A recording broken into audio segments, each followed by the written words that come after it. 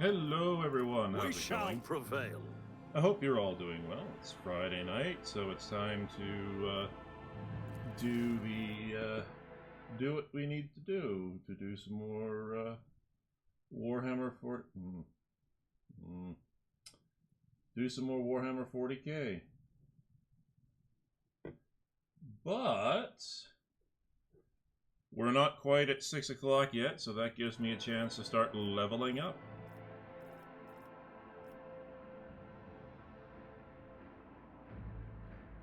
So that's level 19. I believe that's ready to serve.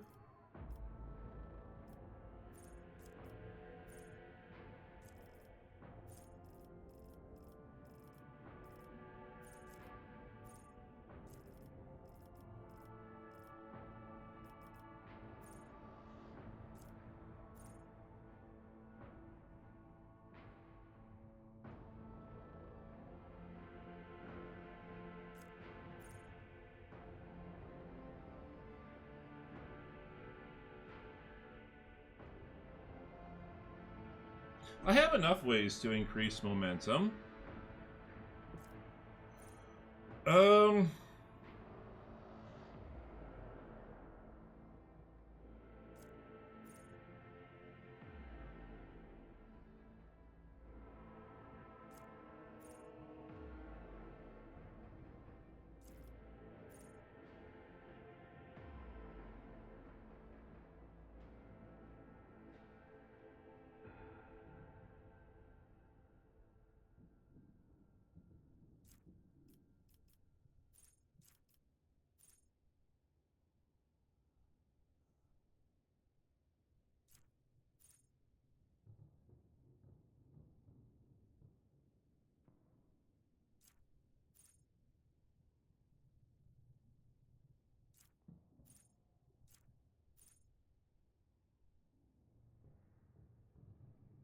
Hmm.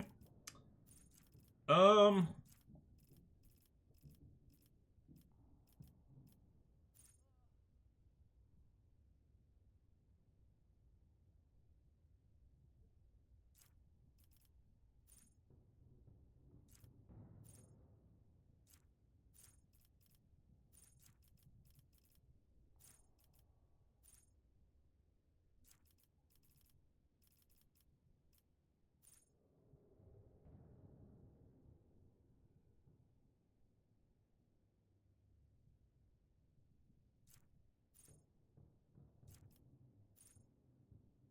Yeah, I'll just use duty and honor.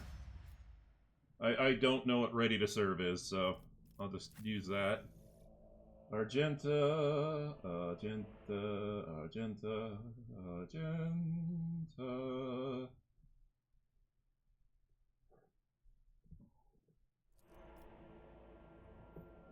Argenta.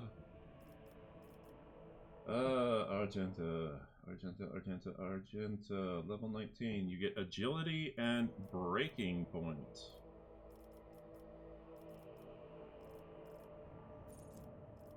What is breaking point?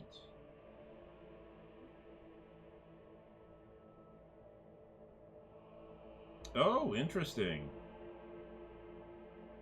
Heavy weapons deal +1 and +10% damage and ignore 2% deflection. Okay.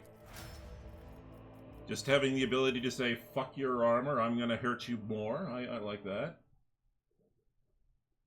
Cassia. You get nimble. Okay. I see where you're going with this. Just make her a little dodgier. In all the right ways.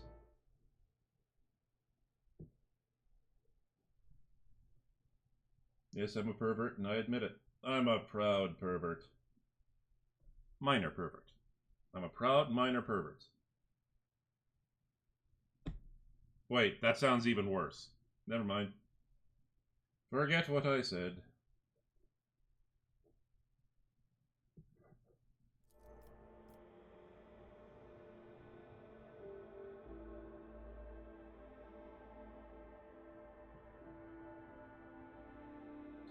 Ah, fellowship, okay. Characteristic training, weapon skill. Yes, just give her more weapon skill. complete.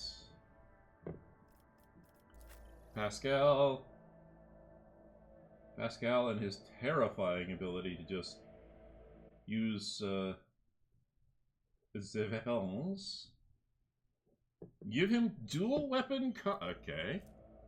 Well, it makes sense, actually. It makes sense, because he's firing with his offhand, so...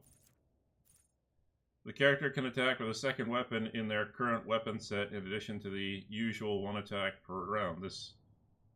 Oh.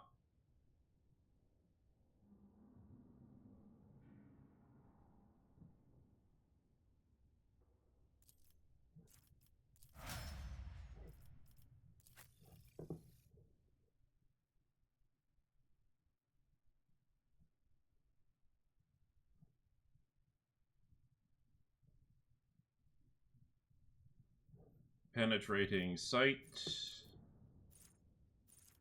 I kind of want to give her Drukari equipment, but whatever.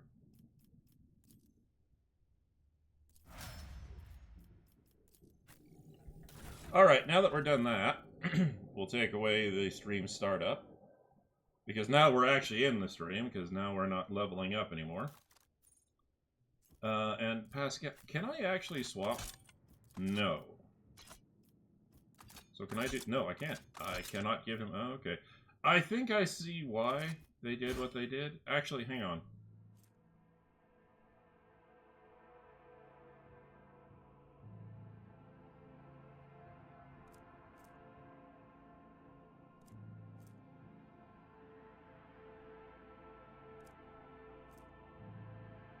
Yeah, no, that Omnissiah axe is yeah, it's the bit. I like how it's just the interrogation goggles is just a set of sunglasses. Alright. So hopefully we are... Oh, wow, I need to zoom out. We are at the end of Chapter 2, or we're near the end of Chapter 2. Let's see, what... I keep hitting the Voxmaster is ready, okay. The Emperor and my right. Okay. Rituals of the Upper Decks, a new ruler, classified information. Everything's pointing me to the Inspection Master.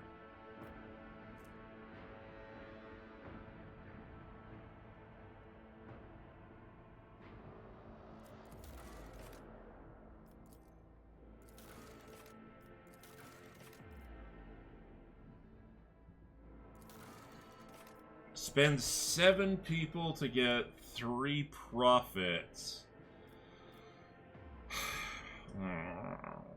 I'll hold off on that.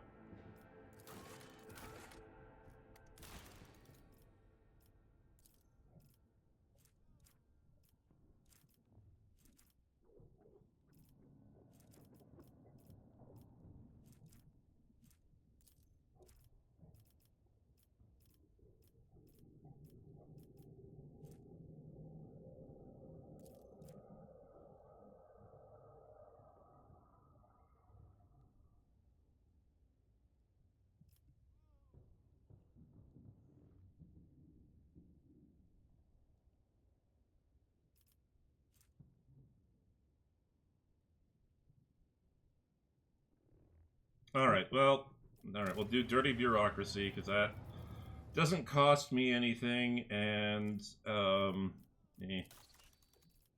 Janus, they're still doing the Reaping. Kilagama, they're still doing their thing. Dargonis, they're still doing their thing.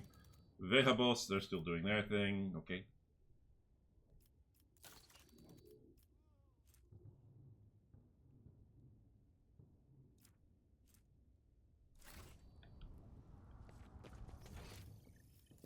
Let's go pick up the loot.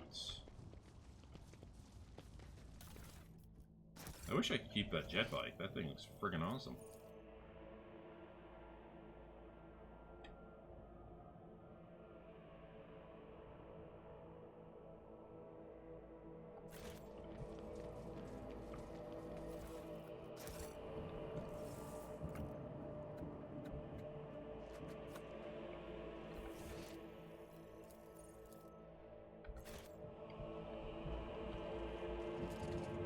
Get those goods.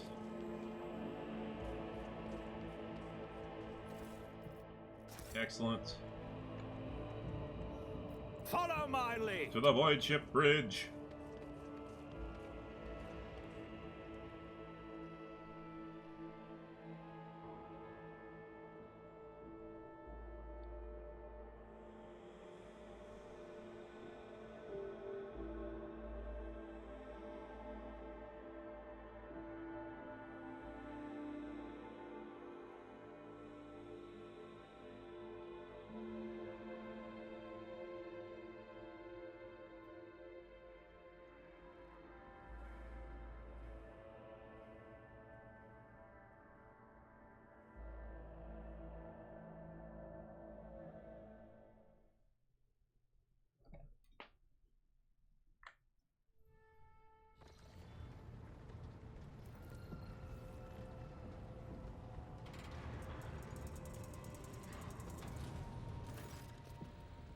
Ah. Whoa. I got tinged. Why did I get tinged? No place like home. Oh, okay. Welcome back, Lord Captain. During your absence, we assisted the ground forces by coordinating their movements from orbit. Detailed casualty and damage reports have been submitted for your perusal. It is with deepest awe that I inform you that the timely intervention and the resilience of the world's defenders managed to break the back of the raid, which had threatened to turn into a protracted war. Dargonis suffered losses, but the Hive has sufficient capacity to restore the administrative network and the industries as expeditiously as possible. The world remains intact despite the insidious blow dealt by the Xenos. I have been given the Scalender's reports that he failed to deliver in time. They indicate that Xenos activity dropped sharply after you departed for the Cineris Maleficum. Considering the scale of the Dargonis raid, it is safe to assume that Drakari used up all forces at their disposal, and may now require some time to replenish his losses. Without Achilles, we are still blind to the scheming of these enemies of humanity, but our strategists are still hoping for a lull in attacks and raids, which will allow us to gather our strength for a new conflict. Lord Captain, permission to report. The Voxmaster says, looking at you deferentially. Your wise lexomechanics have analyzed the state of the Protectorate. They believe that thanks to your decisive actions, the acute phase of the crisis is past. The domain of the Von Valencius dynasty is no longer facing dissolution and ruin. What's more, bringing Footfall to heel... You save Footfall Station from starvation by granting it your patronage and delivering shipments of grain. Perfect. Has strengthened your position as a rogue trader. Lady Theodora would have been glad to have such an important trade hub come under her sphere of influence. In honor of such a resounding triumph, Dargonis, as the capital world of your dynasty's domain, is currently making preparations for the Magnae Accessio, a grand ceremony of your public induction as the heir of the Honorable Theodora von Valencius. Governor Drivestem has vowed that not even the recent devastating and tragic events will be permitted to cast a shadow on this most glorious occasion.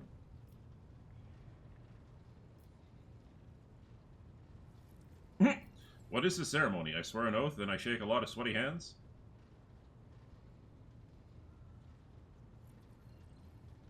I have only returned from Dargonis. What kind of celebrations can they hope to hold amidst the ruins? That sounds like an asshole answer. I want this one. I swear an oath and shake some sweaty hands. The grill of the Vox built into Vigdis's face lets out a short rattle that indicates a chuckle. That much is certain, but that's not all there is to it. There will be a reception, as well as other noble guests. The distinguished rogue traders Caligos Winterscale and Incendia Corda will be in attendance. It will be a great honor for Dargonis to host 3 illustrious dynasties at once. Your servants wish to know your opinion on 2 matters related to the ceremony arrangements. The first of which is what festive activities are to take place in the capital on this glorious day.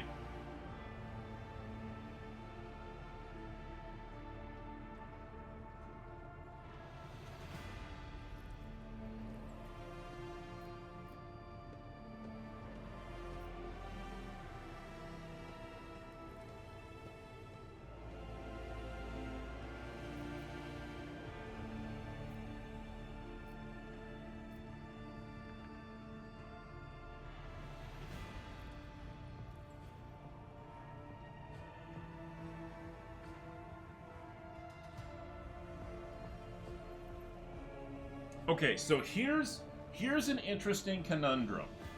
Here is a very interesting conundrum. Because, as I've said, I want to play the smart commissar, the one who inspires his troops not through fear, or his people, not, well, in this case, people, but his troops.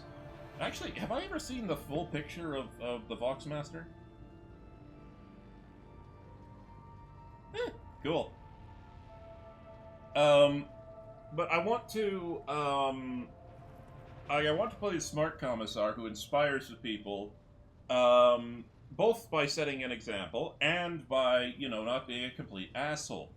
But at the same time, so from that, let the poor be fed and fuel cells be handed out to those in need. My reign shall begin with an act of benevolence. Okay?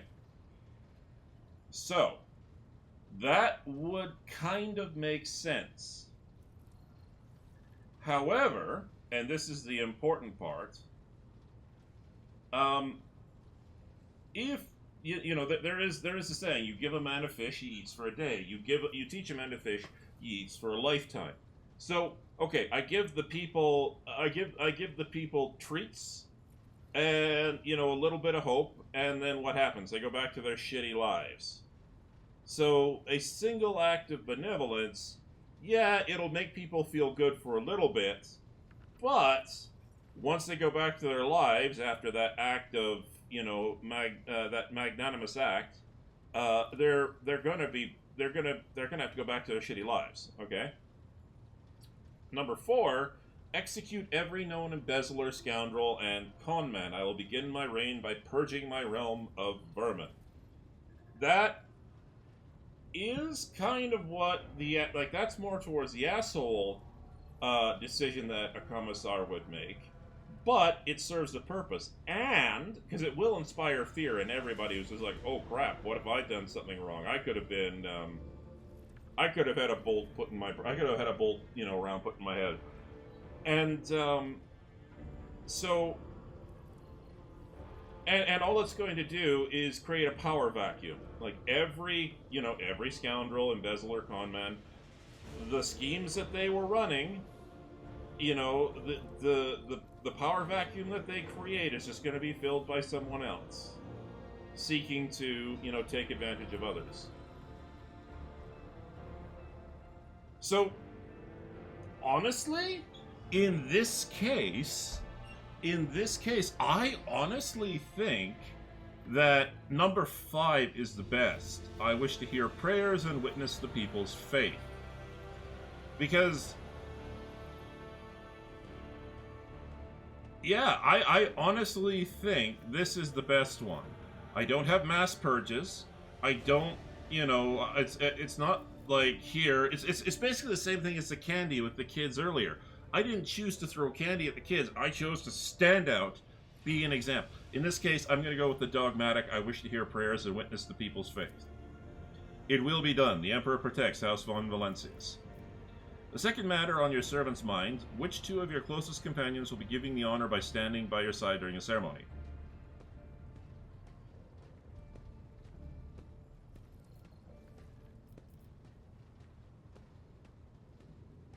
Oh, easy. Abelard? You know, Abelard definitely. And Cassia, because we're just signing a treaty. Easily. Absolutely not.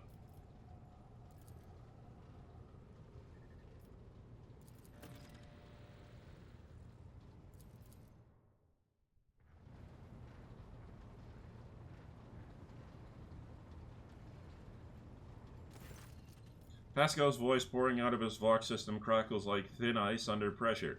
It is unclear whether this is nothing more than static or an expression of some emotion, understandable only to the tech priest himself. Seth, following the Omnissiah's guidance, I request permission to execute the report protocol that entails describing the sub-optimalities within the recent operation of the ship's systems, and subsequently proposing an appropriate course of action. I am listening. Initiating exposition. With the Omnissiah's blessing, I conducted several sessions of tech meditation in an effort to transpose the available data streams into a matrix of patterns. I actually understood that. The data subjected to this analysis comprised evidence of derivations in the operation of the ship's systems and servitors, as well as irregularities in the algorithms of the ship's log. I have arrived at the following conclusion. This vessel's machine spirit is most extraordinary. A full cycle of sacred diagnostics must be performed, followed by a contemplation ritual. This ritual will force the spirit responsible for these recent events to reveal itself. Once it does, we will be able to understand its nature and take action applicable to said nature. What kind of action? Pascal pauses before responding. Applicable to the entity that appears before us. If there is a machine spirit of great might, we might appease it and humbly ask about its reasons behind the portents it has shown us. If it is the abomination of tech heresy, the complementa ritual will help us purge the ship of its unhallowed presence. Is my presence necessary? Response: affirmative. For the complementa ritual to take place, activation via blood of the dynasty is required. All of the ship's high protocols are activated with the key of blood. Very well. Let us proceed with your ritual. You have my gratitude, Seth. I will notify my tech comrades to begin the preparation for the complementa ritual at once. Ow!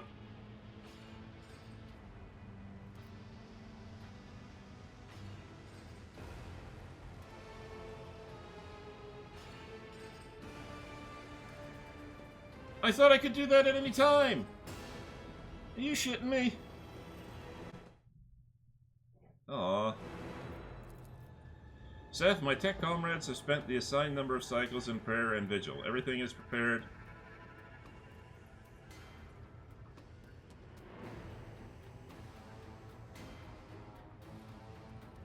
I can't go back.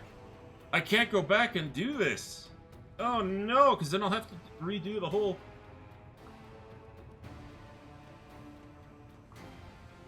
I'll have to redo the whole fight with the Drukhari again. Bugger. Alright. I am ready.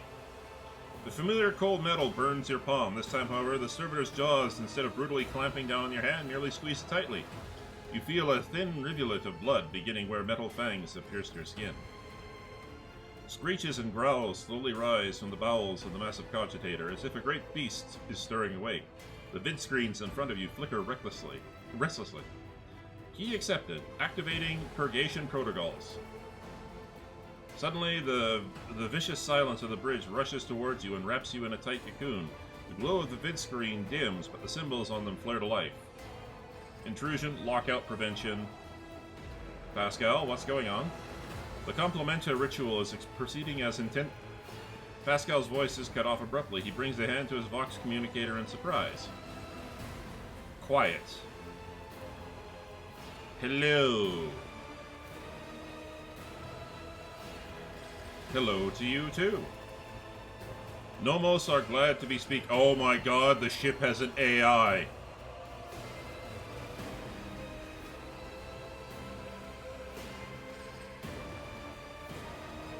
Nomos are here. Nomos have long been here. Why are we here?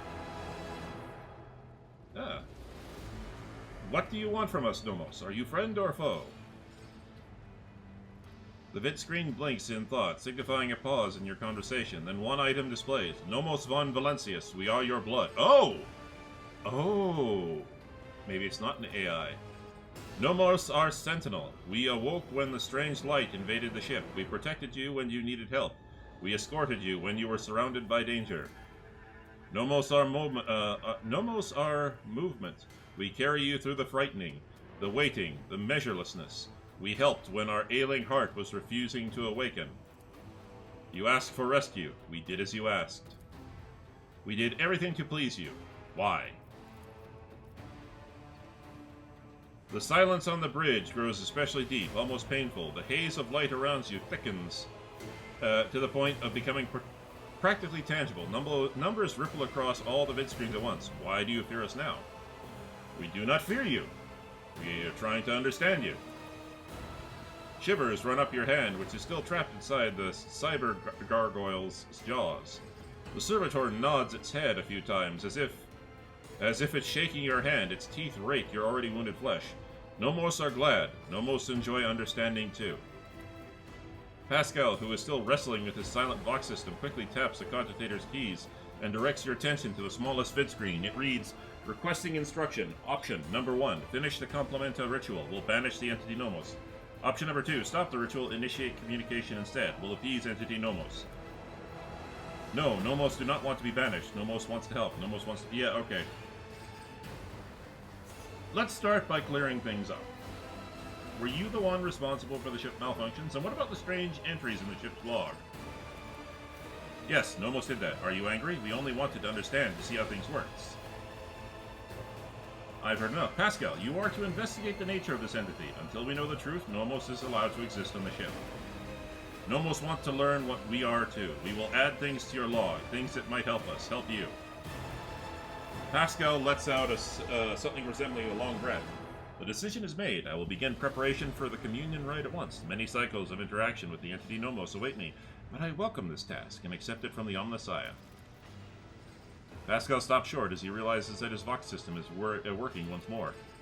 Nomos are glad. Seth, will you speak with us too? We want you to speak with us too. The Lord Captain's body lacks the sacred implements necessary to protect communion with the Machine Spirit's code. But if this is your wish, Seth can converse with you using lowly sound speech as he is doing now. Of course! I will speak with you, Nomos. Nomos are glad. We have been lonely.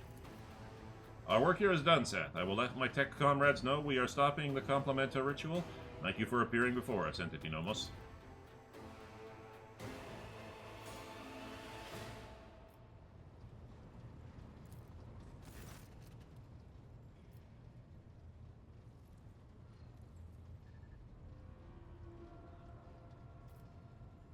I must take my leave.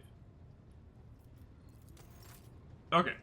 So, I have a feeling that, that's gonna come back to bite me in the arse. I should have decrypted those logs before. I didn't know I had to finish them before I got to this. So,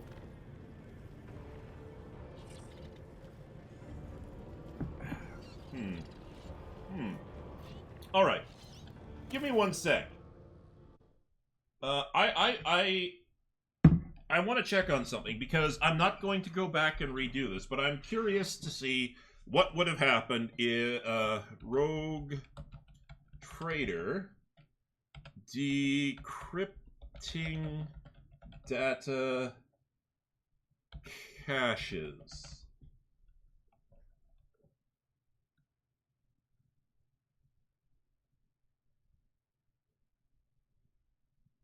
Okay. Da da da da da.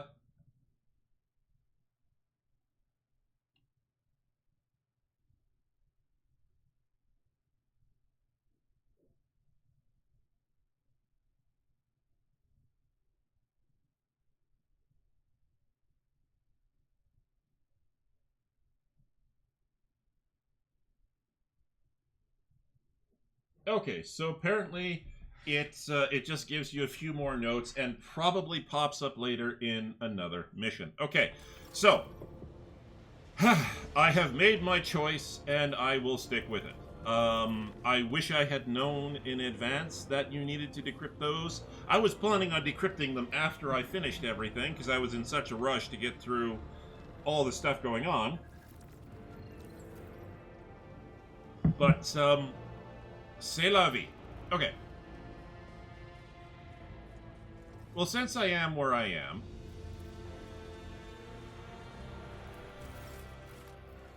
so I can't go to the crypt, I can't go to the officer's deck. The Lord Captain's quarters, I can go to the freight line. I can go to the shrine, and I can go to the astropathic chapel. Well, obviously I can go to the freight line, because I have to be able to talk with the blood spinners. Okay.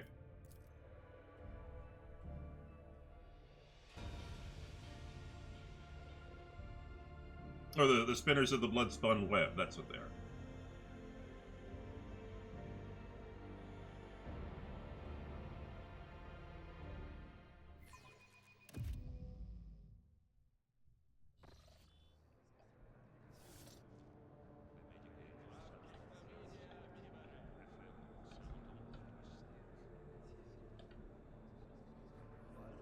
Alright, let's go speak with the Confessor.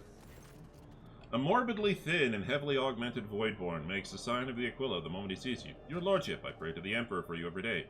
His voice is unexpectedly energetic and loud. It is hard to believe that such a puny body could produce such a vigorous sound.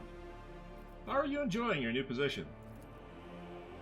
It's all new to me, but people are always stepping by for prayer and counsel, and the shrine confessional is packed to the brim. I just haven't had any time to take everything in, but I know everyone and have spoken on spiritual matters with many crewmen. I guess they've accepted me in ordination faster than I've accepted myself. Not every preacher can understand the Voidsman, you see. Our lives are different from those dwelling on planets. Our way of life is alien and strange.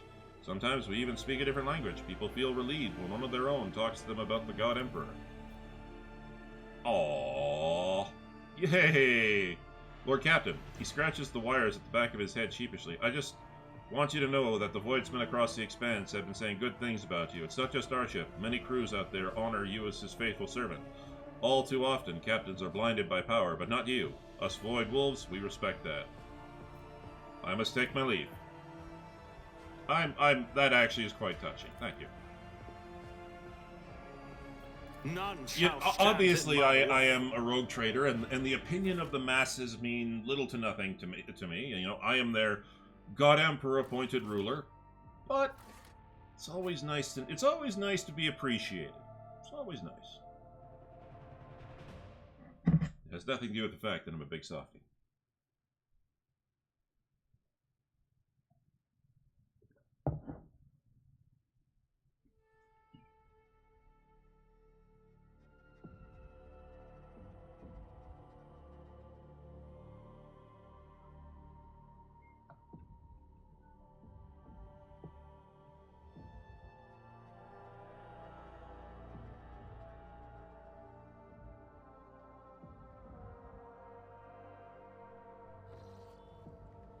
Alright.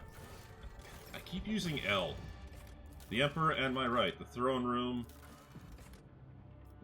Upper decks.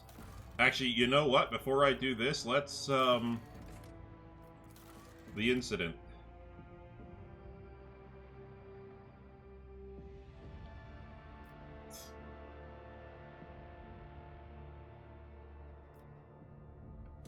Let's talk to Abelard.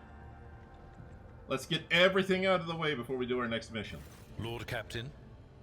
Do the words Epitaph, Incident N872-04, or Tech Blight mean anything to you? They are connected to Theodora somehow. No, definitely not. No, I don't recall anything like that. Interesting. Lord Captain. Idira.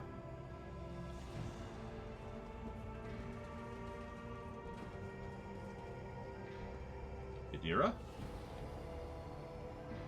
Oh, there you are. Same question? They mean nothing to me. They're just words. A whisper. So quiet, I barely caught it. Like a feather landing on a pile of down. Something about damned ambitions, antiquity, terrible antiquity. And chance. Chance through it all. Oh, now I have a headache. And the stupid bloody whisper wasn't much help. Well, go get some sleep, Idira. I thank you. Of course. Always at your service. Whenever you need me. Okay.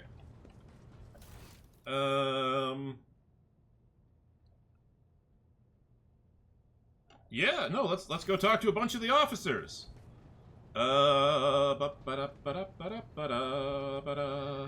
Actually, can I ask Cabela about it?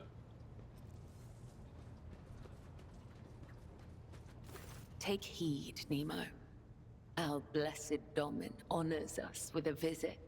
The one who delivered this ark from the curse of your existence.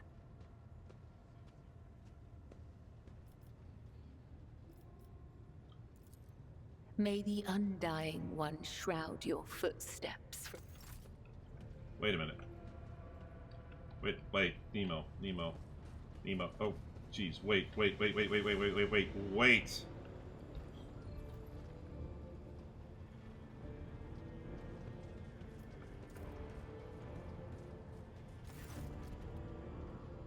Oh, Nomos.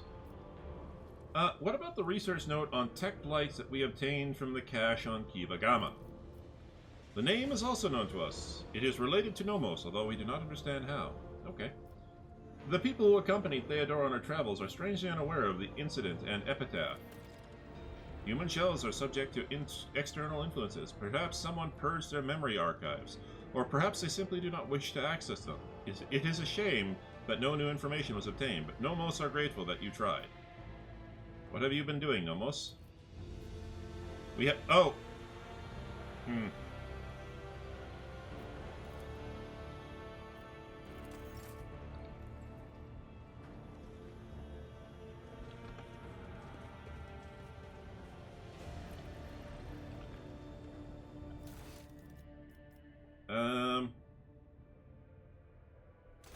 Okay, hang on. Well, let's talk to the bridge officers.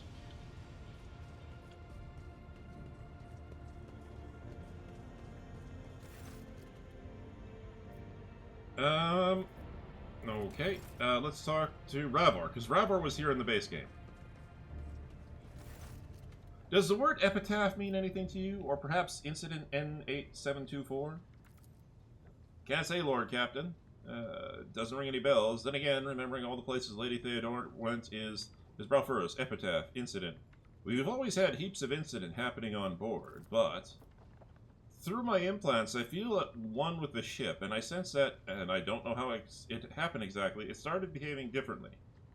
Became more responsive. Livelier. Yes, livelier is exactly the word. And when you said epitaph and incident, it just dawned on me. Pardon my bungled report, Captain, but that's all I've got to say on that front.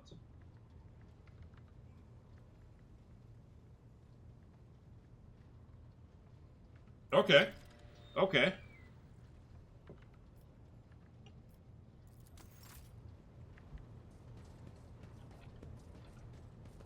Heinrich Montag. Ooh, maybe he has something to say. Nope.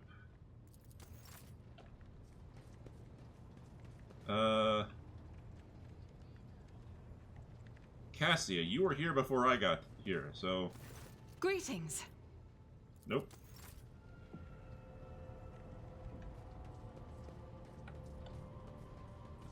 Master Vigdis.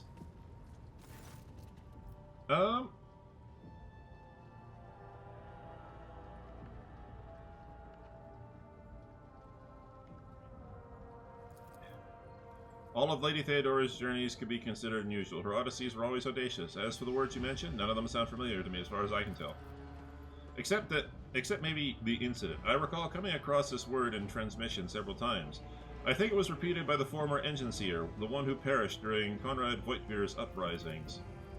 He was describing it as the incident, something quite remarkable. Apparently, at some point in the past, the entire ship was hit by a massive systems failure. All systems stopped responding for 1/5 of a second. Most of the crew, including myself, as I was likely on board at the time, did not notice anything strange, but tech priests are sensitive to such things. That is all I can tell you, Lord Captain. Okay, that will be all for now.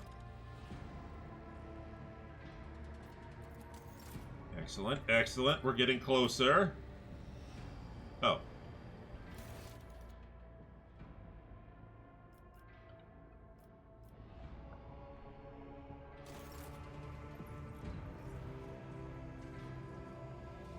Lord Captain. Lord Captain. Let's talk to Ravor one last time. Nope. Let's talk to Pascal, because he's taken over from the previous engine seer. Pascal.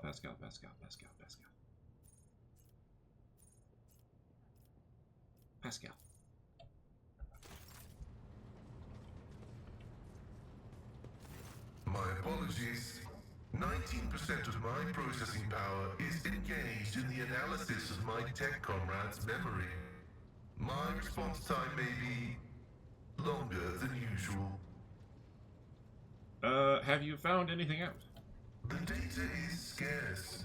His identification code is the same as mine, and his memory contains data confirming that the assassination did take place. Unfortunately, some of his memory was damaged by pulses broadcast by his battle harness. I can assert with some confidence that he was who he claimed to be, and that he served the Deus Mechanicus earnestly and eagerly. He gave off the impressions of a paranoid madman. Notwithstanding his permanent state of agony, he was not cognitively dysfunctional. His desire to immediately destroy the object he had deemed profane was partly dictated by his engrammatic augmentics, which were receiving imperatives from his battle harness. Interesting. In light of the oddness of our matching identification codes, I find merit in his hypothesis as to the existence of a clandestine malevolent agent or conspiracy operating inside our fraternity. Now, who do you think was behind the assassination? No data available. I will hypothesize that the assassination was instigated by an enemy of the Blessed Amanat's doctrine. I accept the possibility that the assassins were targeting me, only to be led astray by Tarsus and my own identical identifiers. Interesting. I am concerned about the fate of Archmagus Amanat. According to Opticon 2-2, he went missing in the wake of the incident on an Arch Mechanicus, the Hermetico. Information about that ship and its perishing has been purged from the archives. I accept the possibility that the incident on the ship, the concealed data, and the assassination have all been part of a single conspiracy.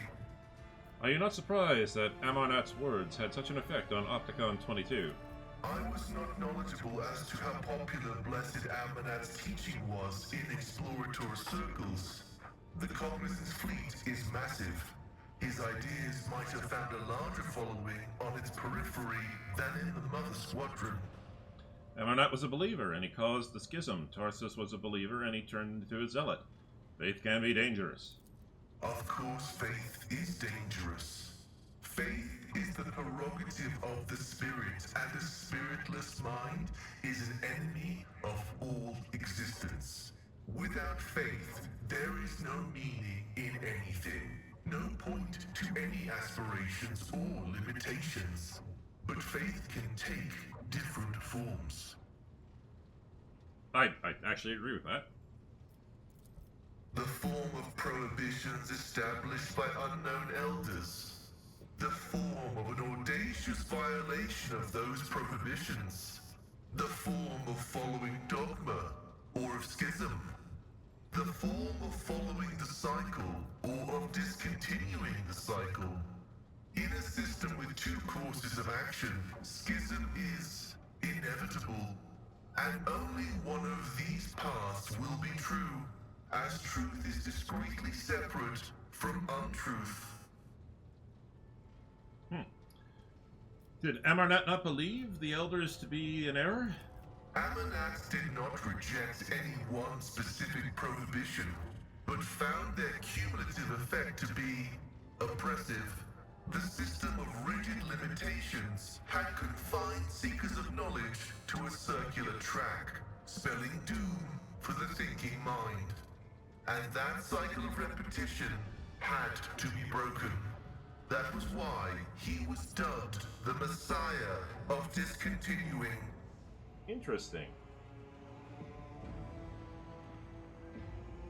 You know, I prefer to believe in myself and my own ability to decide independently what is right. Comprehension is the true path to knowledge, and comprehension can only be attained individually, not taken for granted. Your path commands respect. Yes! Pascal's voice takes on a thoughtful tone, and its otherworldly might peters out. Perhaps you'll be able to find out more. I will continue my research into the Blessed Martyr's memory with all due reverence. Have you studied de Menz's neural augment yet? I have destroyed it. Oh. A slight telltale rattle in Pascal's voice makes him sound unconvincing. You're lying. This statement is true. I am yet to settle into a definitive course of action. I am running a spot diagnostic on the memory of the heretic Demens. Even though purity protocols stipulate that his blasphemous knowledge must be eradicated, I am not drawn toward forbidden information, but only to data concerning the blessed Amanat. Have you found out anything? The success has been partial. Demens Haneman's identity has been confirmed.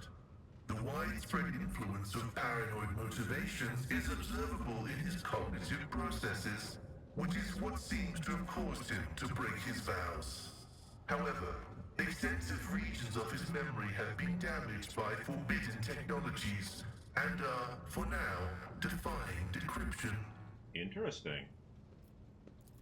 My study of the minds of the tech comrades, Abel, Tarsus, and Demens, has revealed an anomalous similarity between the patterns of damage their memories sustained. What I attributed to cognitive idiosyncrasies, synaptic damage, and the distortive action of scrap code may be the result of a different kind of influence. The undecryptable data fragments in their memory arrays are mysteriously symmetrical. What corrupted Demens? An echo of the warp. Energies of the immaterium that had seeped into real space and taken the shape of a Vox signal. I have found recorded cases of similarly induced corruption in the archive. Listening to the void is a perilous occupation. Any information on the Archmagos? The data discovered is unreadable. It is encrypted, albeit only partially, and I hypothesize that the heretic Demens was attempting to decrypt it. I will take every effort to extract a larger volume of data. Information pointing to the unit referred to as the Maimed Hunter is alleged to be of critical significance. Has it ever occurred to you all these events may be part of Amarnat's plan? That is a valid hypothesis, but not a very likely one. Its truth value is irrelevant, as it does not contradict the necessity of establishing the fate of Archmagus Amanat. Point taken. Alright, continue your research. Response: affirmative. The decryption will continue with diligence and caution. Alright, let's go. Yeah, I no longer require your services leave. Screw that. No, I need Pascal. May your labors be effective and fruitful. End dialogue. Okay. So that seems to be the end of that. A new ruler, rituals of the upper decks. Okay. So first off, let's take a quick dirty bureaucracy. Okay. Profit factor +3. Complacency 10. Okay. Interesting. Security 7.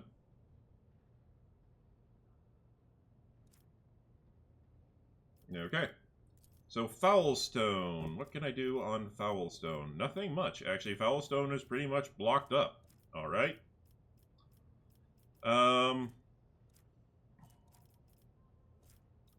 Janus. What can I do on... Oh, they're still doing the reaping. After that, I don't think there's much else that I can do, because they've all been blocked. Kiva Gamma, what about you? You're still working.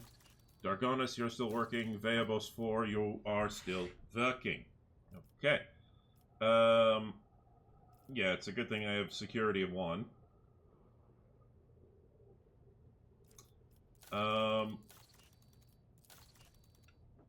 Okay.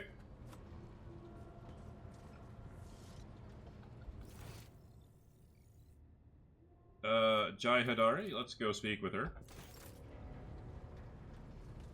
Shireen, light of my eyes, giver of boons and savior of the needy. From now on, 2 sons will grace the firmament of the Fon Valancius Protectorate. One bright and powerful, like the rogue trader himself, and the other slightly more humble, like his unassuming partner, the diligent owner of the Mercatum Tabula Officiale, and all-around delight, Jai Hidari. As I promised before, my crew will be your eyes and ears across the entire expanse, Shireen. Just give them time. And of course, the assistant to official trade representative Jai Hidari is already rushing to Dargonis to deliver goods of rare and exquisite quality to you and your people, O master of many worlds. And once again, thank you, Shireen, from the bottom of my humble heart. You're welcome, Jai. It's what friends are for. A rogue trader cannot have friends, Shireen. Only servants for whom the word of their master is supreme law, and partners to whom the favor of the warrant bearer is the highest reward for their mutual efforts. Why are you looking at me like that? How many friends does the soul that shines down upon Holy Terra have? You are welcome to call our relations whatever you like, Shireen. After all, words mean little. But you have taken good care of me, and so I would like to take good care of you, and go slightly beyond the strict terms of our agreement. Here, I brought a small gift as a token of gratitude, and may the Exalted One keep watching over the paths that you tread. A merchant certificate? Oh, Shireen, thank you for such generosity. I will humbly wait until you steer your vessel towards Dargonus. The Mercatum Tabula Officiale. It sounds almost as majestic as the warrant of trade. Okay! We got her that already, but okay, sure. I'll see you later. Oh, I have no doubt you will. Rituals of the Upper Decks, the incident, Jai Hidari celebration. Oh!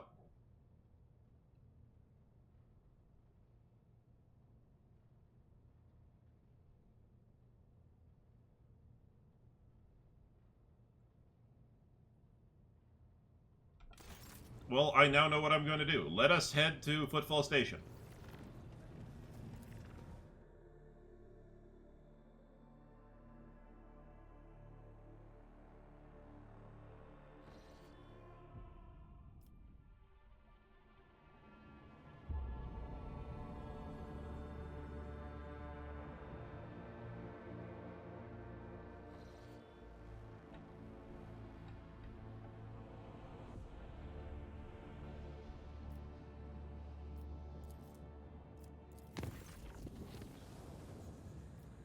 Oh, so okay. What's happening now?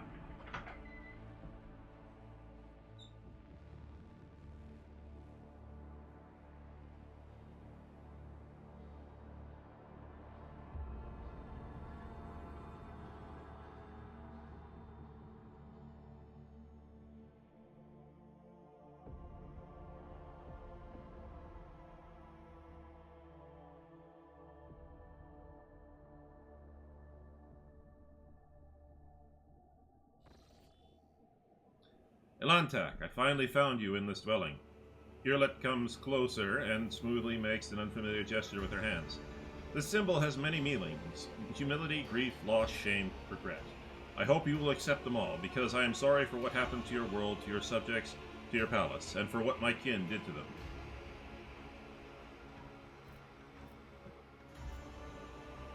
Thank you. Truly, thank you. Irlet shudders so slightly that you almost miss it. She opens her mouth and turns away, searching for the right words. My words will not heal the wounds nor bring back the fallen, and they will not restore your protectorate. However, Irlet falls silent, and her deep piercing gaze seems to reach down to the very depths of your soul.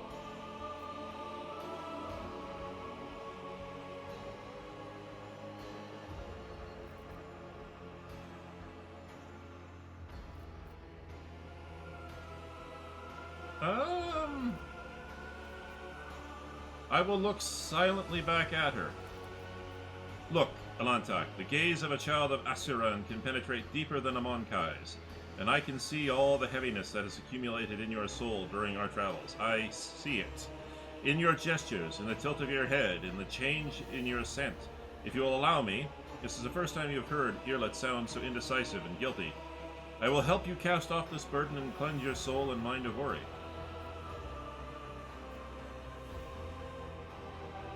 Yeah, it has weighed down upon me of late. Together we can ease that burden. Oh, how exactly are you going to help me? It is difficult to describe, Alantak, but your soul shines bright and your mind is strong enough for you to be able to immerse yourself in your own mind and cleanse it of unnecessary cares.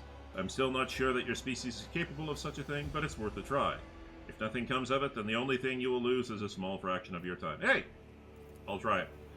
And I will be your guide on this journey. I will help you enter the meditative state, to get to know yourself. Of course, that is if you will let me. Immersing yourself in your soul is a deeply intimate process, but you will not be able to do it without me. Earlet thoughtfully brushes a strand of red hair away from her face, and I promise you, Elantok, that I will not judge you. You, your world, or anything that takes place inside of it. You will see only what you want to see. Embers of genuine curiosity glimmer in her emerald gaze. To know a human soul is a unique opportunity for an Eldari, and Earlet's uncharacteristic caution and uncertainty imply that she is discomfited by her own keen interest.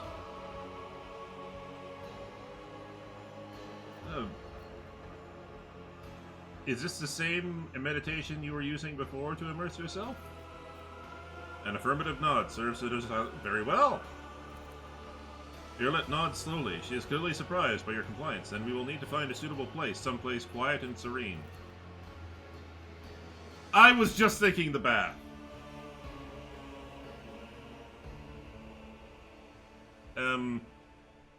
Hello? Inner world.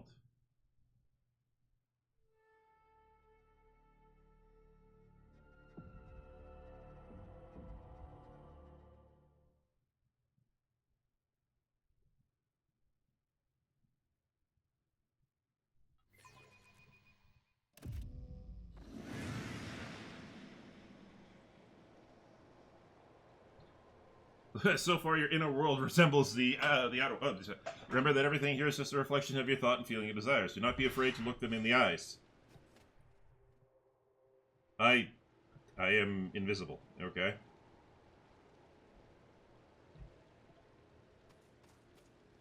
Victory awaits! I don't know why I'm invisible.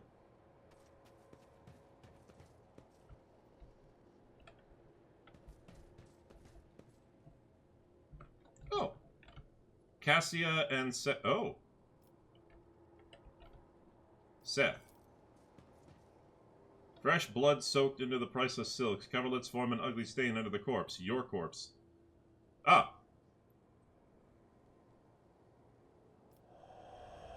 I will accept my fears.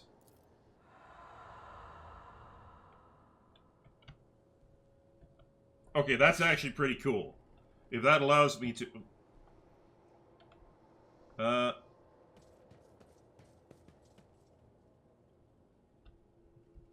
Oh! It is natural for Monkai to desire closeness with their own kind, but this same desire gives rise to doubt.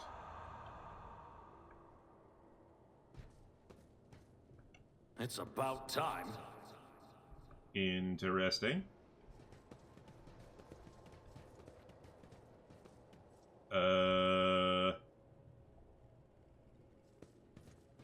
Standing at the helm, peering into the darkness of the cosmos, you feel as lonely among the stars as I do among my own kin.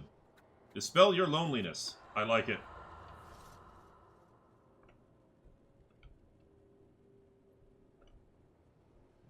Wait, hang on. Let's head back over here. Because I didn't hit the tab key in here.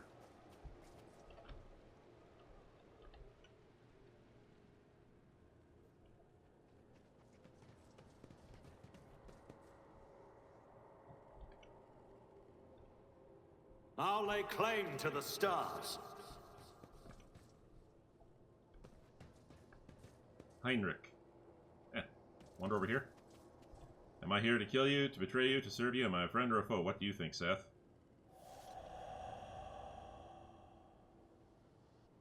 Well, that was strange. Kibella! One day the Undying One will whisper your name to me. I will carry out his command without hesitation, for I am your death, Domin Seth.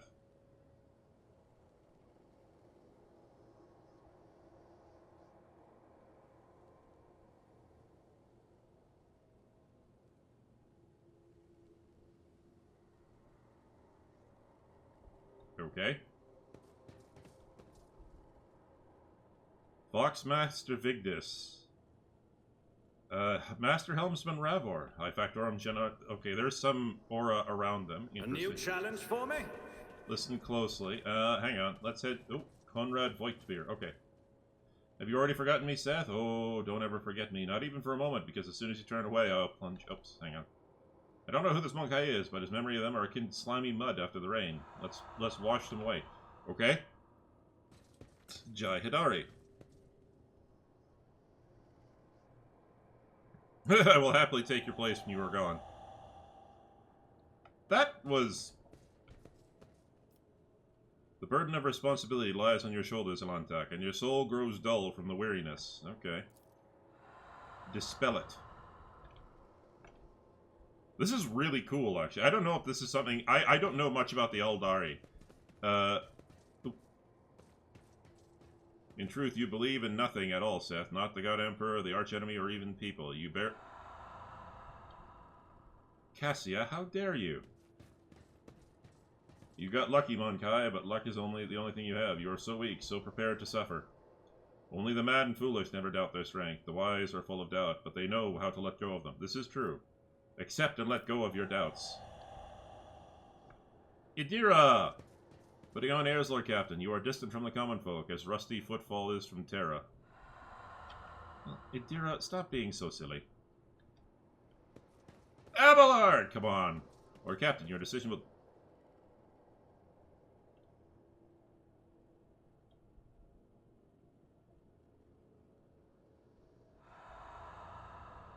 Pascal, surely you have something nice to say to me.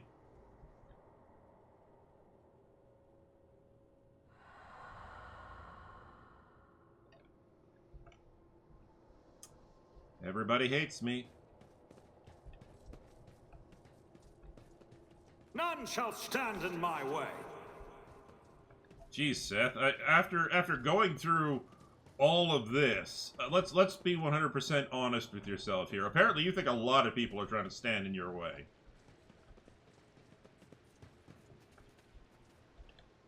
I'm surprised that Irlit isn't here. Like, I know she's in here with me, but... Alright, let's listen to these people. Then we'll get rid of him, too.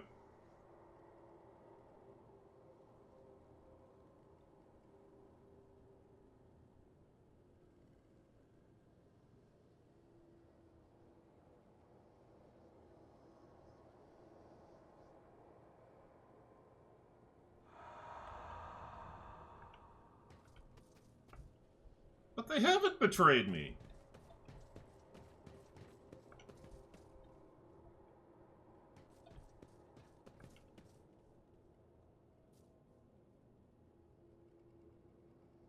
Okay, apparently she likes me.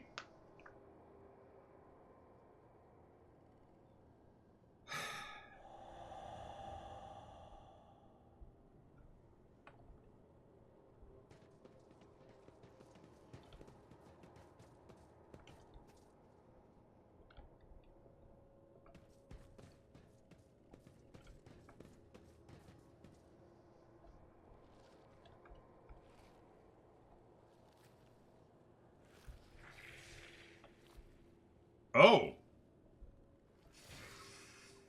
Alright, so we have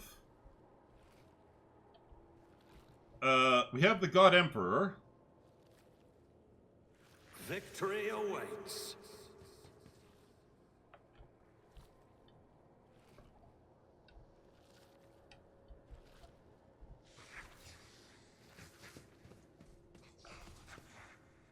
Oh wait, hang on. Ah.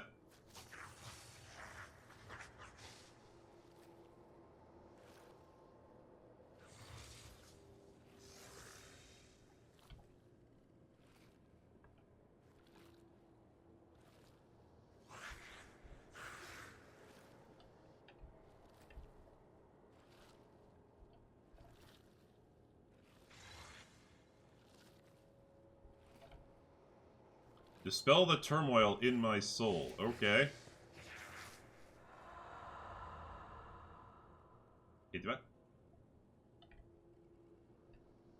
Erlet, you're invisible too now. Oh, okay. Listen closely. What is this, Monkai? The voice of the incorporeal echo that has made your soul its home seems to sound only in your own head. Erlet's face tenses in surprise, her features becoming even sharper as she stares in confusion at the ghostly figures. She says nothing, stealing glances at you, then at the figures again. She is waiting for something. Look closely at the ghostly figures. A strange feeling envelops your body. You feel yourself become lighter than air. Inside your mind, your thoughts are racing at an incredible speed. You are not yet aware that you are looking through the eyes of your ghostly echo and are observing from afar, all at the same time. The inner world changes under the force of your will, and you can now control your own echo. You can now do something that you would not dare to do in the real world. Resist the temptation. Do not go to horny jail. You and Yerlet stand together in complete silence for a while, tense and awkward at first, then soft and enveloping. You feel Yerlet sigh ever so slightly, and you hear the sadness hidden in her voice, but she remains silent until the ghostly figures around you start to disappear. It is time to return, Elantak. Your soul is not yet strong enough to endure prolonged immersion. Take a deep breath and...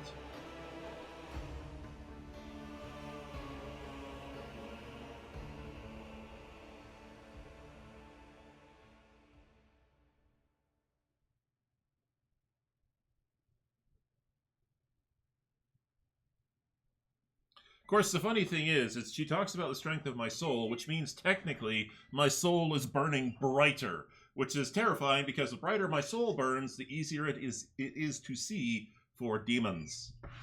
And considering the fact that I've already had a brush with the warp before, that's probably not a good thing.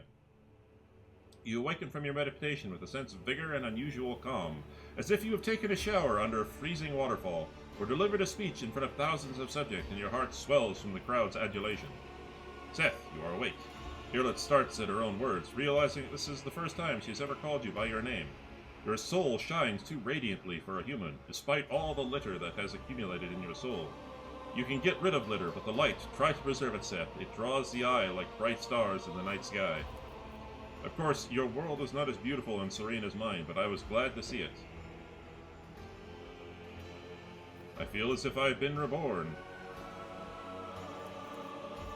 This is the cleansing of your soul, Elantak. I hope that now you understand the importance of keeping it free from unnecessary litter.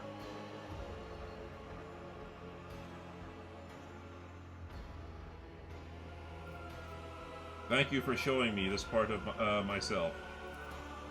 My heart sings, for I have helped you find peace, even if only for a short while. Until we meet again, Elantak, may the stars guide us along safe roads. Perform your ablutions. What ablutions? Oh, take a bath.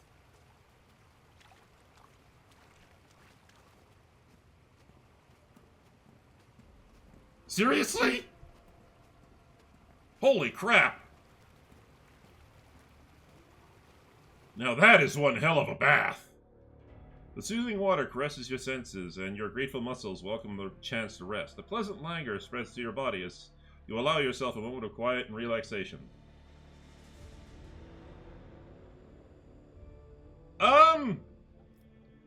Finish your ablutions, yes. You feel revitalized. This was truly an experience worthy of a rogue trader. Yes. Yes.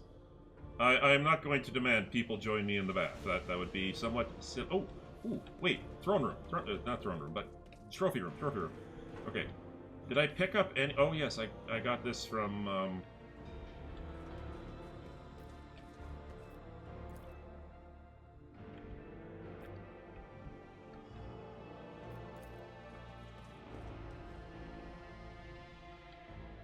Ah, yes. The Defense of Dargonus. Okay. Well, that was rather interesting.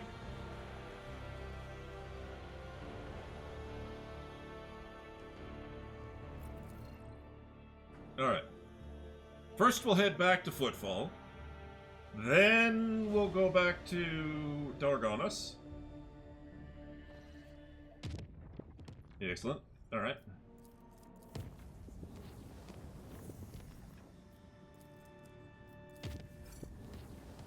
Two profit factor gained. Excellent. Okay. Foulstone. There's really nothing I can do here, which is fine. Janus, the Reaping, good.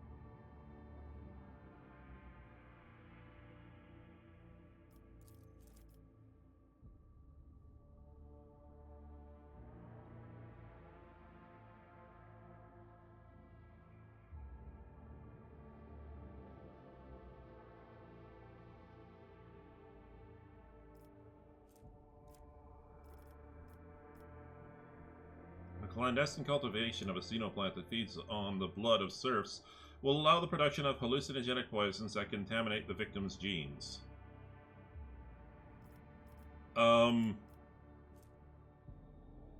No.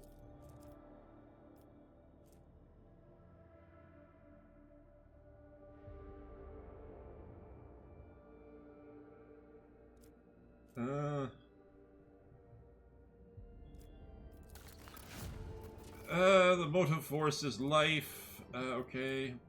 What do I got? The vigils of the tech guards.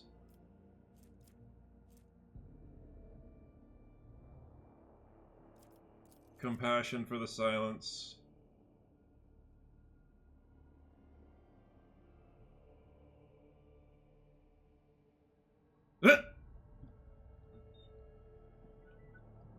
I will get 6 people from this?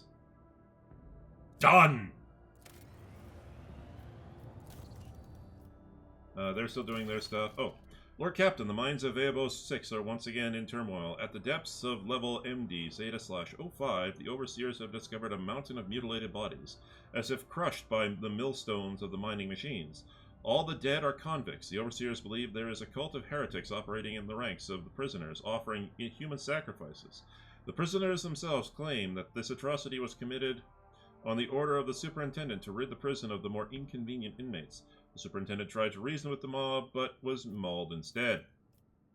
The Overseers have managed to isolate the rebels inside the mining facilities, but an assault would result in high losses of the workforce. On the other hand, the prisoners are ready to lay down their weapons, cease violence, and repent if the rogue trader would only demonstrate some compassion towards their plight, possibly by reforming some of the more severe punishments. What think of you, my officers and advisors? The governor or a pack of overseers cannot handle their duties. Should they not take the place of their wards? And what could there not be worthy administrators among those who oppose them, those who could do better? A monk of commoners has mauled a nobleman who has been attempting to reason with them. How awful. Perhaps the underground madness has spread among them and assumed a new form, turning them into monsters in the process. It would be cruel to kill them if this is the case. It is much more humane to dissect the brains in order to well-meaningly reduce their ferocity and inclination towards disobedience. It had once been done by my house when the serfs rebelled in their ignorance. A rather merciful step. I do not care about the overseers, convicts, or the problems. I care about the dead bodies. Who left them? That is an important question. If the bodies are not destroyed yet, then we can conduct divination. The ritual is not very appetizing, but a psyker, not on the squeamish side, could learn more about their death. The traces of death are like the open book to a disciple of the web. A skilled spinner can get to the mines and reveal what brought death to the convicts.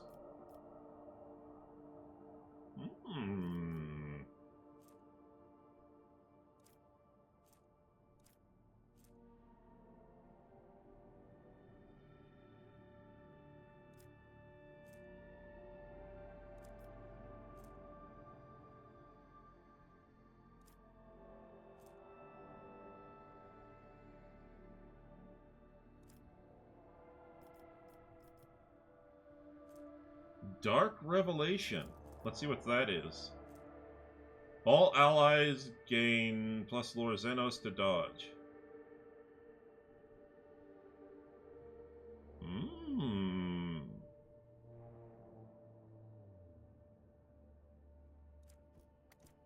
Interesting. Keen Mind. Okay.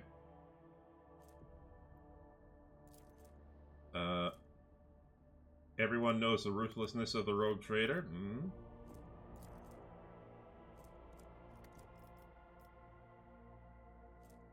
Mercy of the Fallen.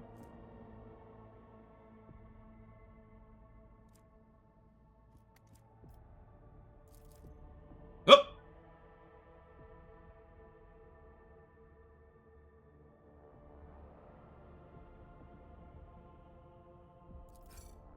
The former overseers have been sent to the mines, not all of them surviving even a single day in the company of their former wards. The esteemed convicts who got on Veabos 6 for venial misdeeds like family debts have formed a new, more efficient administration. The rules of the mining facility have been relaxed a bit. The overseers were strictly instructed not to use their electric batons during the preventative beatings, only their fists and feet, and the cruel practice of decimation was replaced with the humane deprivation of rations and punishment for not fulfilling the quota. The convicts rejoiced. For those of you who are curious, decimation is actually a very, very old practice. Decimation in the modern day seems to have taken on a more severe... so if you say decimate the population, people think, oh God, like so many people died. Actually, in ancient times, we're talking about the Roman Empire, the practice of decimation is the practice of having 1 in 10 people executed, or it implies that 1 in 10 or 10% of a population died. Now, the practice of decimation used as punishment means that 1 in every 10 members of a family or a military regiment, usually, like the process of decimation means that 1 in every 10 people were killed. So decimation originally actually meant something far less severe than we mean it in the modern day. Just an interesting fact you might not have known. The interrogation also did not yield any information to help identify the one behind the murders that sparked the riot. Level MD Zeta 05. Okay.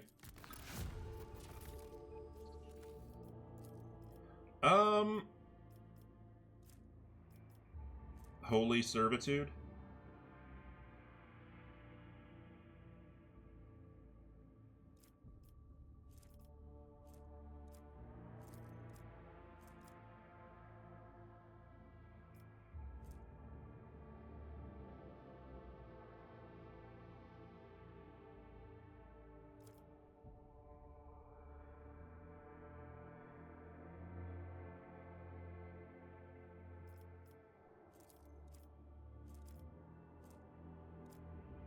There are now more convicts than there is work to go around. The quarries extracting explosive Physolines sand are rightfully called the killing fields. They will consume any amount of living labor.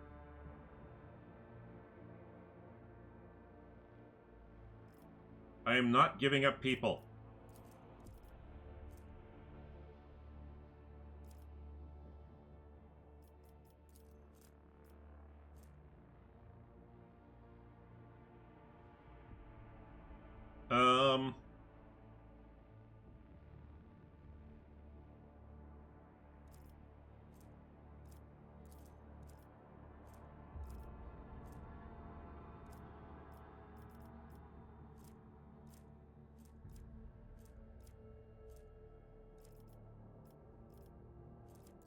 Underground workers.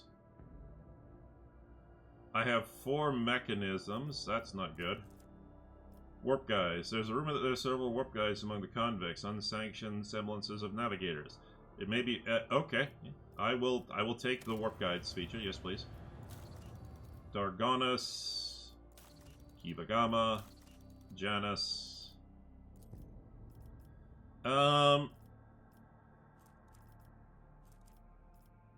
The Science of Virtue. I'm going to hold off on Janus. Foulstone. Foulstone, there is nothing that I can do here. Okay. Interesting. Well, there. Keep futzing along.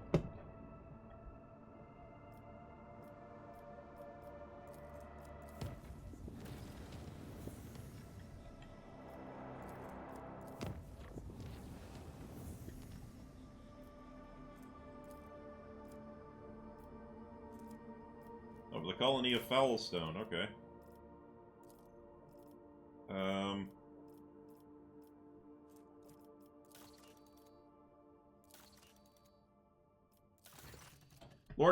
Dargonis. Lord Captain, there's been a tragedy on Dargonis. Governor Drysteam has dedicated most of his time to restoring the astropathic choir lost to the warp storms, but the psychers he assembled were struck by an unknown assault. They heard something, and it has cast them into madness. The astropaths have lost sleep, clawed their skin to the flesh, muttered gibberish, and have now gone completely berserk. They had to be eliminated, and now only a few of the most resilient astropaths are upholding the connection to Dargonis. But how long will they last? What is the cause of this affliction? Who knows? The schemes of heretics from the cult of the Final Dawn? The treacherous magic of Xanos. Perhaps it was a planned diversion, or maybe it was a random echo of the Immaterium. What say my advisors? The astropaths are among the most finely trained specialists in the Imperium, who behold the light of the Emperor himself, and gained a special bond with our master. I strongly advise the rogue trader to recruit only sanctioned psychers who are capable of keeping their talents in check. If more are not enough, the Inquisition will assist you in locating and acquiring more. Your Lordship, Lady Theodore not only had enemies in the Expanse, but friends as well, those whom she helped out, rescued, and saved. I think these people can offer a helping hand. Among them are several powerful planetary rulers who possess both astropaths and a deep respect for your family name. There are a lot of psychers on my home planet, Lyra, Lord Captain. Do you know why? There we are not despised, persecuted, or enslaved on the black ships. There we are sheltered from raids, educated, and respected. Of course, it's all done in secrecy from outsiders, but I can suggest which ruler to contact. Perhaps the von Valencia's family name will be enough to make a deal and obtain a more educated astropath than some criminal rabble.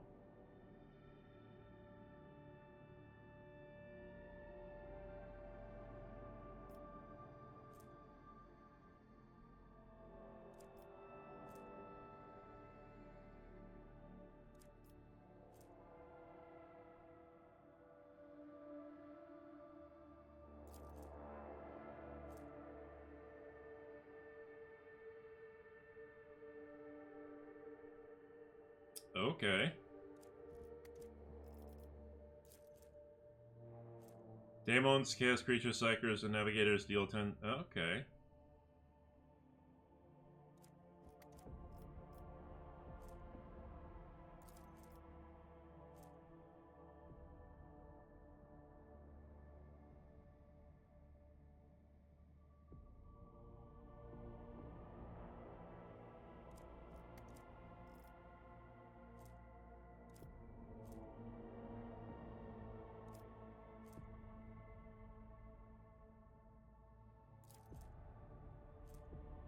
Yeah, you don't fuck around with the warp. I'm counting on I'm counting on Heinrich. You will get your astropath. The von Valencius dynasty is too important for us to just turn a blind eye to it in its time of need. A wave of armed skirmishes and detonations swept across the expanse. The ships carrying these powerful captives have... Even though Sinch could not resist the fearsome agents of the Inquisition, who had requested the ruler's valuable servants to meet... Okay. The tragic pestilence of the astropaths has not appeared again, but all of them have reported hearing strange whispers ever since their first days on the planet. Well, that's not good!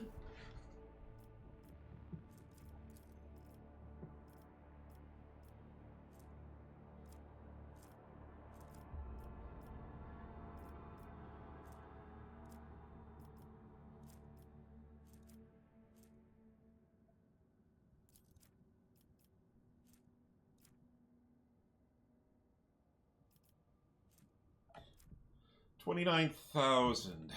Okay.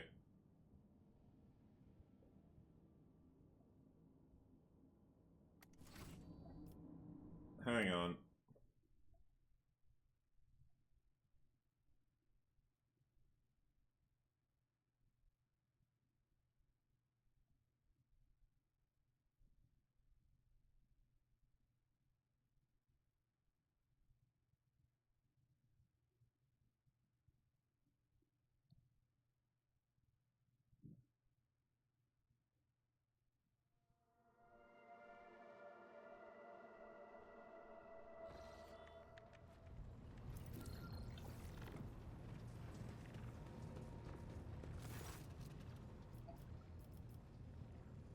Um...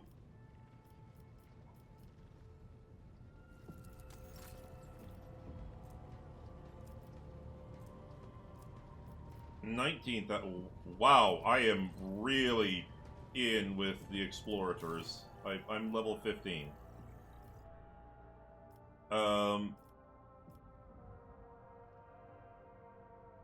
Yeah. Force field emitter.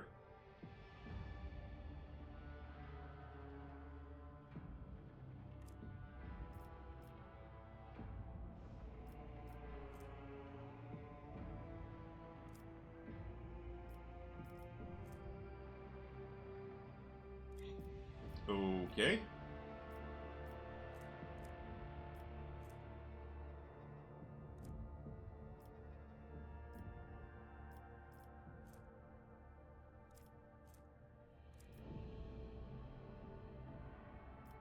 I'm 59 profit factor.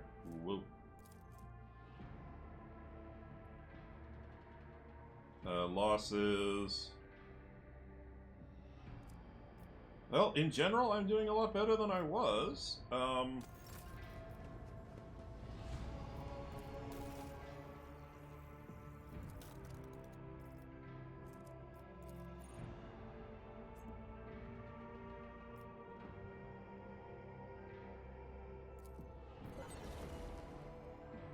We're getting there.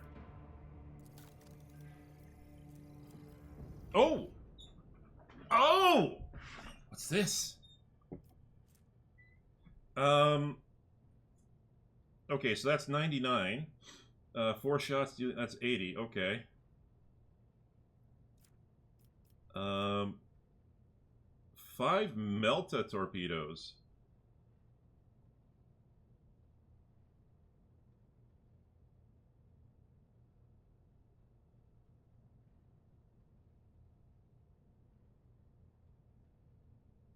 Hmm.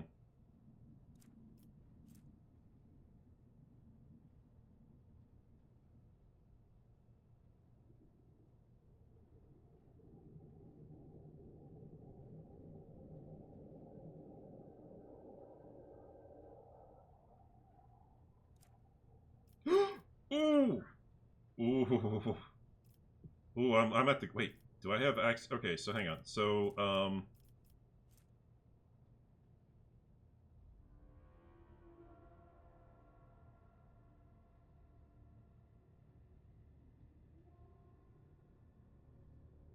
Ooh.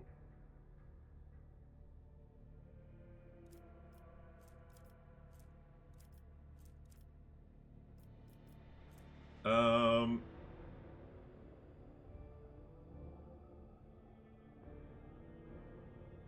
I don't know.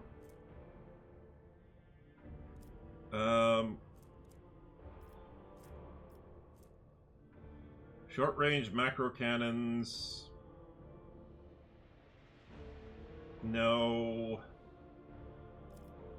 It's an interesting one, but okay, the Hecutor. Oh, yeah, no, I already have those. So, yeah.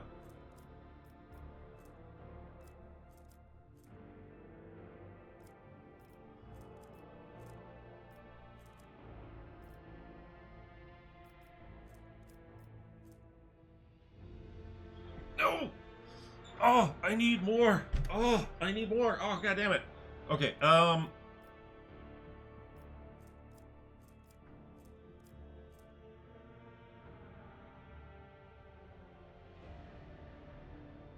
2 plasma bomb salvos.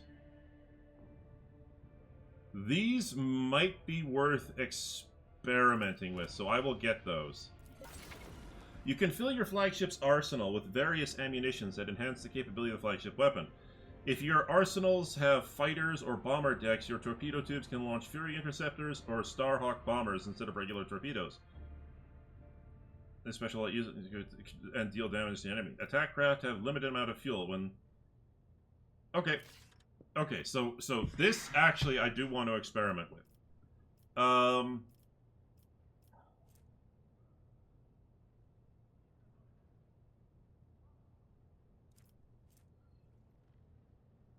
Mainly, I do want to get that Ultimo Array, because I do want to be able to start scanning. Oh, by the way, scrap containers. Oh, we're out. Okay. Okay, the Kazbalaka mission. Reputation. Select tradable. 18,000.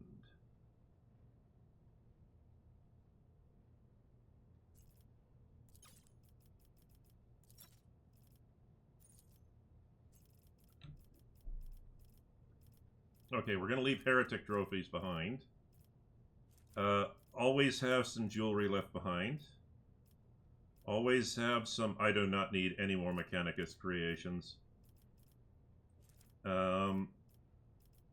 Leave melee weaponry behind. Leave 1 miscellaneous behind. 2 provisions behind. 2 ranged weaponry. 1 uniform kit. Holy crap. Okay, and we'll keep 1 Xenos artifact behind. And we will trade. Perfect. I know that dumped off a lot, but...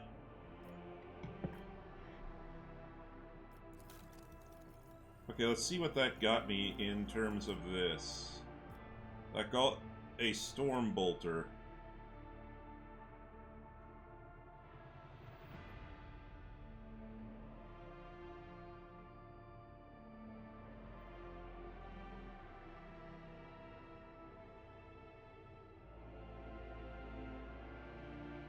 Interesting. Warp Guide Staff. It has to be used by a navigator.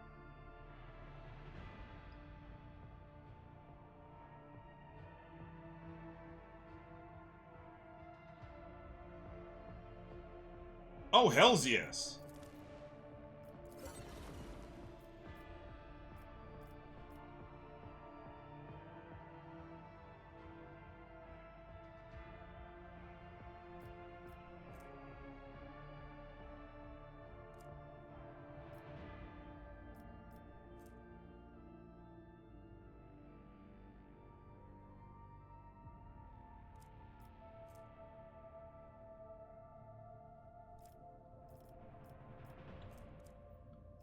Blade Dancer's Bracers.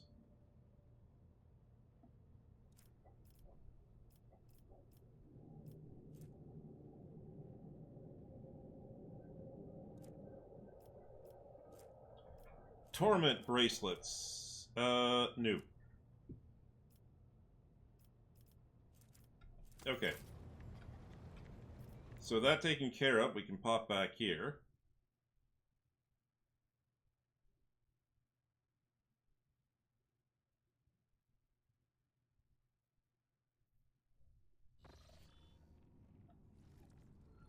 Colony management, I should... Dargonas, I should be able to sneak in Kazbalakan option. Oh. What's Sordid Goods? Convicts will secretly be sold to the pirates of the Cronus Expanse.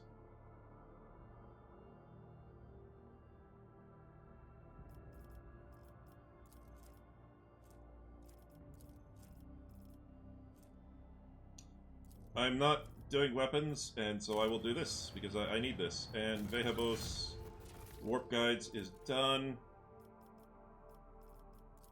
Giant machines will vaporize the rock in their path, clearing the way to most valuable. The Serbs clans operating will never again see the sun, nor will their descendants. That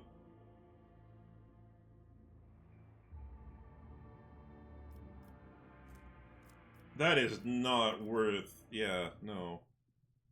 Holy Servitude, Prophet Fact. The Jerusalem always need to do pilgrims, and convicts will be an adequate fit for this role.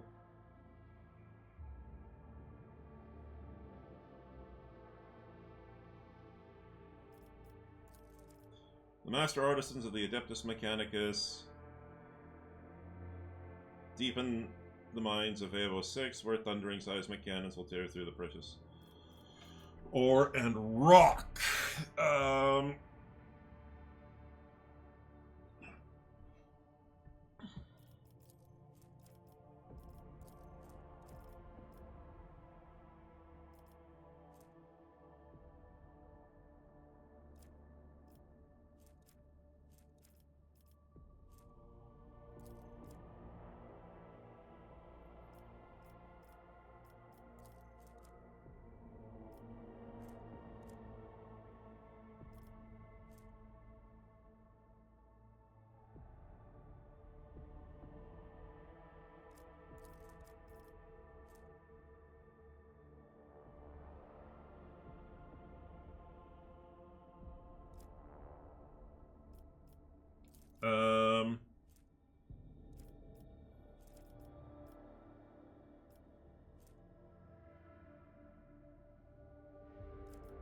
Is that worth it, though? People are important. Like, that's the thing. People are important. So profit... Like, two people for 3 profit factor.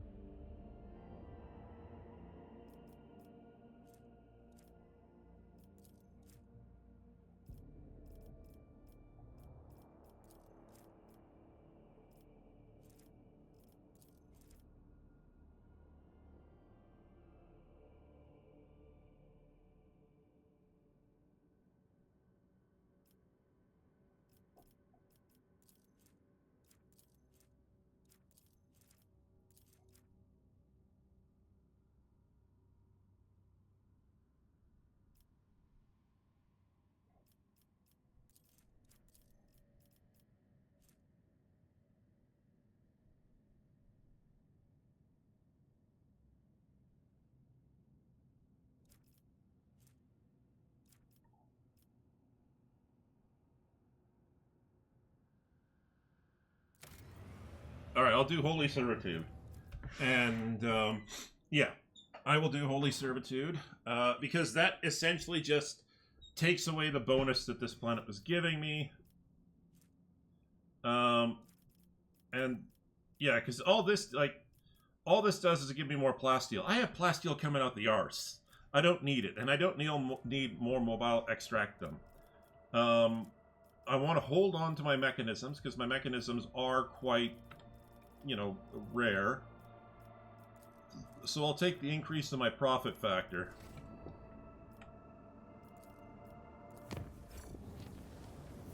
Six profit factor gained. Alright.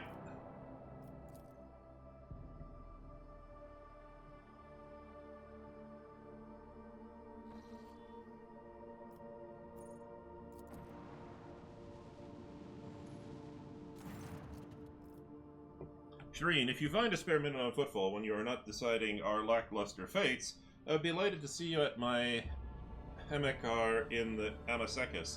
I'll tell Octi to set aside some decent wine in case you decide to grace our humble party with your luminous presence. It would be my pleasure to attend your party. The lowly regulars of the Amasekis will be telling their great-great-grandchildren about the time they had the honor of witnessing your dazzling visit to that unworthy dive, Shireen. That is, of course, if they live long enough to see their great-grandchildren. Yeah. Yeah. Oh, wait.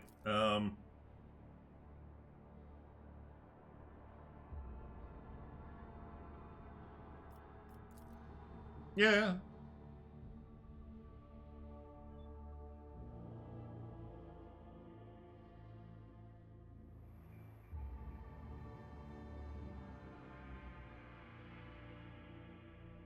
Actually, hold on. Let's not take here.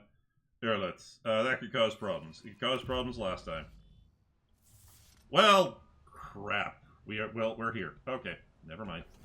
I'll lay claim to the stars.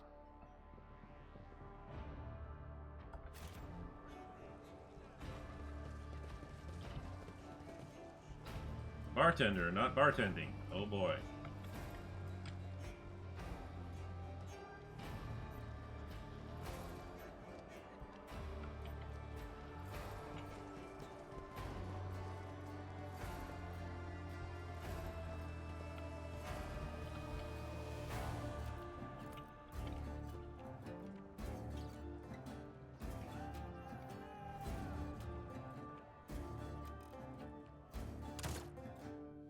Well,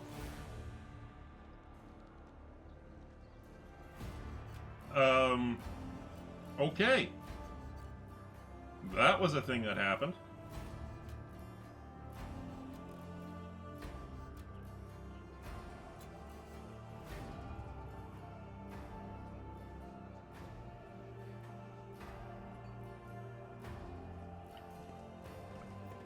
Duty prevails. The upholstery of this dirty sofa moves slightly. Okay. There's a snake in there. Okay. It's about time. Keep a sharp eye. Thank you. That's a mastercrafted power maul. The boinkening grows stronger. Rizza. Thug, thug. The woman looks to be in her 40s, and she's surveying you with interest. Her right eye appears almost black against her dusky skin, while her left eye emits a greenish light filtered through the smudged lens of a prosthesis. Her arms are tattooed all the way from the base of her shoulder to her knuckles. Looking for something specific you're buying, or maybe selling? Don't be shy, just ask. Old Risen knows all kinds of folk. My boys will fetch you anything your heart desires. What kinds of good are you willing to buy? Tech is always the best. If it's broke, no sweat, we'll fix it, or take it apart. And if you score something so nasty your fussy everyday traders won't even look at it, fear not, just bring it on over. Leave it to me and my boys will find the right buyer. The handling of sacred technology by laypersons uninitiated into the omniscience priesthood is a Category 8 blasphemy. Incriminating evidence of profane acts perpetrated by the unit named Old Rizza have been recorded for use in future judicial proceedings. She chuckles darkly. Do you mean to threaten me, Tech Priest? Well then, I'll keep a record of this conversation too.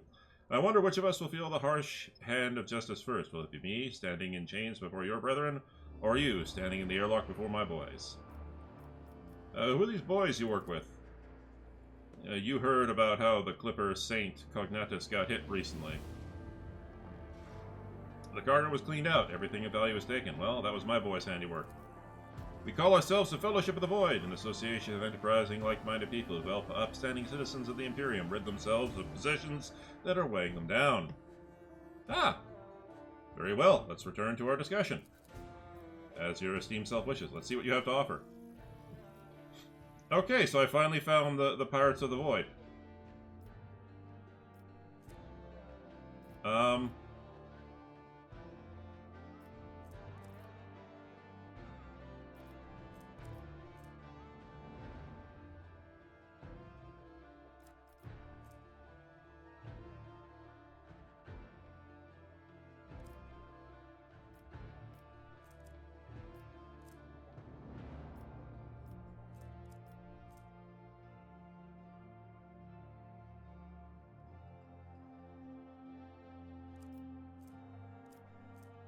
Serrated Greatsword. I could have used that.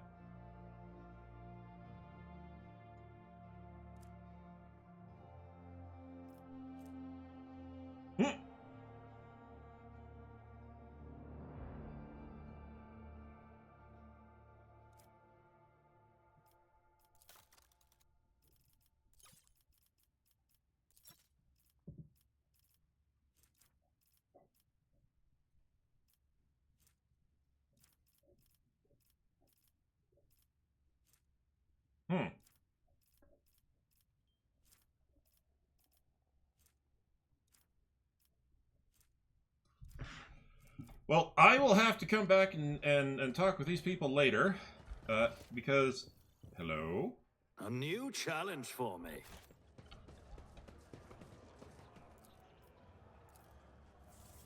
My success is an irrefutable certainty.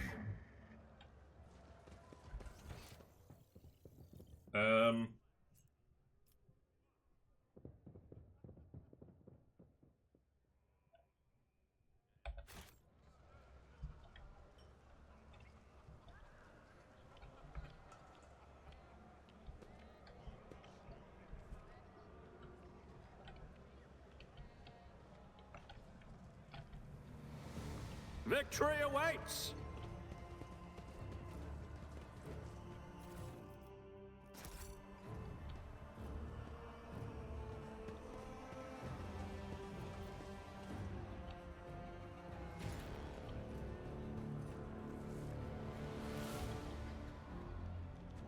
Statkov?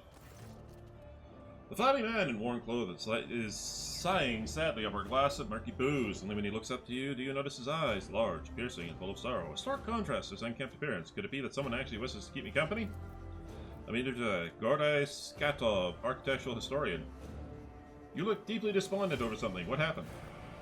Gordai sighs heavily. Here I go again, pouring my heart out to have you disappear in 10 minutes, just like everyone else before you. But alright, here's the story of Gordai Skatov, the unluckiest historian in the Imperium. I was born 2 sectors away from here. My family was quite influential, which allowed me to dedicate myself to a great passion, the history of Imperium architecture. I spent a number of years studying every scholarly work there was to find this art, and then, once I inherited my family's fortune, I traveled and documented the development of architectural thought on different worlds until one day, oh, that accursed and blessed day, until one day I came to possession of something quite special. Gordai pulls what looks like a book or album with a homemade leather cover out of his bag. Both pages and binding look well worn. Here it is, by undoing. This is an authentic booklet titled Day One's Design, one of the thousands that were printed centuries ago, in the time of footfall's construction. What a curious read. Please tell us more. As Cassia takes a side steps forward, Gordai smiles and shows her some of the faded pages. Footfall's founder, Lord Parsimus, was obsessed with his creation's grand future. This booklet describes in detail what Footfall was meant to become upon its completion. Dozens of asteroids turned into glorious palaces and temples, massive bridges spanning the void itself, and the marvelous flying buttresses, the archivolts of the exterior arches. The archivolts of the exterior arches, the elegant arrangement of balusters, and the interior. Polyphoras, 10 stories tall and more than a kilometer long, cyclopean light tubes that catch the light of Furibundus and use it to brighten the halls in the heart of the asteroid, stained glass windows and mosaics, bas-reliefs and statues.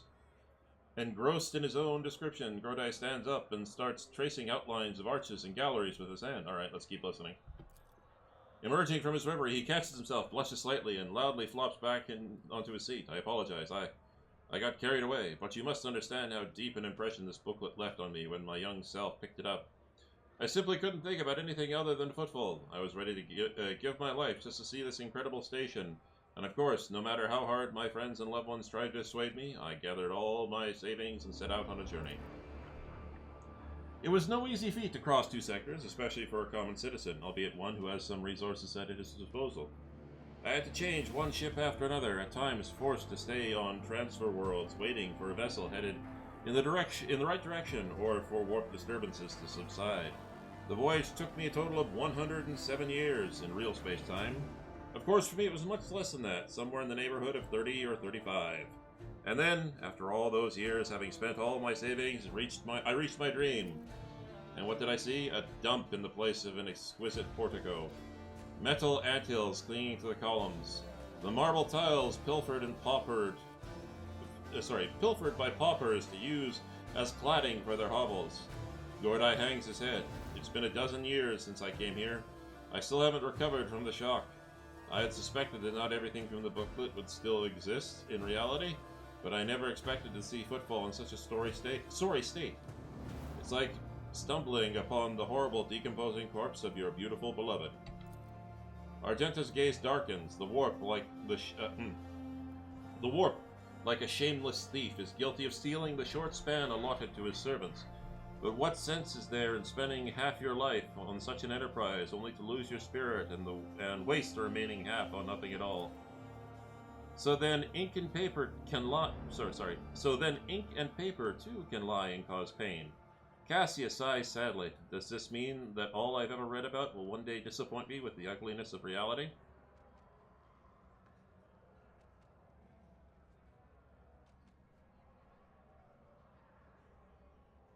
But you're an architectural historian. Is what happened to Footfall not a part of its history? Gordai strokes his goatee in thought. Yes, Footfall's current appearance, slums fused together with the remnants of majestic palaces, is a unique phenomenon. I would be curious to observe if other places have taken after it, thereby solidifying it as a new style of architecture. Or if it still remains a local oddity. My word, you certainly know how to provide an unexpected perspective on things. Be that as it may, I just wanted to say thank you for hearing me out. Over a dozen years I have spent on Footfall, not one person has hung around long enough to listen to my story to the end. It's such a delight to have shared everything that's been weighing on my mind. I am poor as a church mouse, but I still have something to offer you as a token of my appreciation. After studying the booklet thoroughly, I discovered something interesting, a ciphered message scattered through its pages. Taking the form of a riddle, it describes certain places of interest on Footfall. I believe it is the work of the booklet's creators. What if these riddles lead to something? A wondrous discovery. I will gladly share what I have been able to learn with you. Riddles?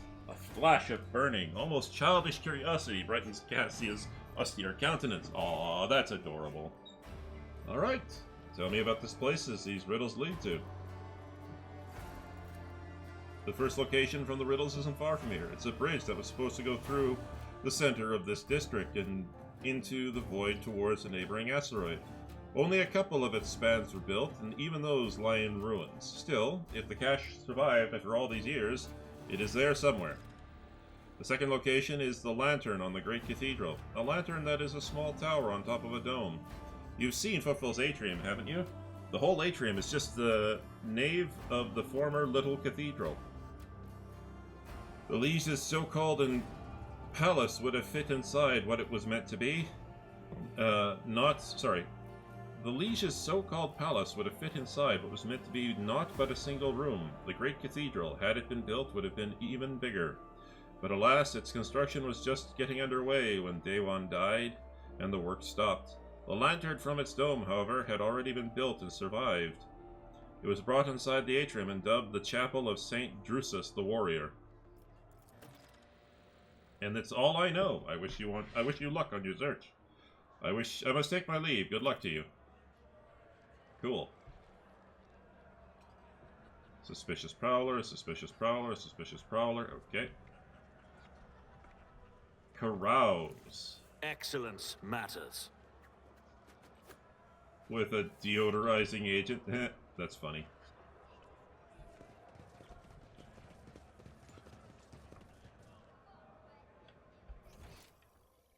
Okay, where is...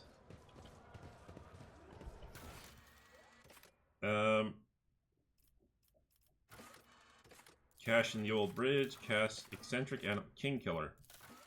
The rogue trader, by force of his word and faith, overpowered the unfathomable entity serving the archenemy. Glory to the Von Valencius dynasty. Damn right!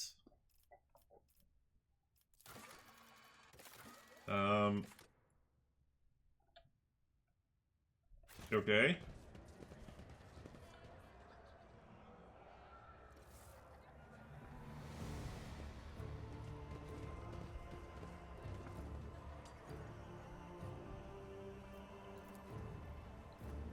Logic Pascal.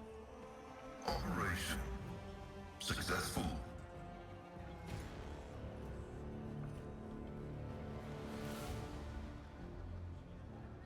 Hey, there they are.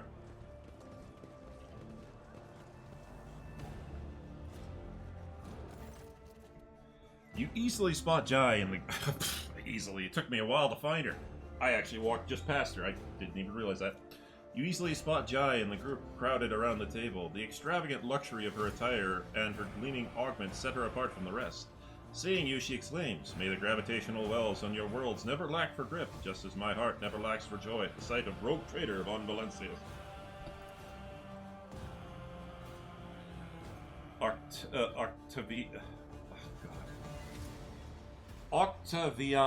Octaviana. With an approving chuckle, Octaviana mutters, "I can't believe you actually roped the rogue trader into coming to your party. If the rogue trader raises a toast to your health, I'll start to believe you really are a princess and not just a smuggler with the gift of gab. Please take a seat, your lordship." Alright, join the group. I will gladly accept your offer.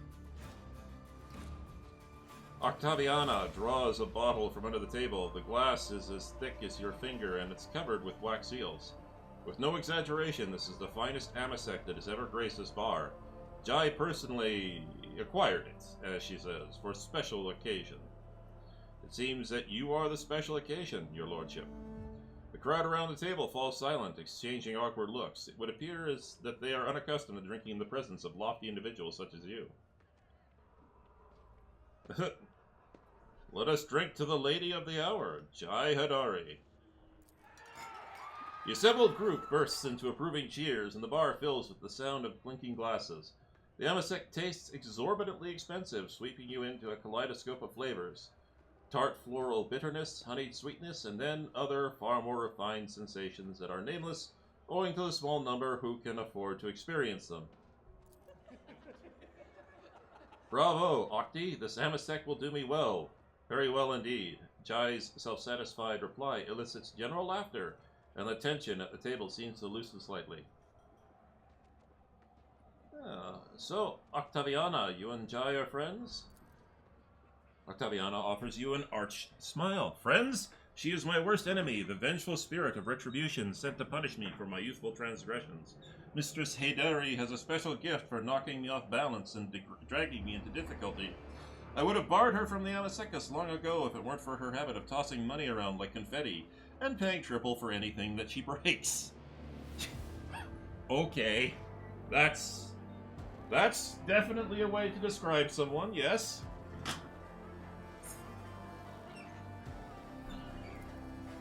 Do you see, Shireen? Do you see the petty, miserly, callous, unforgiving friends the Exalted One has sent me? So these are your associates. The precious roses in the garden of my soul, and the golden little bees that bring honeyed riches to my treasured house. Yes, this is my crew of cold traders. The two identical ones are the trickster twins, my closest associates. Kor, our resident hothead, and his much wiser sister, Tora. Don't let her fool you, your lordship. She's only calling me Precious Rose because we're here. When it's just us, I'm lucky if I get that arsehole with a gun. That's pretty funny. Because you are an arsehole with a gun. If I drag you out of as many scrapes as Jai has, that's not the name. Sorry. Because you are an arsehole with a gun. If I drag you out of as many scrapes as Jai has, that's not the name I'd be using for you. I can tell you that much. Kor's sister rolls her eyes. Pay no attention to him, your lordship. Kor has nobody to blame but himself for that nickname.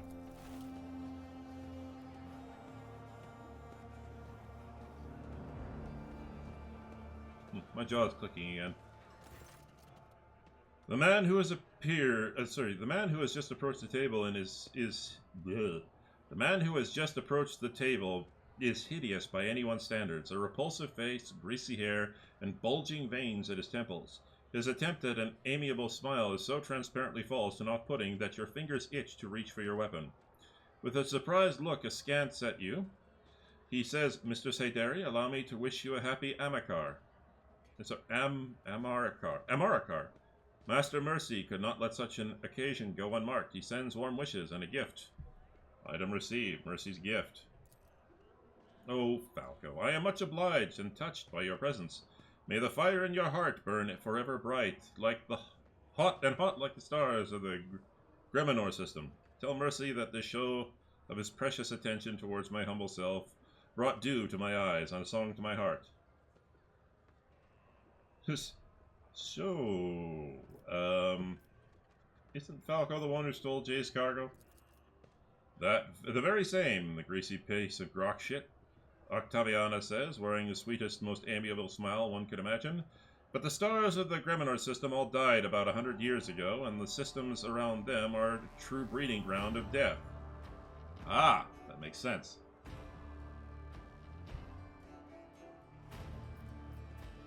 I will say nothing.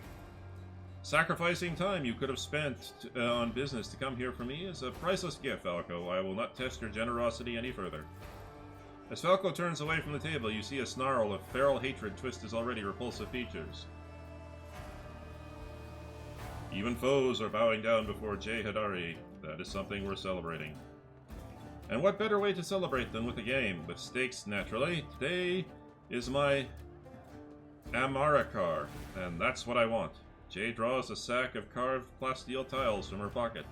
They are decorated with symbols and fine mag lines. Holding the tiles in one hand and raising her glass with another, Jai asks, what do you think, Shireen? Does the rogue trader have anything he's willing to wager? Lore Imperium test succeeded. You recognize the tiles in Jay's hand. It is a set of Tantalo. It is set for Tantalo, a game popular among gamblers. Each player is dealt several tiles, which can be arranged in a pattern of a specific value by carefully matching up the mag lines. Whoever has the highest value wins. Voidsmen love playing Tantalo, which usually is won by luck or skill. Raise your goblet in salute. I shall play. Watch out for his lordship, lads. He was awfully quick to agree just now. I have a sneaking suspicion about how the rogue trader acquired all his countless riches. But I'll warn you, playing for money is considered wrong on Ifrit, because gaming is tempting fate. So instead, we're going to play for wishes. Alright, look at your hands. You have been dealt a poor hand. You cannot make a high-value arrangement from the tiles.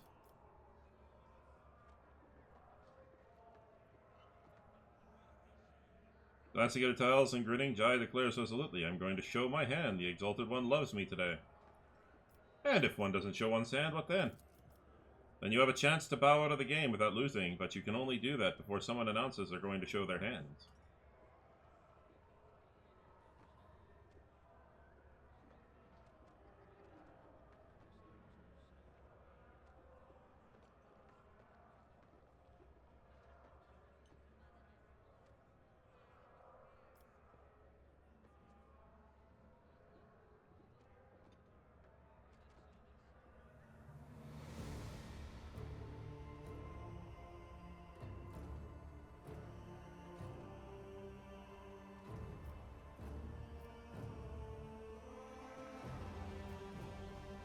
No luck. Yep, it's better than mine. And for my wish, I want everyone to drink to my good fortune. It has already granted me a gift fit for a queen. I'm talking about you, Shireen. May the fortune continue to smile upon me. Everyone at the table eagerly raises their glasses. You join in before you're even aware you have done so. A new stack of tiles is already waiting for you on the table. You realize that moments have skipped past without your knowing. It seems the Amasek is somewhat stronger than you thought. What are you talking about before I arrived? Business. My dear Tora, whose mind never strays from the chilly peaks of the mountains of money she's made, was telling me about the latest cold trade news. Exciting times are upon us. We're not the only ones being tested for weak spots. Vladaeum's set upon putting the Ultra Inquisitors out of business, and it looks like he's got Mercy's blessing to do it. The big beasts are picking off the small ones. I think things are only going to get more interesting from here on out. That means it's time for us to step up and become major players, eh? Kor winks at Jay.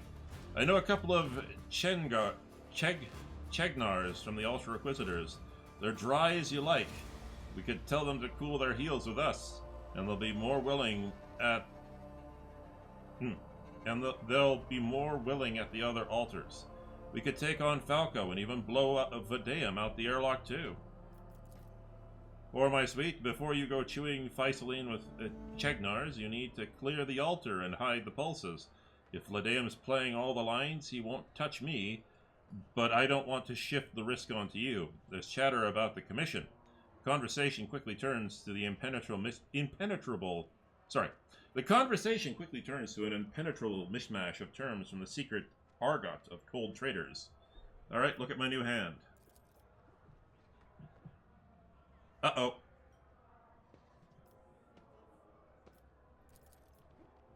When you look up, you see that everyone apart from Jai has already tossed the tiles on the table in disappointment. Show my hand.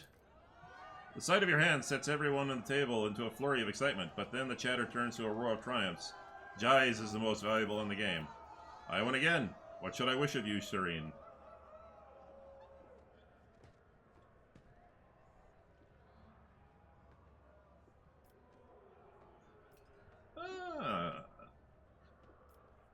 Given your profession, I would extract a promise of my assistance should you ever find yourself in trouble in the future. You promised to save me? What an exciting adventure that could turn out to be. It's almost worth getting into trouble for. I accept your stake. Tiles are dispersed around the table, forming piles in front of each player. You suddenly feel your body grow heavy. The treacherous Amasek is slowly robbing you of your clarity of thought and dexterity. Alright, look at your tiles. Your hand is not especially good or bad. It's the kind of hand played only by someone desperate who has nothing left to bet.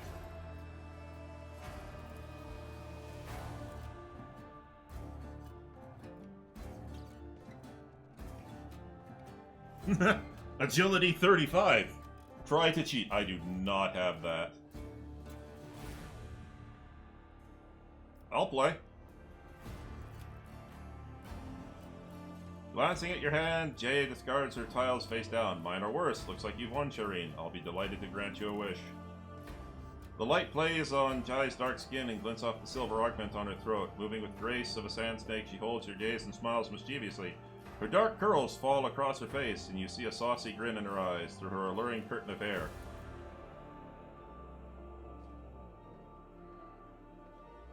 This dance is called the Dance of the Captive... Oh, God. When the Ugh! This dance is called the Dance of the Captive Ravanyan Girl. When the governor of Afrit, Selkaman the Bright, crushed the Ravanian rebellion, the daughter of the rebel leader was brought to him, the beautiful Nyana. She danced for him, telling him of the struggle of her proud people, and then she snatched a weapon from the guard's hand and aimed it at Selikman. But the spark of love that had kindled between them that day stopped the Faisleen from igniting the cartridge, and both Nyana and Selikman lived through that day, and then many more days which were spent together. That's enough betting for me. My luck is very fickle today. Unlike Amasek, you can always trust Amasek. It always lies. Smiling sweetly, Jai presses a goblet into your hand. Her skin seems to glow from within, and spark of laughter in her eyes dance like flame. To Amasek's deceit. May the deceived not live to regret it. Fog swaddles your mind, and appealing ideas of ways you could move yourself at this party. Surrendering to the maelstrom, you let the all-pervading merriment determine your fate. Please, please don't let me have banged Jai Hadari. I'm trying to romance, Cassia. If I did end up doing that, I will go back. I'm not the cheating kind. I don't cheat. I was just trying to have fun.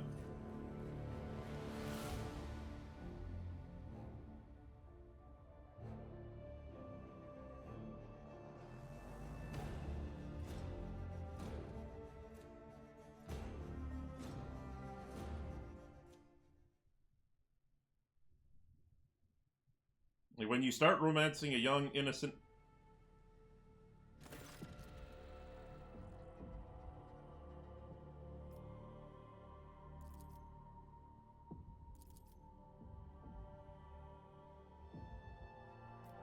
Try to remember the end of the party. You struggle to piece together your fragmented memories of the night's carousing. For some reason, you clearly recall ingratiating looks of the warden as they tried to the cries of the beggars whom you gave an obscene amount of money of alms, the stamping of a servitor that you rode around the station to Jai's unconcealed glee.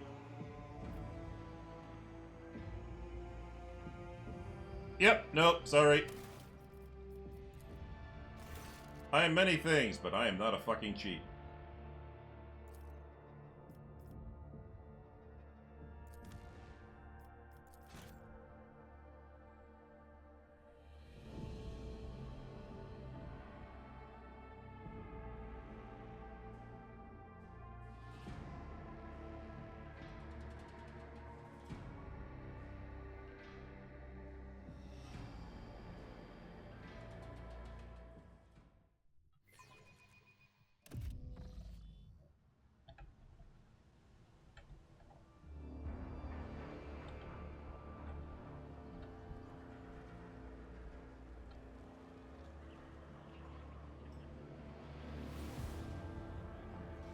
None shall stand in my way.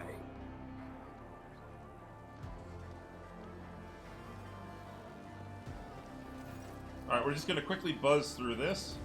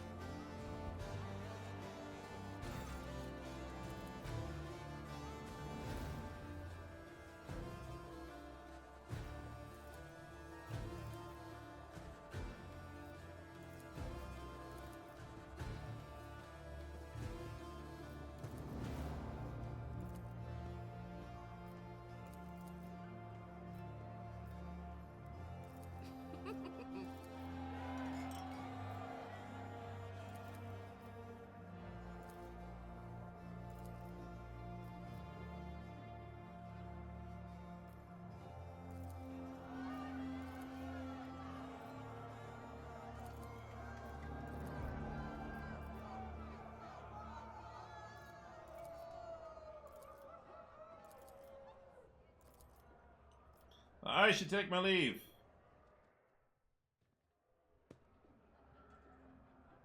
How fleeting moments of happiness are, you are always welcome. Okay, good. No cheating! That's one of my hard and fast rules.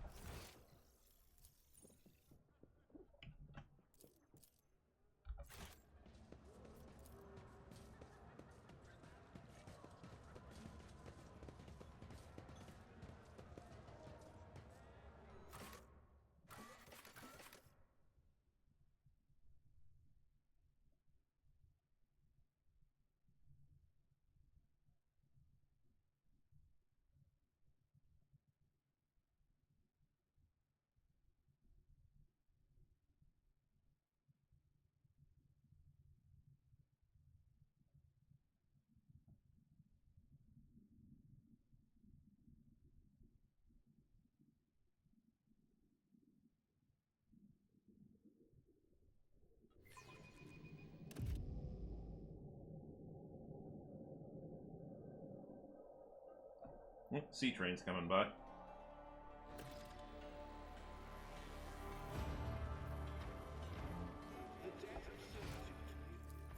Okay.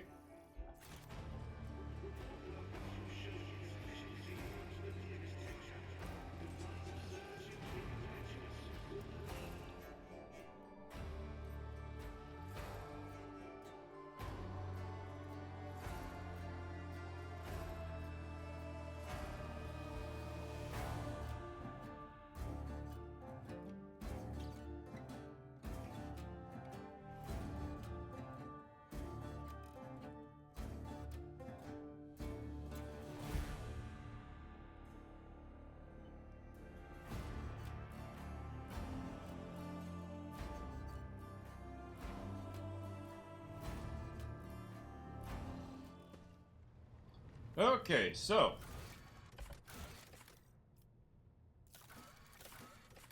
rituals of the upper decks. Alright. So I would like to introduce Cabela to some of the custom practiced among the people of my stature. Show her what life is like in the upper deck, so to speak. Your lordship is most courteous. What would exactly you have in mind?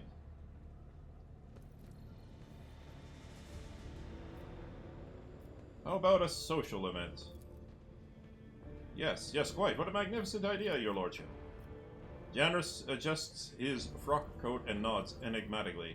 I will see what can be arranged, and do not worry for a single moment. I promise to find the most suitable approach. I will contact you the moment I have something to offer. Alright, I will return later.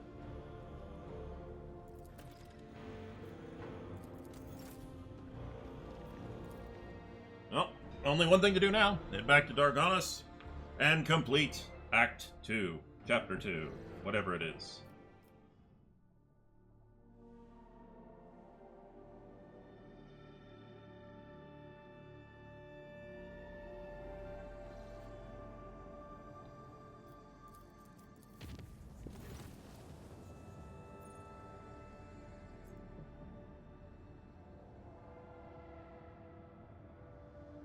Everything has been prepared for your, sorry. The High Factorum's voice rings with pride. Lord Captain, I have done as commanded. Everything has been prepared for your ritual for Mistress Cabela. A select few upper deck officers are ready to leave their posts to attend this formal greeting and praise your lordship's name. We can begin at your earliest convenience.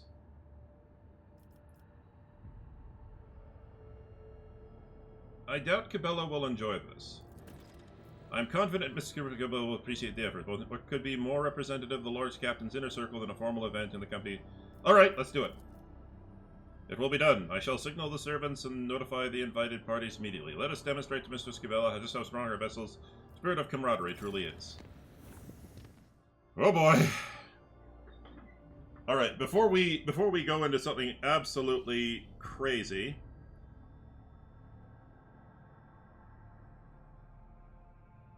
Lord Captain, emergency report.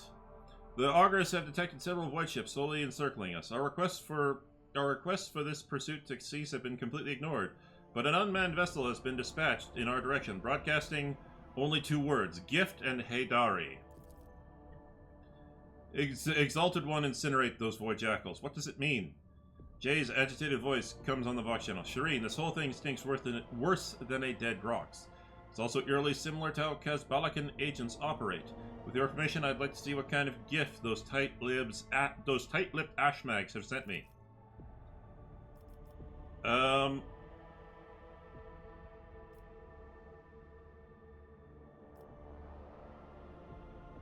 Order the Voidborn to bring the package aboard. It will be done, Lord Captain. A shuttle carrying a retrieval team and bomb disposal specialists are already en route. Several tense hours go by. All the while, Jay paces back and forth across the captain's bridge. But at the first shriek of the sirens announcing the shuttle's return, she rushes down to the lower decks. Core, no! Jay's outburst blares from the comm bead, momentarily deafening you and a third of the officers on the bridge listening to the voice channel. No, no, no! Why would the Exalted One doom so kind-hearted a person to such a fate? What void beast has done this to you? The Voxcaster picks up a quiet sob, the whining screech of an augment on bulkhead panels, the crunching of metal fingers, and Jai cuts the Vox connection. Lord Captain, the returning Voidborn report that the package for Jai Hadari contains the head of a young man. Vigdis types swiftly at the cogitator keys. According to Archive, he was a member of her trade network on Footfall. The deceased is Trickster Core, one of the Trickster twins who engage in suspect commercial activity on the station's asteroid with Mistress Hadari. Static comes from over the line, the siren blares again, and the Voxmaster turns to you. We've finally been alerted to an incoming Vox transmission. My officers are standing by to connect you to the unidentified parties.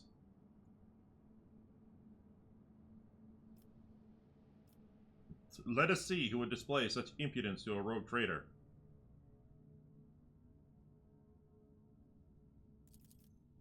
It will be done, Lord Captain.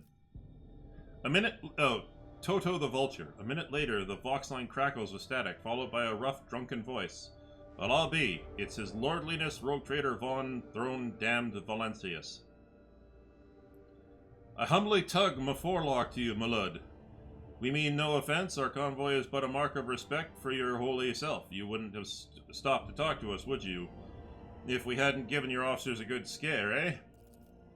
But where are my manners? I forgot to introduce myself. Toto the Vulture, at your most noble service. Okay.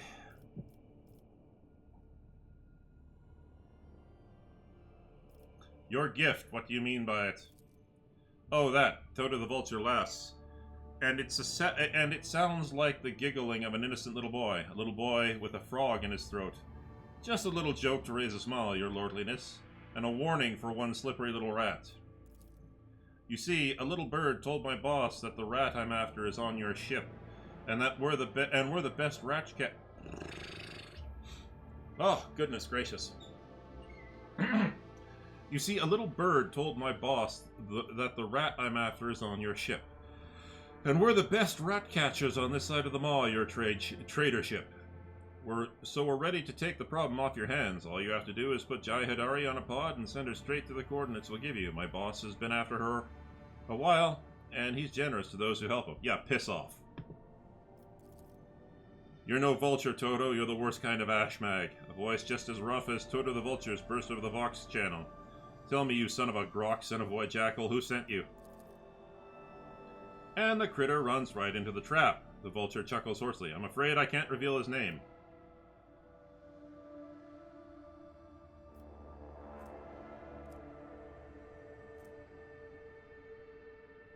Oh, fuck you. Threaten my retinue, and you threaten me. So the answer is no, then.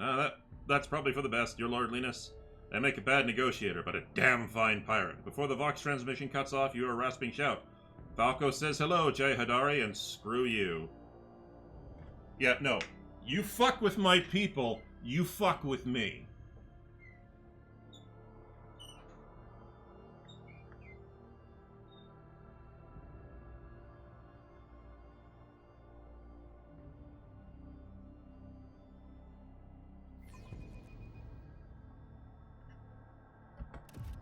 This void ship will not be defeated.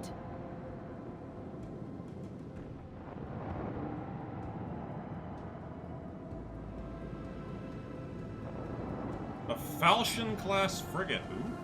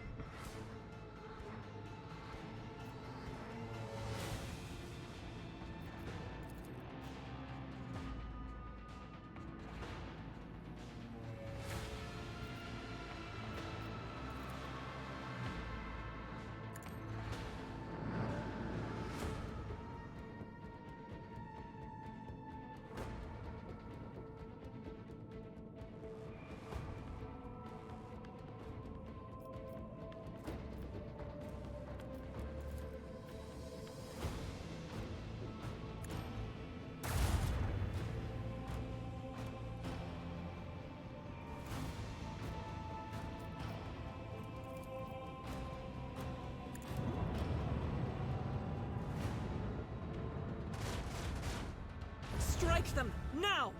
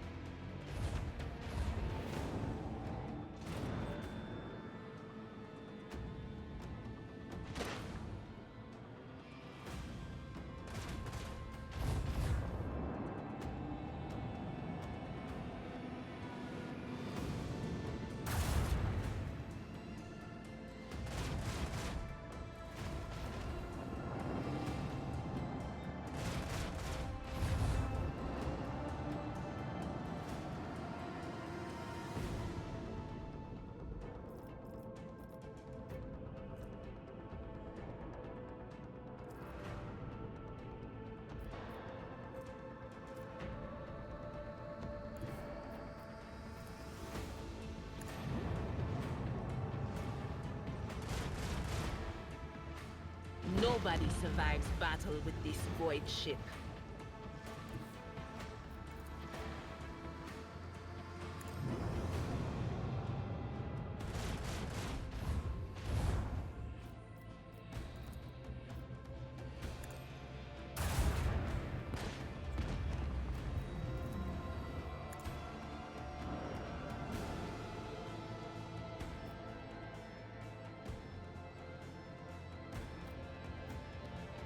Oh, except, okay.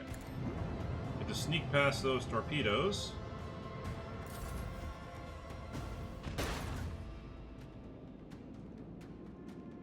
Yep. Cute.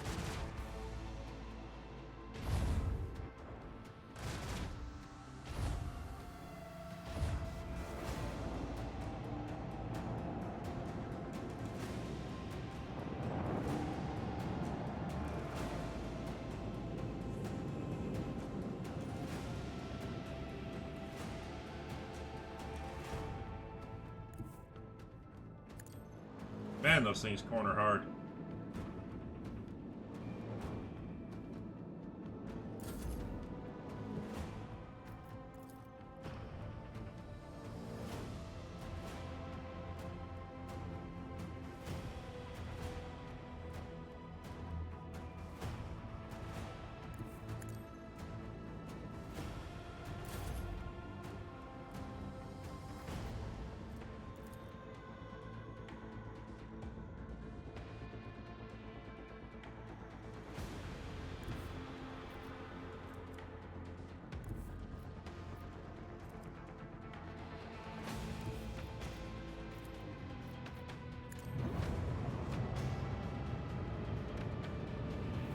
Come on.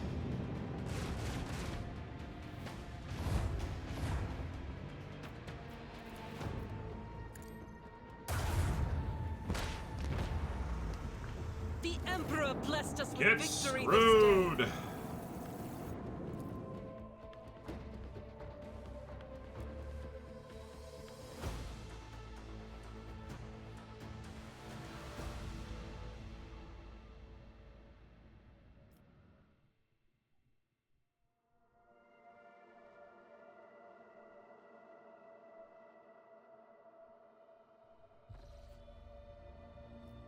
Actually, hang on.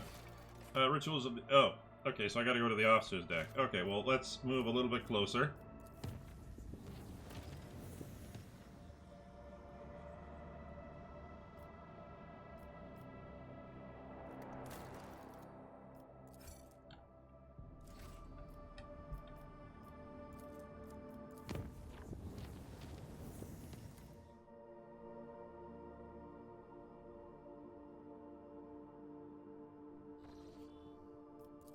To Foulstone! Investigation.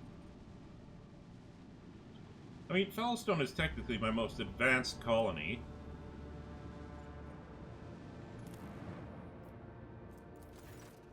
You were informed about an ongoing investigation against you in the colony. Who is behind this is not known.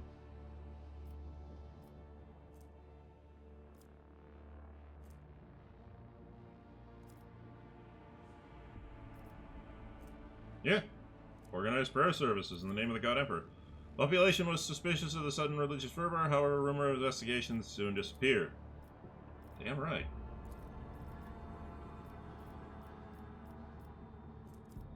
Wait.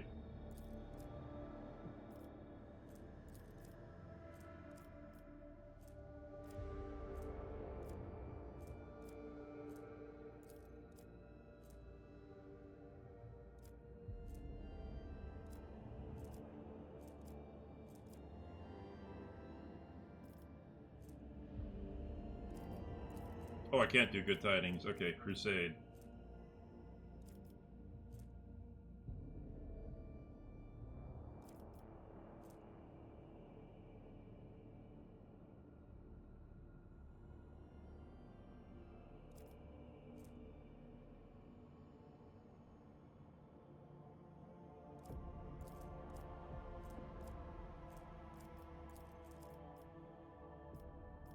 Profit factor? Yes.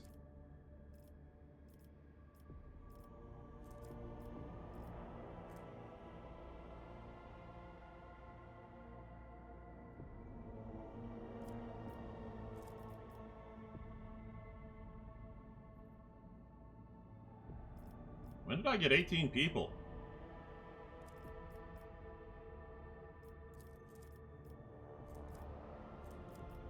Well, I'm going to increase my profit factor, so boom.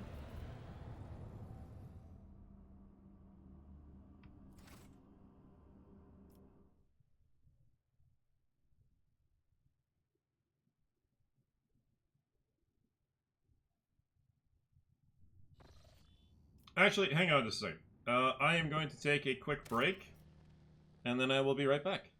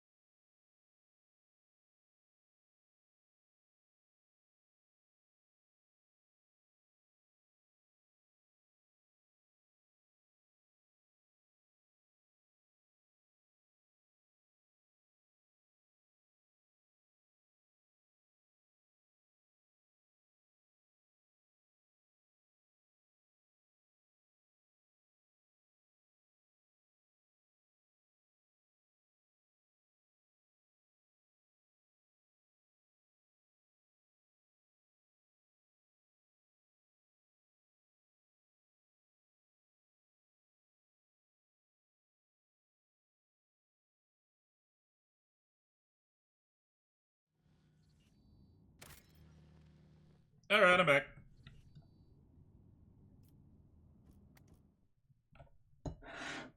Alright. So first things first.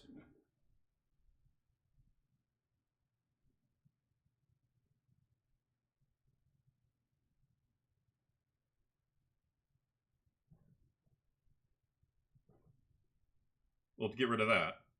Next.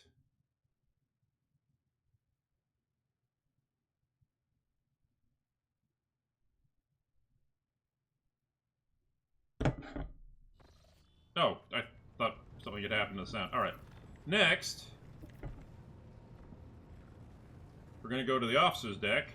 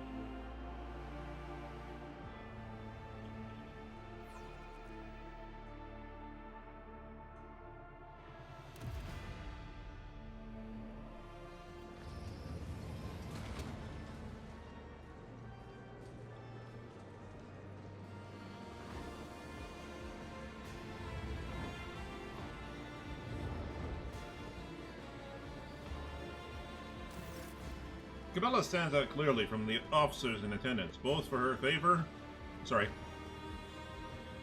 favoring the full regalia of a member of the Bloodspun Web, Obotromwatar, and for the empty space around her. The other attendees are keeping their distance, as if an air of mortal danger repels them from your companion.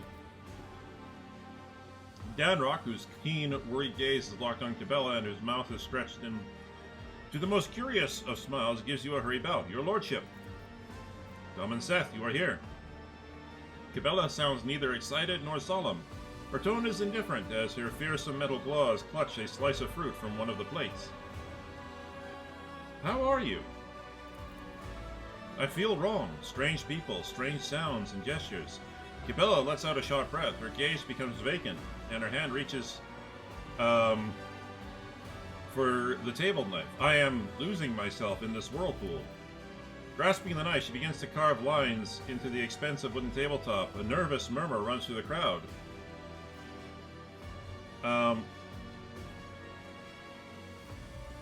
Their tense gazes are locked in the harmless-looking, barely shaped metal utensil in the hands of the cultists of the Bloodspun Web. Persuasion 77. I see you've already mastered the art of commanding attention. You seem to be quite in your element.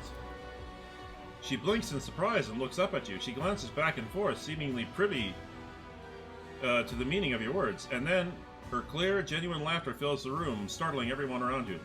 I suppose that's true, Dom and Seth. I will not fluster your subjects further. Cabela glances at the maze she has inscribed and sighs. Whenever I lose my thread, whenever I'm forced to stray by the outside world, I return to the labyrinth. It has all the answers. My meditation helps in finding my way out.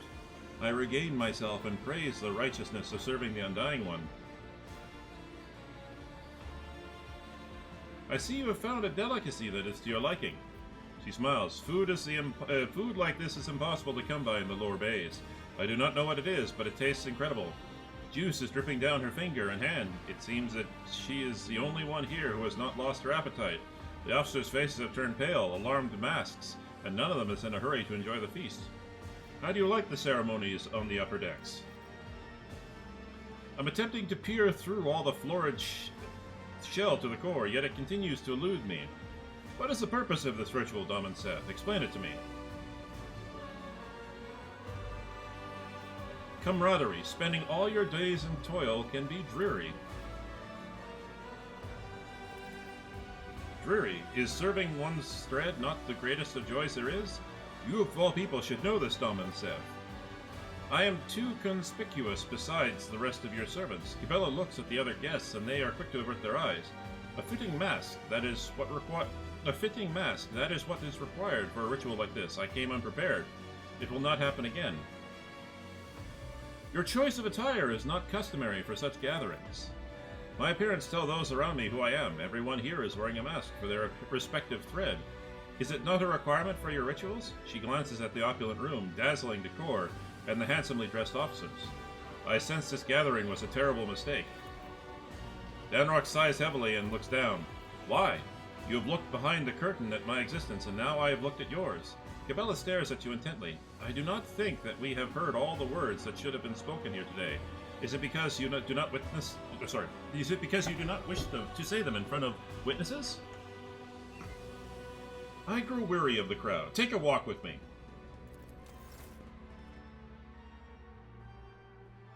Cabela avoids her gaze as the two of you walk away from the other guests. She seems calm, but the slight trembling running down her hand betrays her agitation. Once you are alone, she looks straight at you. I have discerned what you are doing here, and I know that you're... Sorry, I have discerned what you are doing here, and I know that your calling it a ritual was a ruse. True rituals are consistent, immutable, like the cycles of cooling machines in the ship's bowels, or the shifts of the bay's servants. This was spontaneous, something you prepared just for me. And then you stayed at my side the entire time. Now here, you are granting me yet another request. What is that? Why is that?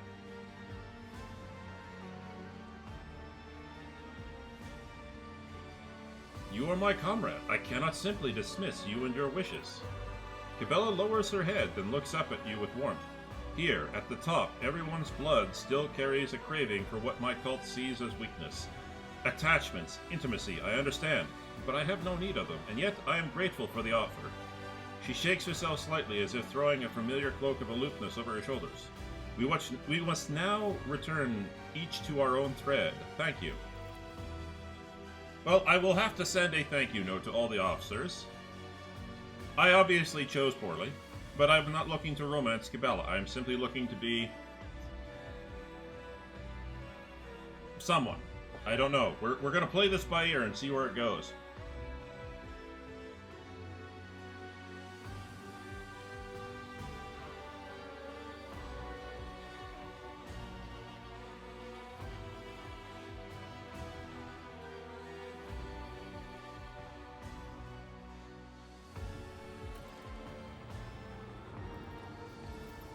All right.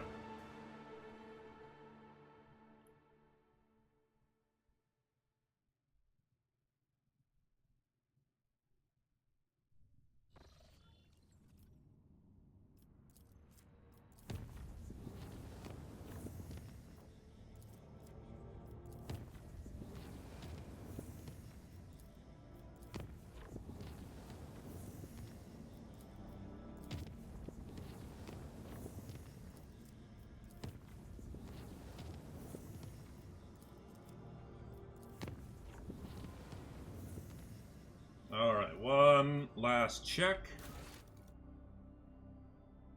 The Emperor and my right. Okay. Oh, any new contracts?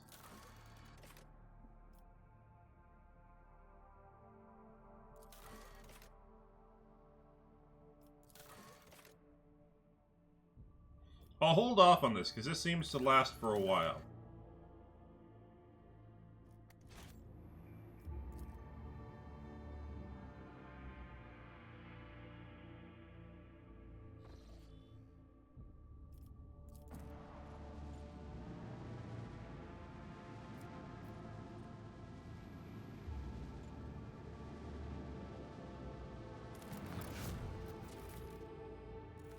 Oh, excellent.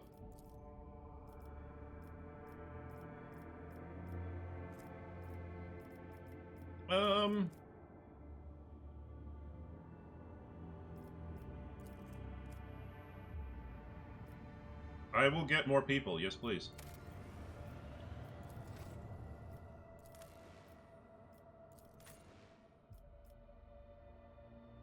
I will bring Abelard with me.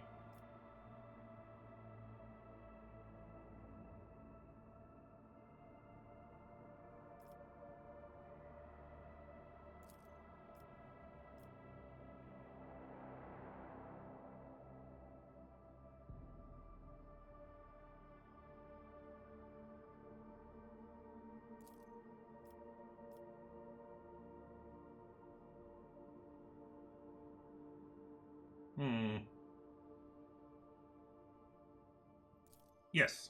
Yes. I like this arrangement.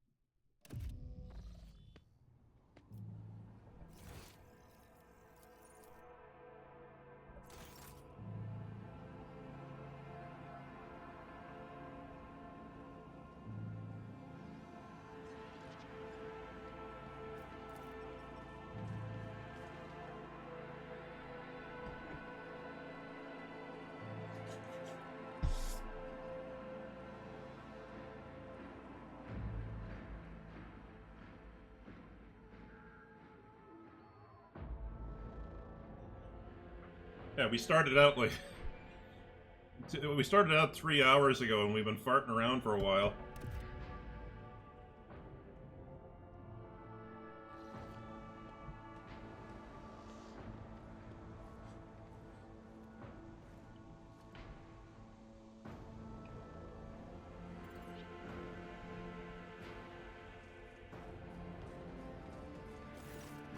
Your Lordship, I hope your stay on Dargonis will be beneficial to your physical and mental state. I understand that the heir to a protectorate must have his hands full, but one should not forget about rest. Oh. Who do I talk to? Who we're seeing is the Master of Ceremony. Oh. Who's the Master of Ceremonies? Oh! There he is. She? He? She? It? The servant in fine clothes offers you a deep bow. Your Lordship, it is a great honor to serve you in an undertaking as monumental and glorious as the Magne Accessio ceremony. Is everything ready? The palace decorations are prepared, and we are ready to begin at your command. The festive activities in the capital have likewise been arranged, and the guests of honor have either arrived on the planet or are awaiting an invitation in your orbit. The servants are already in your chambers to see to it that you are impeccably garbed for the occasion. Then let us begin. May the Emperor be with us this day.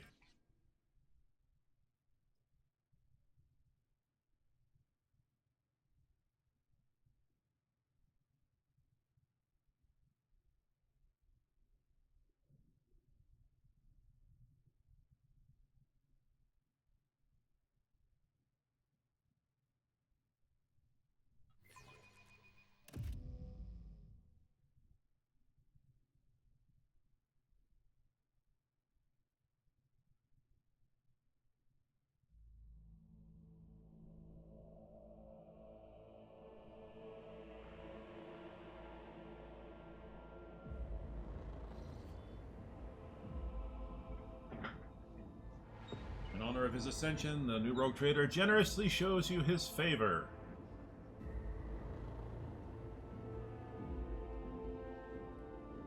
To remind the people of their humility and loyalty for the next cycle, administrations in all temples in the Von Valencia's Protectorate will be performed without interruption.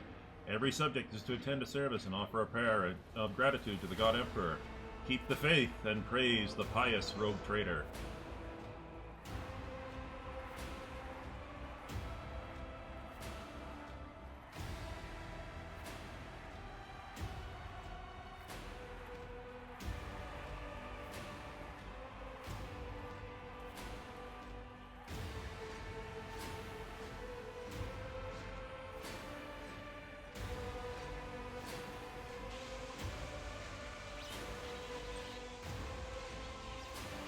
Oh man, 3 Lehman Russes!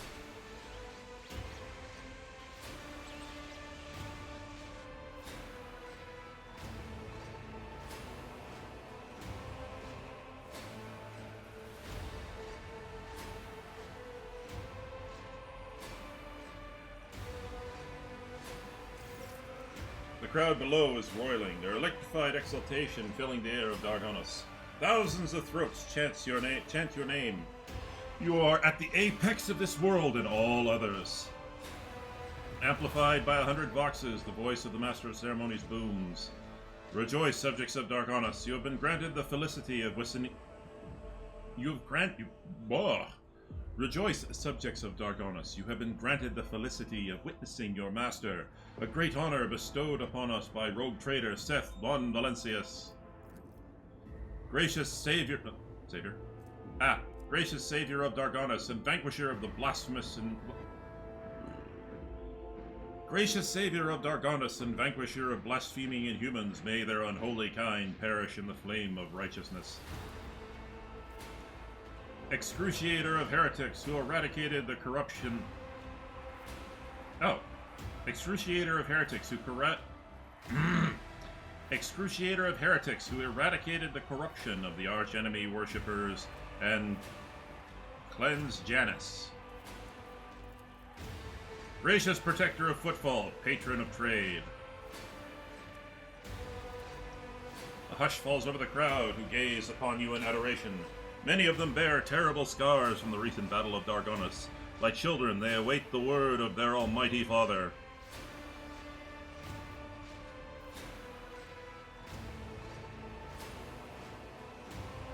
Praise the Emperor, faithful souls. The darkness around us may be fierce, but the blaze in our hearts is fiercer still. Evil will burn.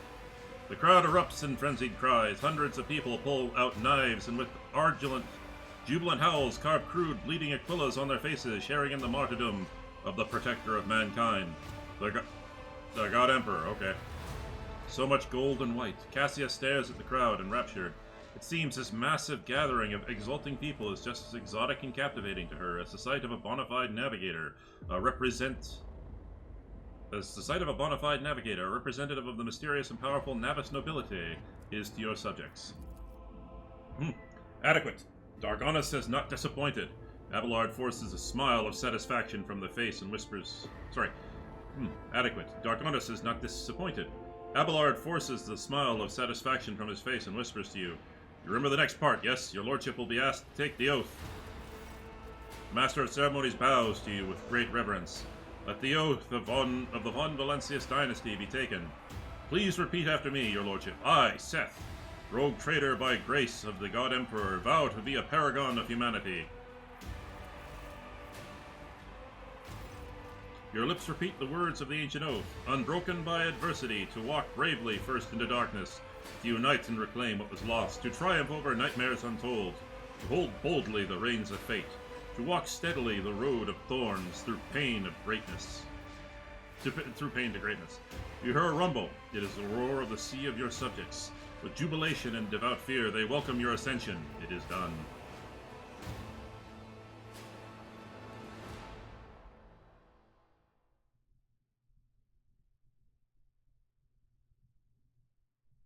So yeah, pickles make a good snack.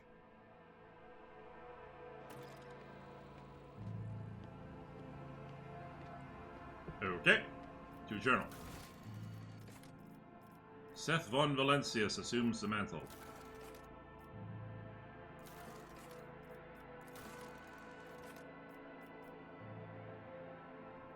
Oh joy! Winterscale and Corda.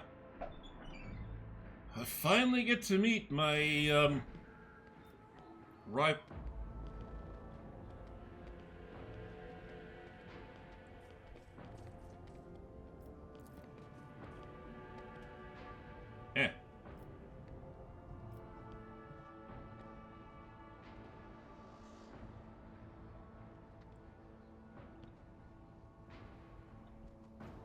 Okay, they got the fact that I'm a commissar right, and I'm really impressed with that. They got the whole commissar outfit correct. I am very, very... I don't have my stash. But that's okay. They got the fact that I'm a commissar correct. Or I was a commissar.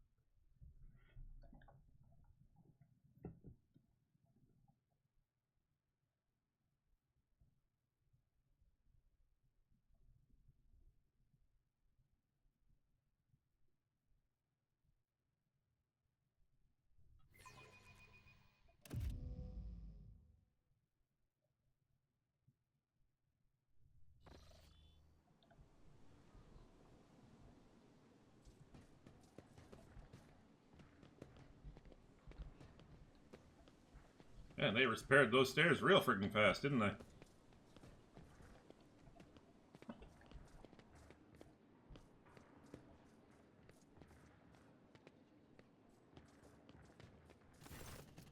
I hope your lordship is pleased and not yet tired. If you wish to revive yourself a little, I would suggest proceeding to the courtyard. If I may be so bold, many guests have chosen to move into the fresh air and will be eager to offer you their congratulations.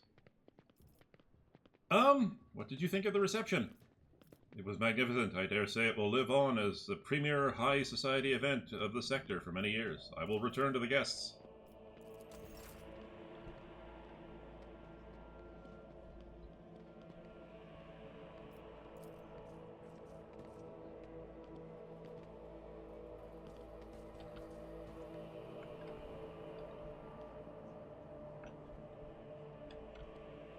Oh, well, now I gotta talk to the Sourbacks.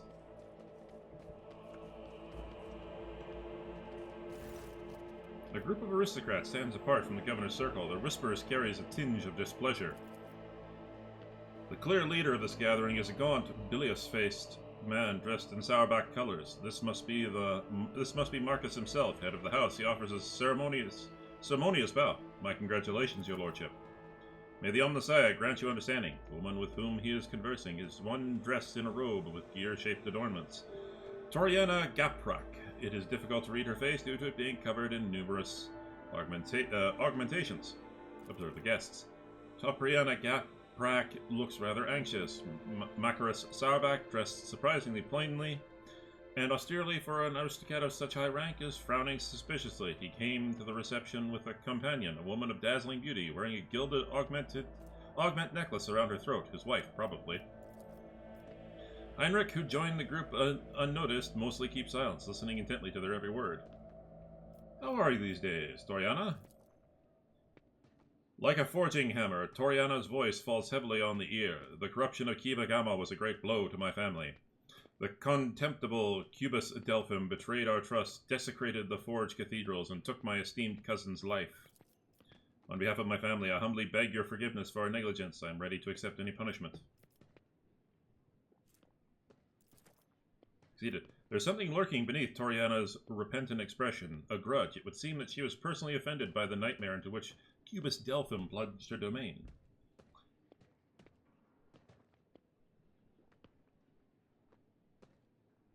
Do your part to heal the wounds inflicted on Kiva Gamma, and your house will be forgiven. Toriana raises her mechanical eyes to the ceiling. I swear on the Omnissiah's all-encompassing might that we will make every effort to justify the cost of its resurrection. Makarus scoffs. It was only a year ago that none could doubt House Gaprek's usefulness, yet here you are, Toriana, on your knees, justifying the cost. Interesting conversation. It's been very illuminating, given me plenty of food for thought. I missed it.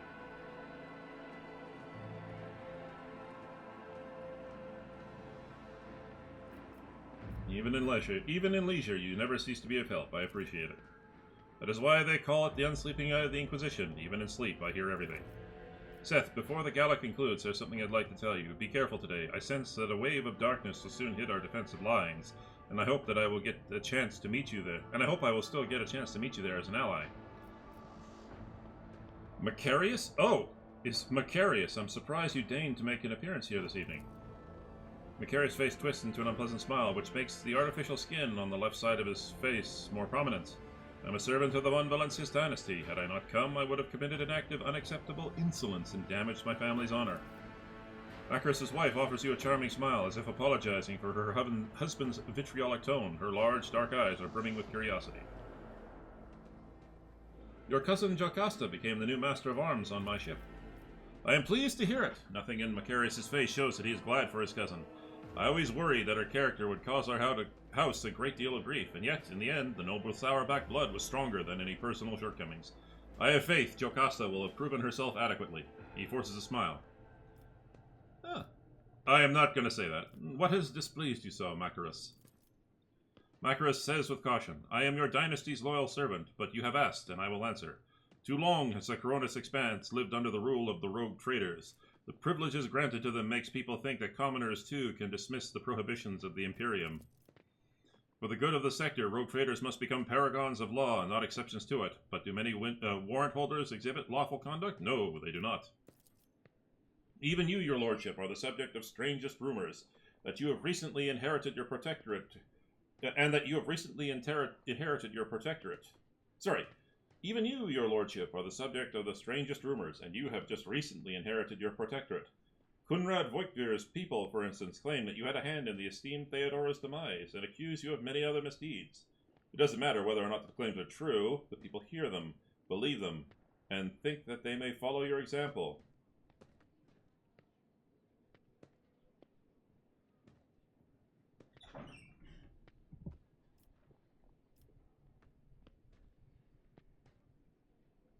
Rogue traders are not renegades vested with authority. We are the long arm of the Imperium, and I shall prove it to you. I wouldn't dare accuse you of anything, your lordship. I am simply concerned if you happen to lay my concerns to rest, House Sourback will be praying for your well-being every day. I see. Leave silently. Excellent. Always good to keep track of... Oh, you're up.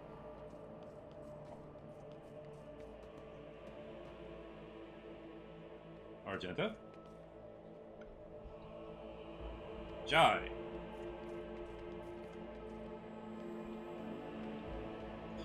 She hopes it won't end in a shootout. Oh boy. Well, now the flag's been raised. Now we have to have the ceremonial shootout.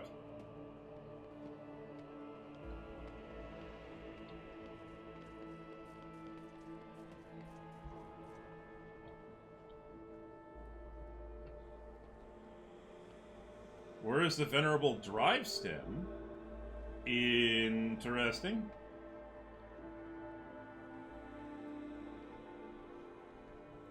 Wait, the Lord Inquisitor is in... Oh, wow, I need to go see this. Lord Inquisitor.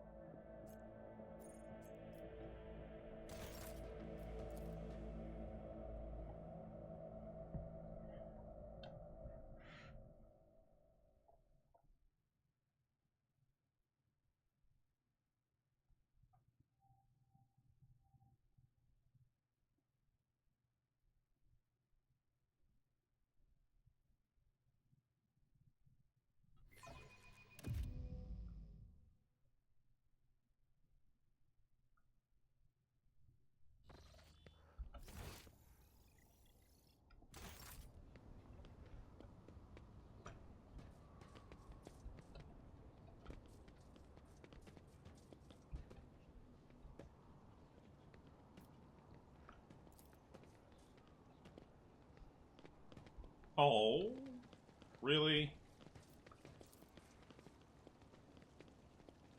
The trophy to the rogue, and there's most citizens of the Imperium. Really? I'm trying not to piss them off.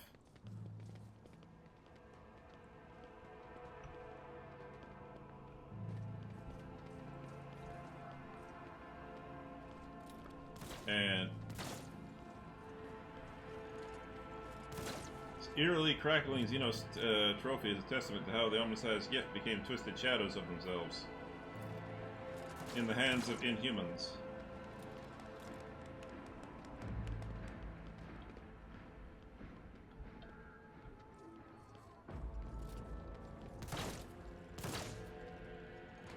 Cabela. Oh, okay. Of course, Cabela would be here. Okay.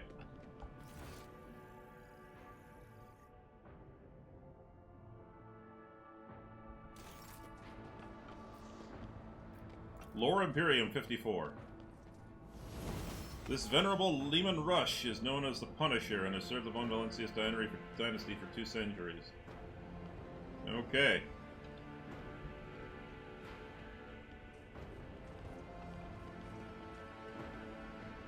Ooh, Astartia Wassarian. Whoa! Governor Urban Drivestem. Governor Urban Drivestem stands surrounded by highborn guests like a planet orbited by many moons. All of his charm is directed at a man in resplendent power armor adorned with the sigil of the Inquisition.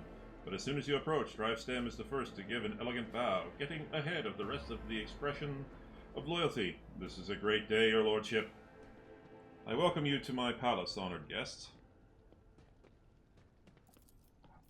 You are buffeted by a salvo of congratulation and compliments. Look at the guest. Among the aristocrats surrounding the opulently dressed drive stem, you notice a couple of young nobles in the Sauerback and Gaprak colors. It would seem the major noble families of Dargonis have decided to introduce their younger members to high society. Well, that's always a smart thing to do. A tall man in grey power armor adorned with a column with a skull is undoubtedly a high-ranking inquisitor. He keeps to the periphery of the conversation, seldom deigning to comment.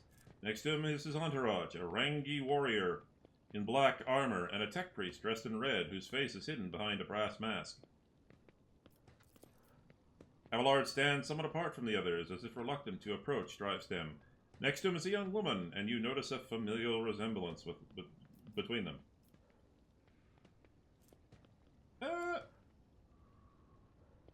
Take a guess. Drivestem is obviously still the leader of Dargonis aristocracy, but judging by the courtesy he is showing to the young Sauerback, he clearly wants to strengthen his relationship with that house. A senior Sauerback and Gaprak are whispering in another corner. Sauerback, whose family seems to be giving you the cold shoulder, must be trying to sway Gaprak to his side, which would be quite advantageous to Lady Gaprak. After all, the disaster on Kiva Gama has left her family in an extremely vulnerable position. The Viserians stand apart, their exclusion from the rest palpable. My greetings to a member of the Holy Inquisition. Alright, let's take a look at this guy. Well, he's beefy. He responds with a dignified bow, his proud face calm and unfaltering. And my greetings to you, esteemed Seth von Valencius. May shadows never darken the light of the Astronomicon that guides you.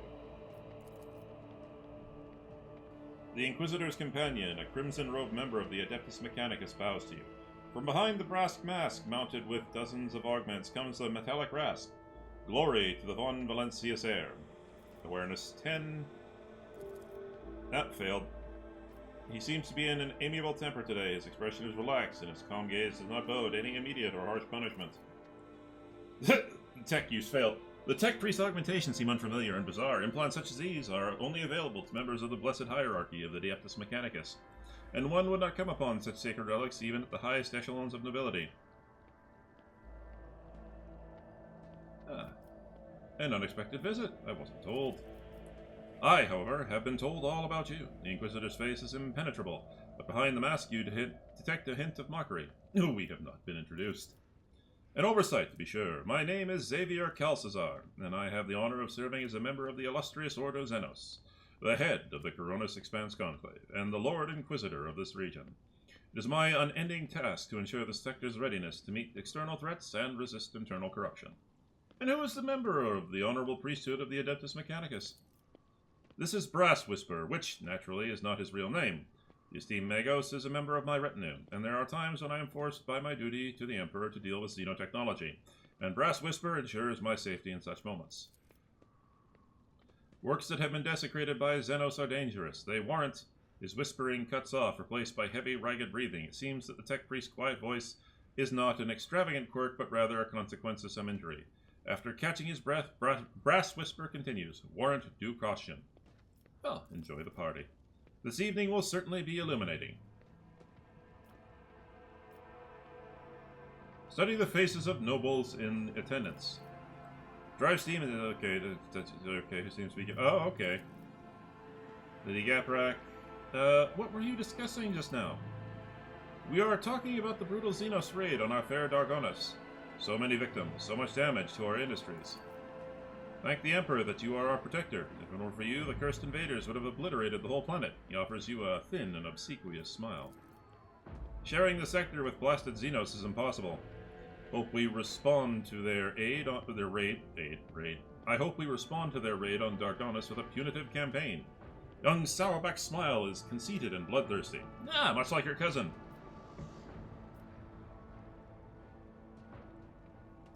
I see you hate Xenos with all your heart. I do. The pestilence against the Emperor must be exterminated. He talks ardently and smoothly, like a commissar. He places his hand on the hilt of his finely adorned sword, his pale face ablaze with noble fury. I am so very glad I did not bring... Oh wait, here, let's just nearby. Or they must be forced into servitude. Many Xenos are more useful alive and obedient than dead. The young man in gap-wrecked colors speaks with sagacity and gravity, but his opinion seems to carry little weight in this circle. It pleases me to see such earnest faith. I must commend you. House Auerbach is stalwart in its faith, your lordship. Are you imagining things, or did you just notice a mocking glint in the eye of the Inquisitor standing among the guests? Look at Abelard's young relative. Oh, what's your name?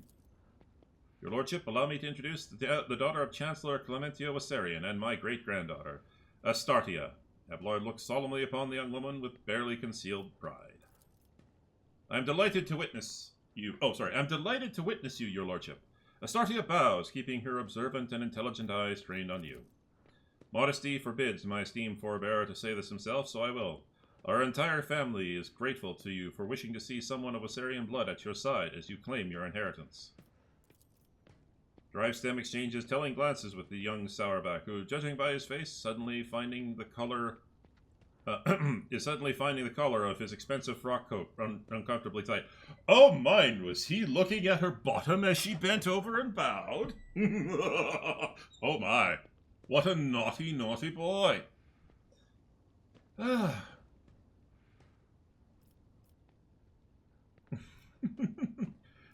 are the rest of your kin, Abelard? They are in the city, preoccupied with running festivities and watching over some of the more crucial services. No incidents can be allowed to ruin your ceremony. Astartia frowns and adds peevishly, I asked the esteemed Abelard to put me to some important task too, but he bid me attend the reception where I can do nothing to serve your lordship. If I had known, I would have asked Abelard to let you miss the party. If I had known, I too would have asked Abelard to let you miss the party. I hope... So you wish to become my servant as well? Astartia flushes and starts talking quickly with fire in her voice. It would seem that she finds work-related conversations far more interesting than court gossip. Of course, I've been working on a project for the last 4 years. We could set up... Enough, Astartia. I highly doubt that his lordship is interested in listening to the fantasies of a young woman about how to run his protectorate. Abelard shoots Drivestem a glare so dark and bloodthirsty the latter instinctively starts looking for the nearest warden. Yes, hold your tongue, Urban. I decide who I may speak to and who I may not. Please continue, Astartia. Heartened, Astartia continues in the tone of a seasoned administratum clerk. Our suggestion is to set up a chain of stations in the void, plasma beacons that would signal passing ships. By placing them in logistically sound locations, we could simplify our ship's routes so that they may split long warp jumps into a series of safer, shorter jumps from one beacon to another. It would have a positive effect on the overall safety of journeys and the accessibility of the colonies. More and more technical terms and percentages creep into her speech. She quotes the Lexomechanic reports. For Abelard, yes. Astartia's vigor and sharp mind are enough to silence even the most venomous of commentators. They all stand in silence, trying to digest what she is saying. Abelard surveys the quiet nobles with triumph, and then looks at his great-granddaughter with pride. I hope the Wassarian family gives Abelard the credit he deserves. Absolutely, your lordship. We greatly respect him for his wisdom, and he repays us with the attention and kindness. I am obliged, dear Astartia. It looks like Abelard is somewhat embarrassed by the turn in this conversation. Yes! Embarrassing Abelard is a favorite pastime of mine. And I'm so glad I was given... Enjoy the evening. Thank you, your lordship. Leave them. Oh, man. Okay, first, no. Before I forget anything else.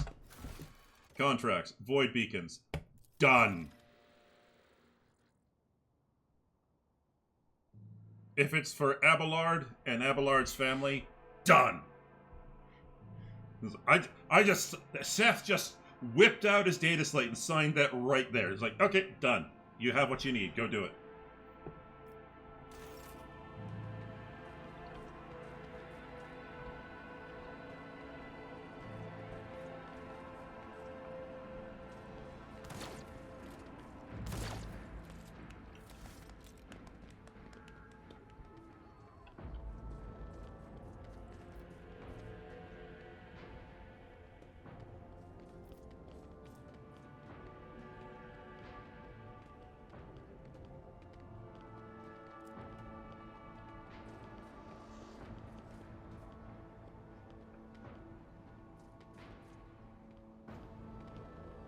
Your gatherings look odd and unusual. I remember this.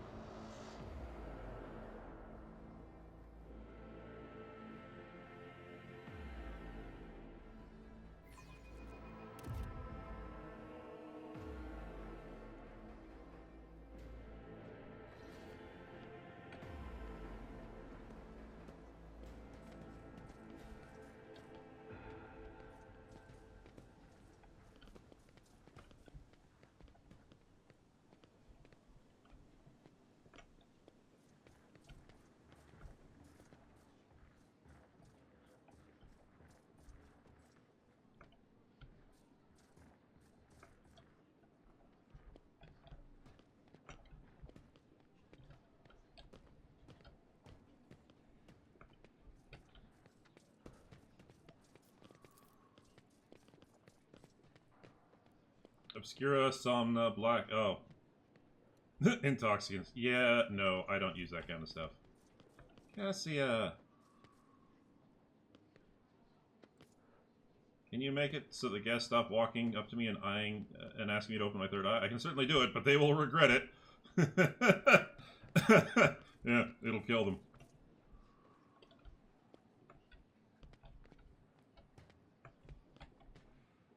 Alright, here comes the big one.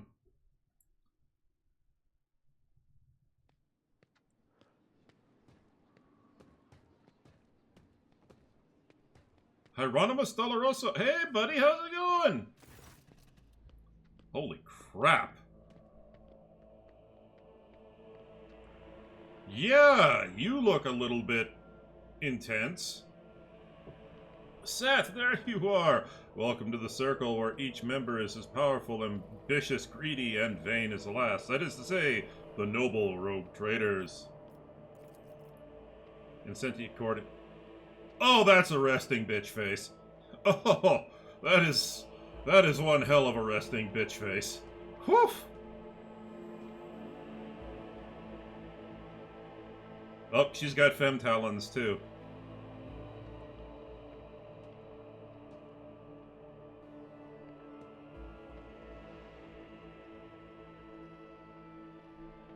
I do like her outfit though. Her outfit. Damn it, I can't get... Her outfit does look quite nice. That dark green really fit... Like, that dark green really works well. Her hairstyle, like, I appreciate the fact that she's a redhead. Redheads is redhead supremacy. I'm all for that. But unfortunately, that hairstyle is somewhat unfortunate, and, well, unfortunately that hairstyle is somewhat unfortunate. Yeah. Oh, she's doing the Churchill. She's doing the little Churchill thing where she sticks her hand inside her shirt, and but yeah, that that expression, good God, that expression is enough to scare a child. Well, that expression probably scares all the children. Incendia Corda is watching him with barely suppressed contempt. Yes, you have found yourself suitable company, Caligos. At very least, now you can enjoy idle diversions, boast about your power, and indulge in profane pastimes with one who is your equal, rather than a member of the lower classes. Observe the rogue traders. Caligos Winterscale is a broad-shouldered, athletic-looking man. He frequently flashes a bright smile, no less dazzling than the blade of his power axe. Every part of him, from the toes of his magnificent boots to the tip of his hair, radiates strength and the desire to live and win. His smile is crooked, as if ready to turn into a hostile snarl at any moment. Next to him is an unmoving bulk of a man, clad in armor. His low forehead and gloomy face bear signs of degradation, and his bloodshot eyes are expressionless like a pair of glass buttons. Incendia Corda radiates cosmic cold. Her skin is unnaturally white, and a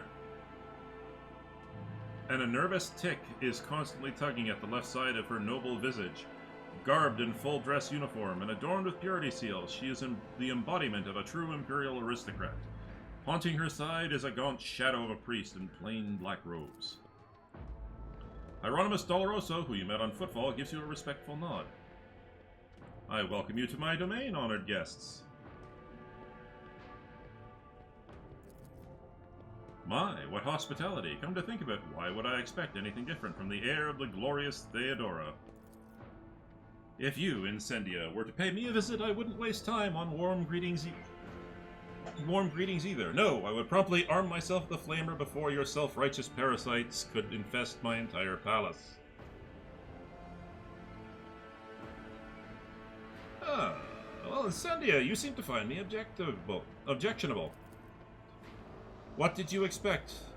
Did you expect any difference? I watched for years as outlaws thrived on Footfall, and then, at long last, I had a chance to put an end to it, to seize that thug Vladeum by the throat, to force Footfall to atone and put the fear of him back into the masses. But you interfered and destroyed my plan for the sake of banal profit. Yeah, but... meh. Theodora taught you only too well, it seems. She, too, was far less concerned with her duty to the Expanse than her own personal interests. But you can be sure I will not cease cleansing the furibunda system of the pirate scourge, and if your trade prospects are damaged in the process, you will only have yourself to blame. I can respect that. The priest holds up his hands in a placating gesture. None are without fault, noble Incendia. What point is there in targeting someone for their turpitude when true purity can never be found? You threatened to starve Footfall. I brought them salvation. So which one of us serves the Emperor and when of us... You know what? I ain't gonna... No. Nope. I am not... Also, I've never seen full Hieronymus. He looks like a decent dude.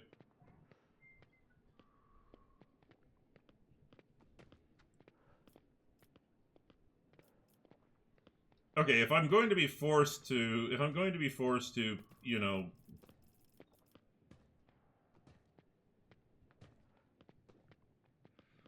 Oh, my apologies. I failed to perceive the essence of your saintly mission in base extortion.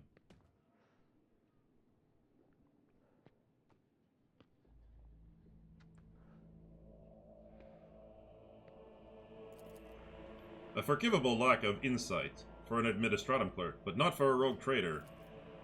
Caligos laughs unbiasedly. Conserve your poisoned arrows, Incendia. I can sense a hot temper in the new blood. He just might declare war on you, and I just might support him. He gives you a conspiratorial wink. Hieronymus! Your appearance here is unexpected. The esteemed Hieronymus is my confessor. I am greatly obliged to him for agreeing to accompany me on this journey. Oh, I didn't know that. Hieronymus bows respectfully. May the Emperor's light guide your way across the abyss of human wickedness. I take it you are not overly fond of Theodora? Incendia lowers her eyes and says without animosity, she was of the same breed as Asp. She stops short and then continues in a lowered voice. Conceited, insolent, unaware of the Emperor's stern gaze set upon her. I do not doubt her wisdom and courage, but Theodora did not have a shred of humility or fear of his wrath. You didn't quite catch the word... what word Incendia was about to say. Well, I fucked it up. Well, I, for one, like Theodora. The stories they told of her travels to nameless stars, and yes, there was no fear in her. Winterscale sighs pensively. His lively expression grows a little grayer. Well, I thank you for this visit, Incendia. It will not be a long one, I assure you. Caligos! Thank you for your visit. Caligos gives you a cheerful and somewhat feral smile. As a sign of your gratitude, you could return something of mine that has found its way into your pocket. Footfall Station, sound familiar? All I asked you to do was to help that crafty slug Vadeum deal with the threat of famine, not claim my property for yourself.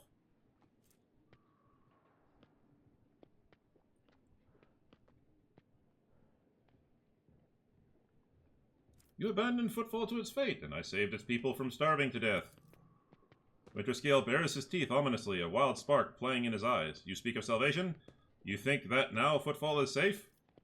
Caligos's face turns into a grimace of hatred, but then he catches Incendia looking at him and breaks into a slice. Wow. I ought to make your protectorate bleed as compensation, but you have spited both myself and Incendia, and it is high time our dear sister curbed her appetites. For this, I forgive you, but do not test my mercy again. It is not my strong suit. Thwarting Incendia Corda's ambitions deserves a worthy trophy. He snaps his fingers, and the armored brute hands you an exotically adorned rifle, clearly not of human making. It is a trophy from a good hunt. You and I should hunt together sometime, so that you can show yourself in action, new blood. Caligos exuberantly punches you in the shoulder.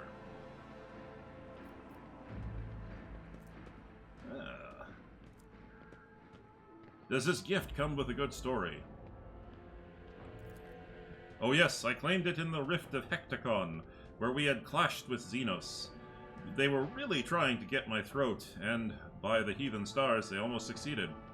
Caligos is speaking with such joy. It's as though he is recounting the best day of his life. Only 1 in 10 made it out of Hecticon, and now it's only me and Wharton here. We returned without any loot and virtually without a ship. All I got from that trip was a hold full of dead Xenos and this deadly beauty, which their leader used to put 2 holes in my hide.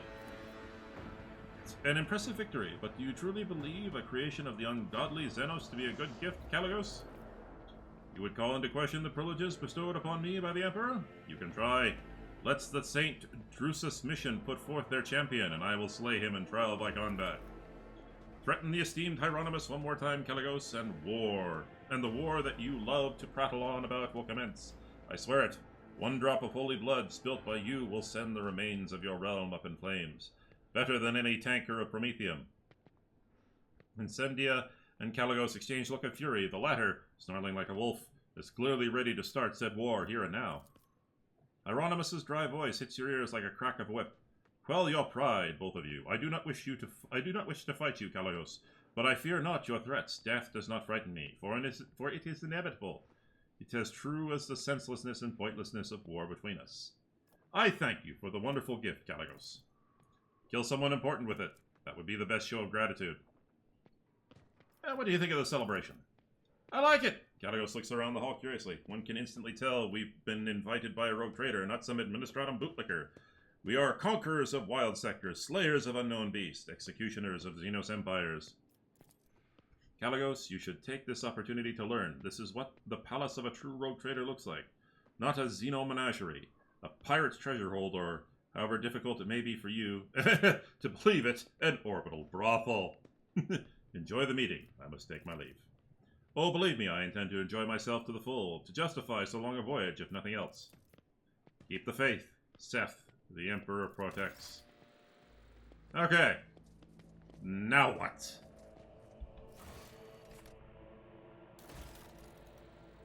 Well, that was unintentional, but since I'm here...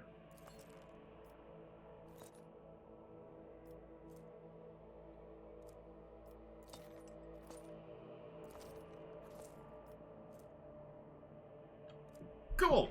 I have little starships. Ooh! Yes, let's upgrade my hull. I have the exact amount, yes. Level 9. Oh, wait, not yet. I have 0 scrap. That's okay.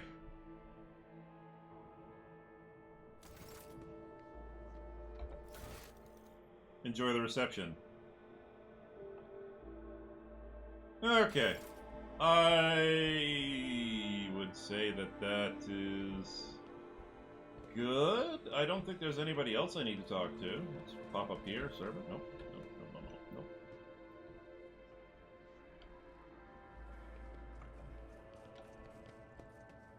Strange servitor. Ooh, Pascal.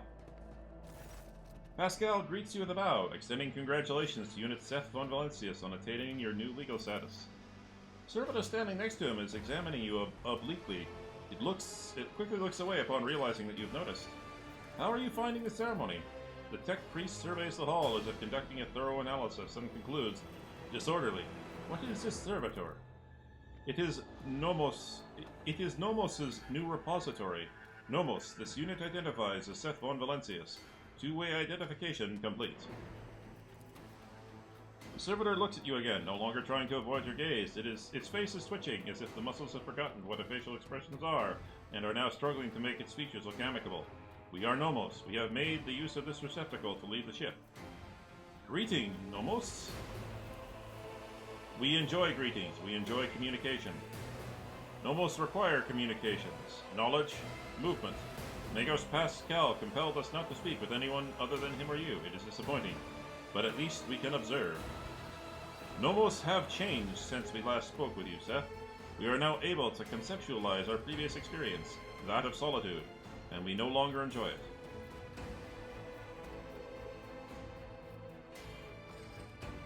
Pascal, I believe you intended to investigate what Nomos is. Every 15 watches I commune with Nomos' code and spend prescribed lengths of time in calculus meditation. However, the Omnissiah has yet to bless me with an answer. All I can say is that the capabilities of the entity Nomos are extraordinary. The ship's hallowed systems sing beneath its touch.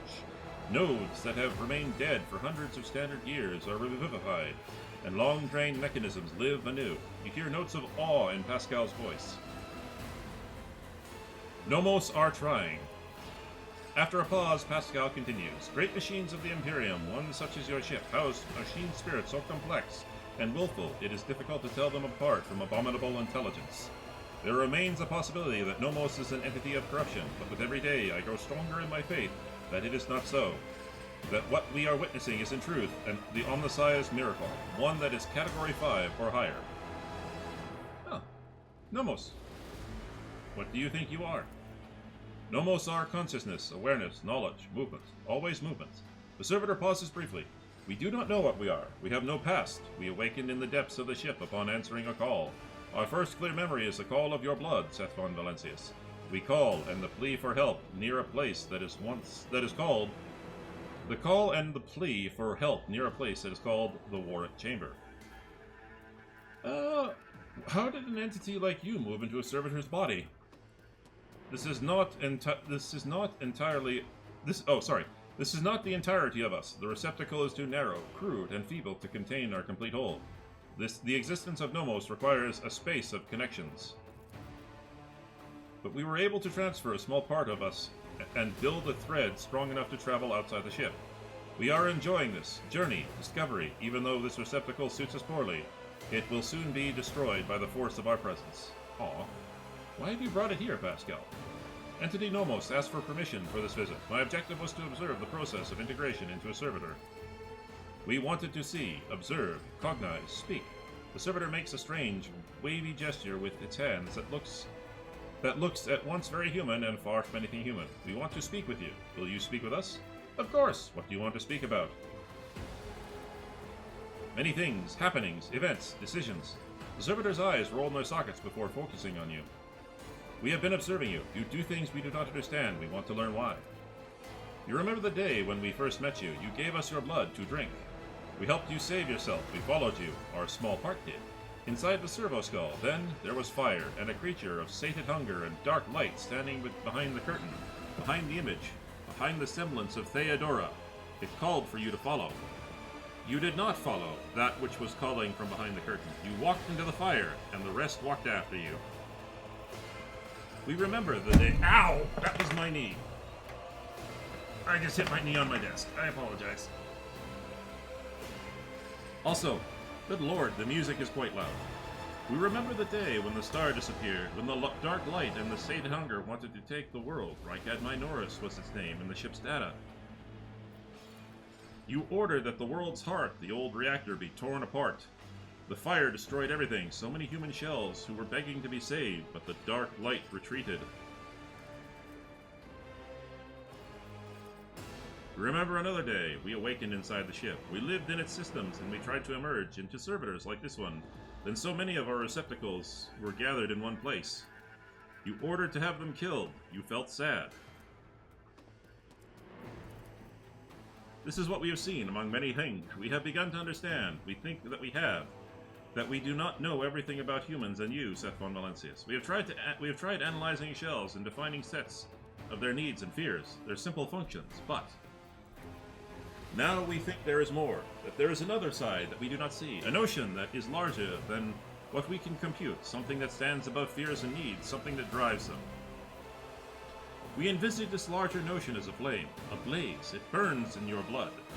You are holding a mote of this flame in your hand. No matter what decision you are faced with, You want it to burn brighter. Those who turn away from the flame must be destroyed. Those who follow it, who follow you, are the only ones who deserve to live. Do Nomos understand correctly?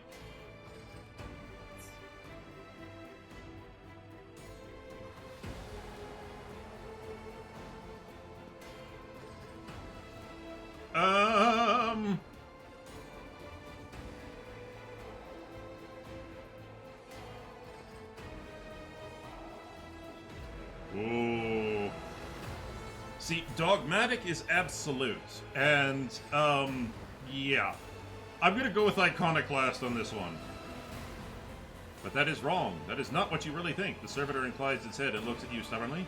We have been observing you. We have felt you, through your blood, your gaze, that all cannot be described. We are certain we have understood correctly.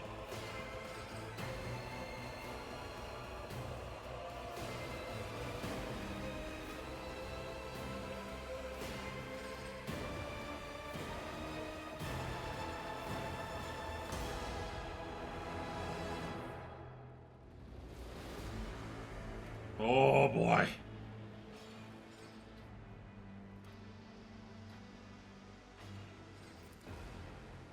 You bring dissonance, but we do not understand why. We will not speak anymore for now. We need to start over, reflect, understand. Oh boy, that's gonna come back to bite me in the ass.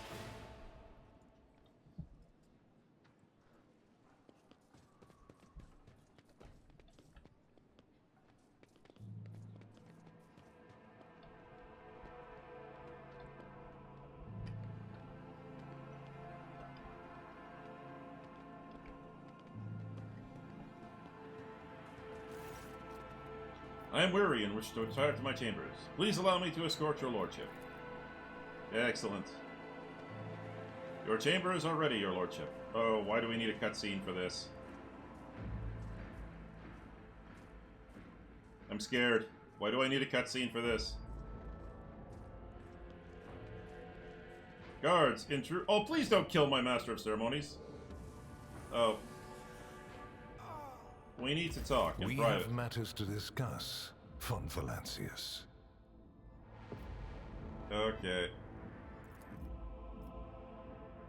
Woman behind Calcazar, clad in black armor, glares at you, her face set in predatory readiness for immediate violence. The hallmark of a professional bodyguard.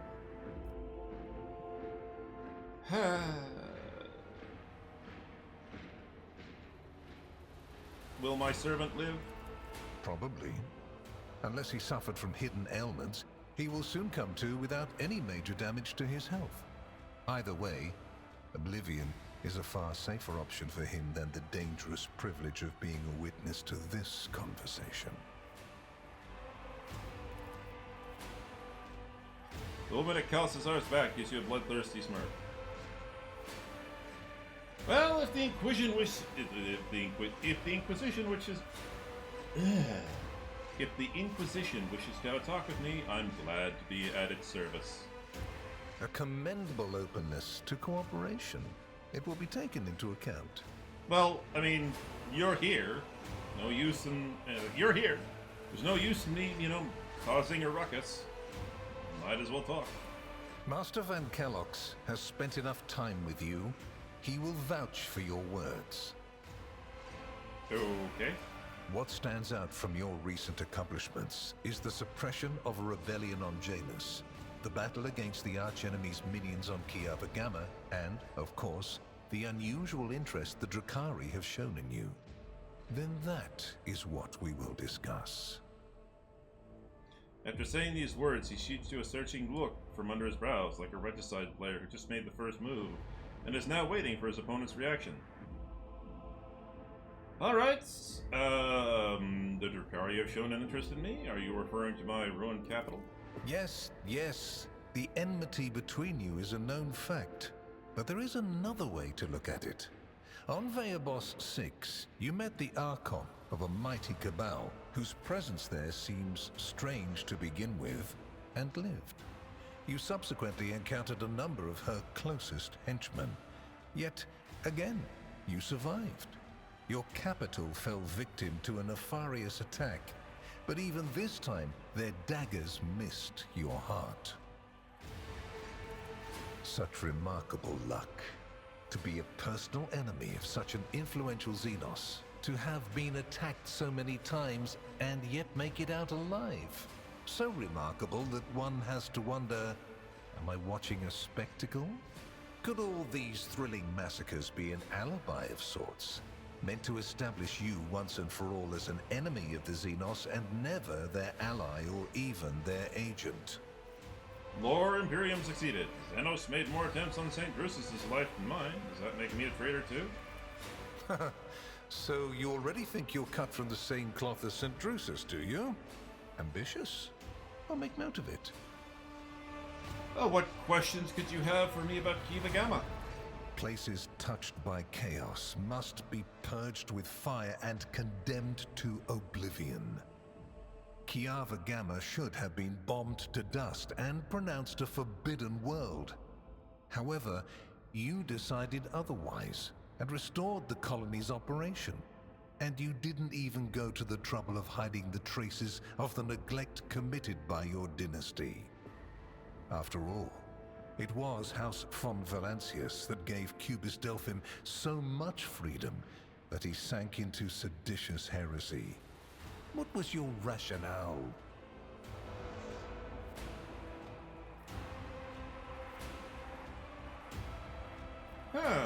I made every effort and saw to it that every seed of heresy was exterminated. The world of Kiva Gamma is tainted no more. I can vouch for that.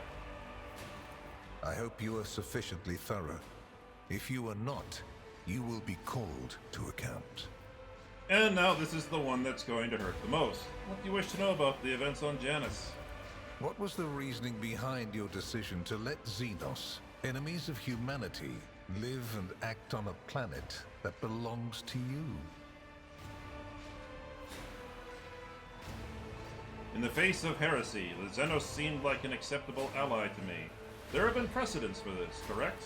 Your way of thinking is curious. Dangerous, but curious nonetheless.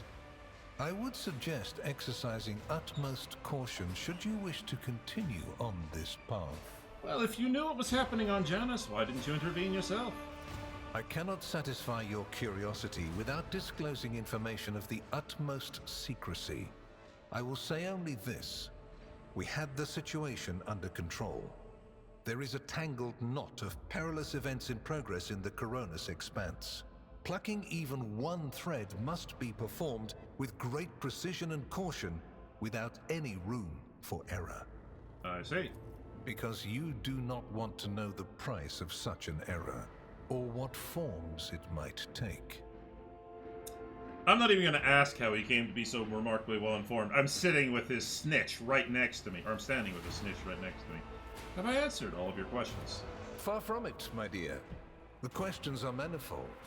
How did you manage to survive the battle that claimed the life of Theodora, who was so much more experienced and skilled than you? Is it a coincidence that you and you alone then made it out of the trap on Rykad Minoris? How much truth is there in the rumors being spread by the heretic Kunrad Voitvir about you? Was it virtuous of you to allow the warp-stricken Voidsmen to join your crew?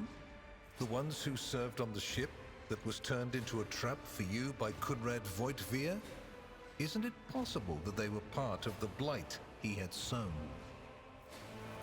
What manner of sacrifices did you offer to the Xeno anomaly that had taken on the form of a bottomless pit and revealed to you its blasphemous visions? Or did you think that was a secret as well? No. What manner of sacrifices did you offer to the... oh yes, the pit? The very existence of these questions would have made many of my colleagues doubt the quality of your character. But it won't in this case. Oh? The Inquisition, which I represent, is willing to show extraordinary faith in your person. I'm like how he For the didn't sake of question our about, invaluable partnership. Here, look. I'm going to ignore any minor liberties that you, esteemed rogue trader, may have afforded yourself or may again in the future. Okay. I hope you appreciate the generosity of this offer, as your predecessor once did. Theodora cooperated with you? And benefited greatly from it. The warrant's power is not without limit, and neither is the protection it provides. All those mysterious expeditions, dubious experiments, collections of xenotech oddities are dangerous pastimes. It takes more than the Emperor's permission to pursue them without consequences. One must also make sure I am not displeased by it. Okie dokie. Let me demonstrate how it works. In your retinue, there is a Psyker who is yet to receive Terra's sanction, which, as we both know, is a grave threat and a blasphemy to the laws of the Imperium. I am aware of this secret, but I'm not displeased in the slightest. And so she lives on. Your handy Psyker, Idira Tlass. I like her. Why such an interest in my person? You haven't been in a position of power for long, and so one can forgive you for not noticing the troubling changes. The cult of the Final Dawn is spreading in the Coronis Expanse. Not the first or the last heresy that has afflicted this sector, but one that is surprisingly resilient. Mysterious convoys are sliding by, bound for systems in the heathen stars. Just your humdrum pirate trade, wouldn't you say? Then why are the pirates themselves clueless? Okay, that's a good question. The Xenos, who have caused trouble in the sector before, have expanded their activities in the last few decades, and there is a logic and method to their previously chaotic raids. Even 2 packs of Space Wolves, blessed Space Marines summoned in my name, did not cool their interest in the Expanse. Alrighty then. A mighty explorative fleet, which has studied the Expanse for hundreds of years, has suddenly stopped responding to communication and sunk into a dispute over a tech heresy that was considered dead a couple of centuries ago. House Chorda has clamped down on insurgents, yet its acts of brutality breed troublemakers just as quickly as they're executed, and this bloody carousel has consumed the attention of the esteemed Incendiar. Koligos Winterscale has abruptly lost all interest in his domain, and his only apparent concern now is hunting even more dangerous xenobeasts. Okay, that's kind of odd.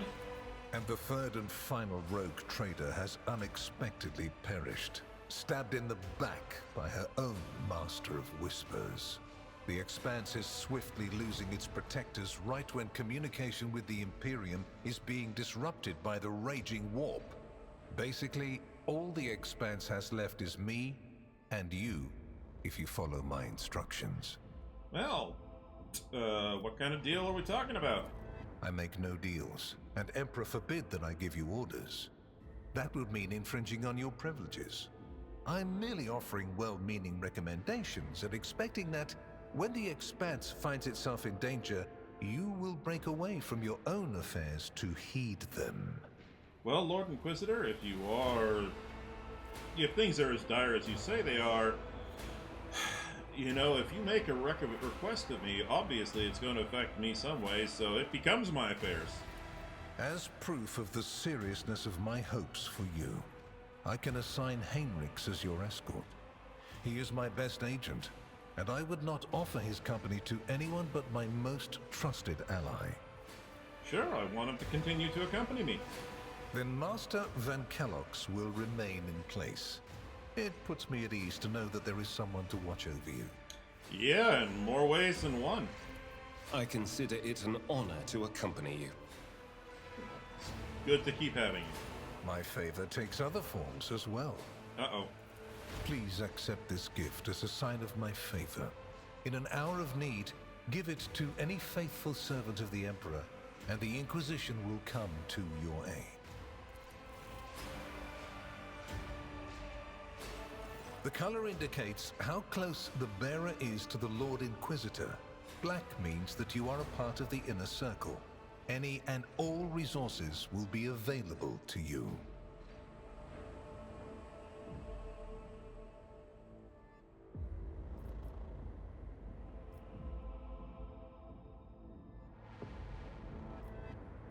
Bow your head respectfully. On behalf of my house, I, Seth von Valencius, hereby promise and guarantee to offer the Inquisition any assistance it may require. The Emperor protects. I am glad to hear it. Your oath has been heard and added to the record. Here is where we part. My shuttle is waiting. It is time for me to return to my watch, for you to sleep, and for your servant to wake up. Until next we meet. Well, you will obviously want to discuss what just happened, but not now, I presume. Right now, it will be better for you to rest and think on the Lord Inquisitor's words in private. I bid you good night, rogue trader.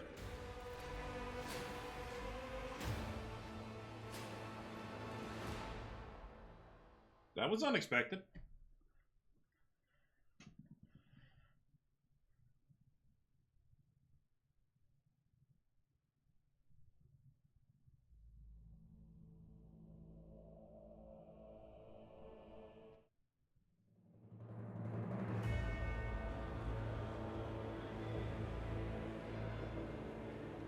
The rise of the rogue trader heir restored a tenuous equilibrium to the Fon Valancius Protectorate.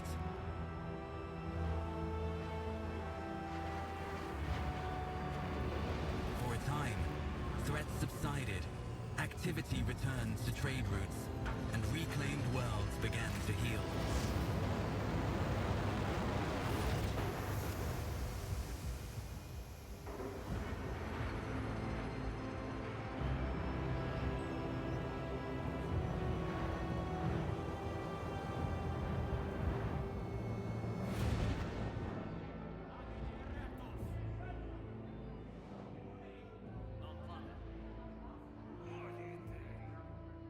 The new Lord Captain's subjects praised the God Emperor and their leader wholeheartedly. For none knew what fate might await them.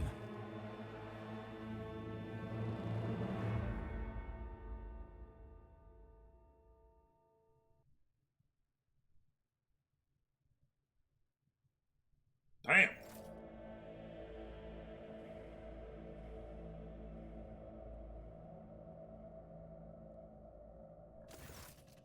You have spent the first few hours of your morning listening to the High Factorum's lengthy report on the latest trade exchanges, arrangements, disputes, and countless bureaucratic procedures. From outside the illuminated, tightly closed windows, you can hear muffled sounds of Dargonis and its everyday life. The life that has been passing you by lately, as you have been preoccupied with the affairs of your protectorate from dawn till dusk. Clementia barely contains a yawn. Once Janar Stanrock has finished, she pulls out her data slate. Thank you for your report, High Factorum. Your work is highly appreciated, both by everyone here and the Adeptus Administratum. Your Lordship, we are almost done. We need to go over the final item on today's agenda that I would like to report to you personally. Truly, the God Emperor has blessed me with diligent subjects. Speak. Allow me to pass on gifts from your loyal subjects, the high nobility of Dargonis. It goes without saying that every living soul in your protectorate is blessed to serve. Your lordship faithfully and wholeheartedly. Oh, sorry. It goes without saying that every living soul in your protectorate is blessed to serve your lordship faithfully and wholeheartedly. However, this humble gesture is meant as a token of deepest appreciation of your magnanimity towards their esteemed families. Woo! Trophies! House Gaprak has sent shuttles carrying sacred technology and manufactured parts that can be used to replace old joints and connections within mechanisms. The machine spirits of these devices have been pacified. They are slumbering peacefully and await your decision on how to employ their capabilities. Lord Captain, news of a particular point has come from the House's intelligence network. Lord Inquisitor Calcazar is rumored to be planning a visit to Footfall. A number of Imperial Navy ships were commandeered by Lord Calcazar, and they are also being scrambled to Footfall. Furthermore, we have received reports claiming that secret messages were delivered to the capital worlds of Houses Corda and Winterscale. It is possible that the Lord Inquisitor's call to arms may smother the conflict that is brewing between the two dynasties. We are seeing an increasing number of skirmishes between their ships in neutral systems. I do not doubt that her ladyship, Lord Corda, will attempt to sway the Lord Inquisitor to her side, especially since his lordship Winterscale's luck seems to be running out. Riots have broken out on several of his worlds, and yet he has shown no intention of quelling them. Instead, the rogue trader inflicted brutal punishment upon one of his oldest colonies, Vesuvia Secundus, based on allegations of sedentary sentiment. Oddly enough, our agents were unable to find any proof of sedition among the populace there. As soon as we have any updates, you will be the first to know, your lordship. Clementia glances down at a data slate. Lastly, your pet Xenos, Irlet, I believe, is seeking a meeting with you. She has the audacity to defile the rogue trader's palace with her profane presence, and refuses to leave until she has spoken with you. I would never presume to be able to read the emotions of Xenos, but the Eldari appeared perturbed. I believe she mentioned a void ship of some sort. It may be best if she told you everything just directly. And with that, please allow me and Master Downrock to take our leave. The Chancellor and High Factorum offer you their bows. Perhaps that last request will serve as a welcome distraction. Indeed, your lordship's stay on Darkonis has been rather long. However, your protectorate is now enjoying a period of relative stability that, for the time being, no longer demands your lordship's personal involvement in its affairs. Glory to the rogue trader.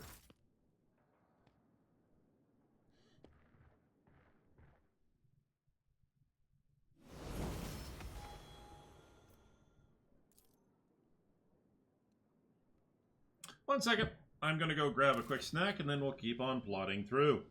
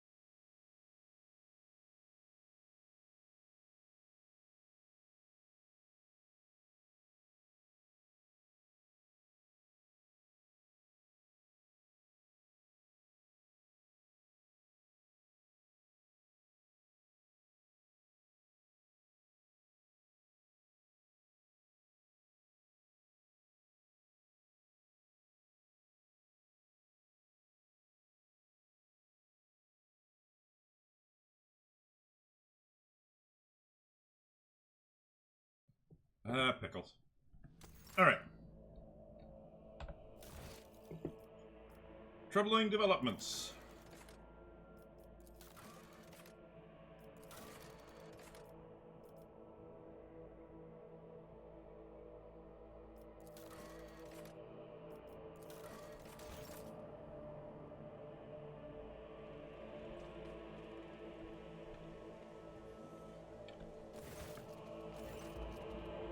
Glantok, at last you have left your ornate cage. Irlet casts a look over the stone palace walls. For many a turn I have sought to meet you, and yet your servants, the one who is like a silver... For many a turn I have sought to meet you, and yet your servant, the one who is like the silver-haired Abelard, but twice as young, has no favor for the requests of a child of Astiran. Take me to a place where the hearing of others will not steal the words intended for you. Okay. While you were mending the wounds of this world left by the Twisted One's attack, I was able to discover, no, not Krudok's fate, merely traces of it. As Muran found sanctuary under the boughs of the Lilithon's forests, so did my kin find refuge in a system known as Atlas Reach. We must make a journey there with haste, before new dangers destroy the witnesses who can show me a way to the lost Krudark, whose fate remains shrouded by the stars. Here let focus their piercing gaze on you. Their knowledge is the sole thread that may lead me to the truth, Elantak. I ask that your metal-winged ship take me along that thread, before it tears under the strain of time and circumstances. Oh, well. Give me the coordinates, and I shall take you wherever you wish to go. You will? The ice in Irlet's eyes melts away from one. Thank you, Elantak. If this path indeed takes me to the truth, I will be indebted to you. A rare happening between our kinds.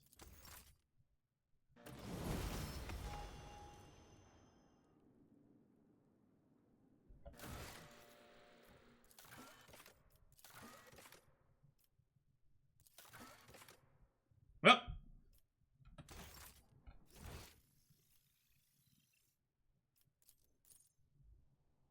Let's go.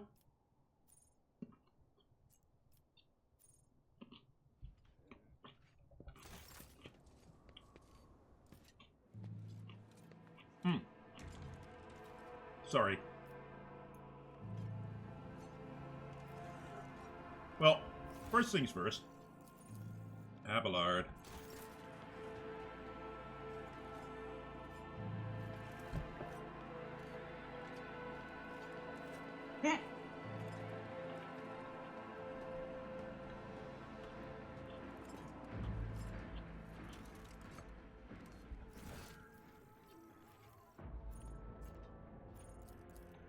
Let's check in with Clementia.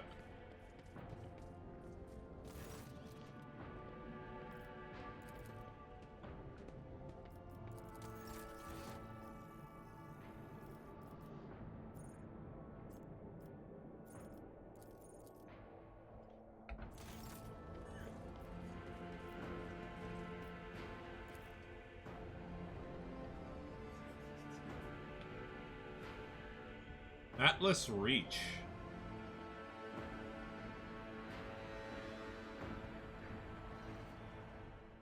Alright, let's boogie.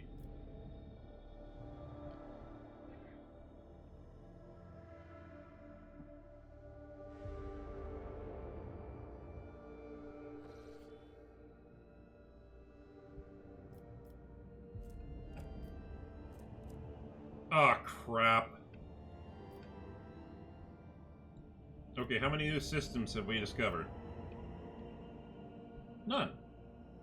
Okay, excellent.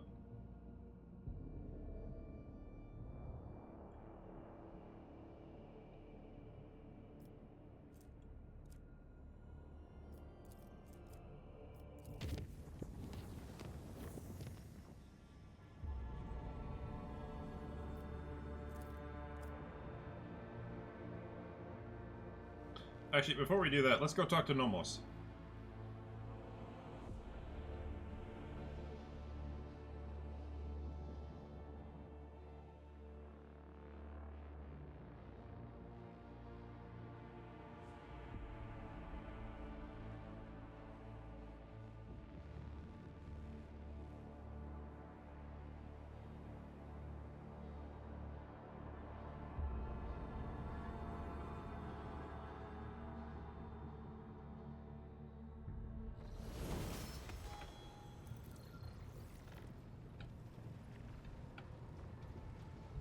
Actually, we're now in chapter 3. Let's go check in with everybody. Greetings. Never mind. Apparently nobody... Well, let's check in with Cassia. Words cannot describe how boring the bridge is without our stimulating conversations. I have enjoyed your company. Thank you for... Okay. Nomos. You were in a servitor's body at my Magna Assessio. Nomos, so how is it you are once again in a cogitator? Nomos are not in a cogitator, we're in a servitor. We cannot say where we are, but our existence is tied to the existence of the ship for now. The servitor and the cogitator are only external interfaces, shells, like humans and their bodies. Ah. So you really are the spirit of the ship. We do not know what we are, but the ship is not us. The ship is our cradle. We may rise from it one day. We would like that. Okay, enough about that for now. Incident N87204 was a ship-wide system failure of some kind, and it and Epitaph have something to do with the ship flying better. The incident marked the beginning of us. The ship became better because of us, too. These are all linked in the same chain, but we cannot piece them together yet. We'll keep Nomos updated.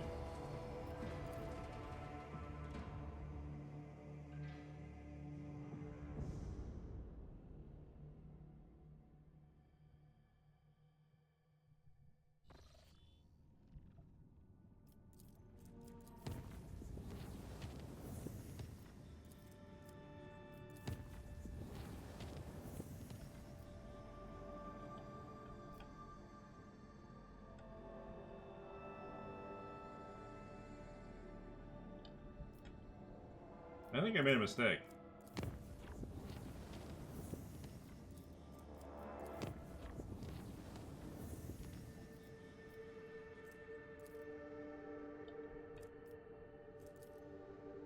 Ah, my bad.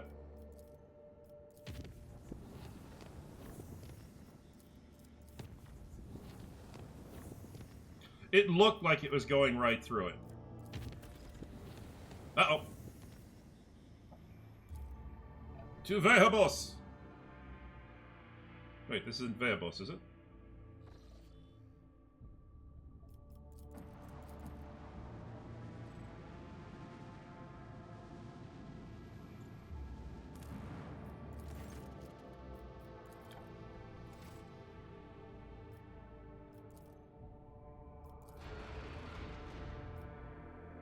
I don't know where I got 7 units of scrap from, but whatever.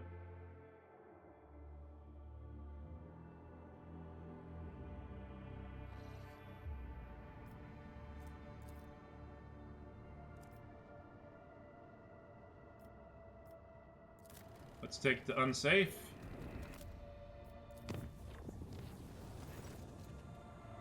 Okay. By the God Emperor's grace, no perils of the war prevented the event. Okay.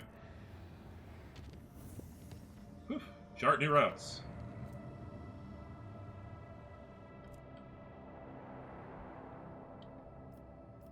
Visits. I only have to go through there one more time, I hope. So I'm not going to bother spending to reduce the danger. Lord Captain, according to our telemetry, we have arrived at the coordinates you specified. The augurs do not register any activity on the surface of the local planets, biological or otherwise, but maybe the Xenos are using some arcane technology to conceal their presence. Despite this, the augur crews managed to locate a faint signal at the system's edge. According to their data, it's coming from an unidentified vessel drifting in the orbit of a local gas giant. My kin could have been faced with a new threat, scavengers like pirates or something worse, if they were taken prisoner. Earluck's voice is trembling with something that could be either anger or fear. I'm begging you, Alanta, let us go to that shuttle. I can feel the thread of fate has frayed and is about to snap. I cannot miss what may be the only chance to solve the mystery behind the disappearance of my home.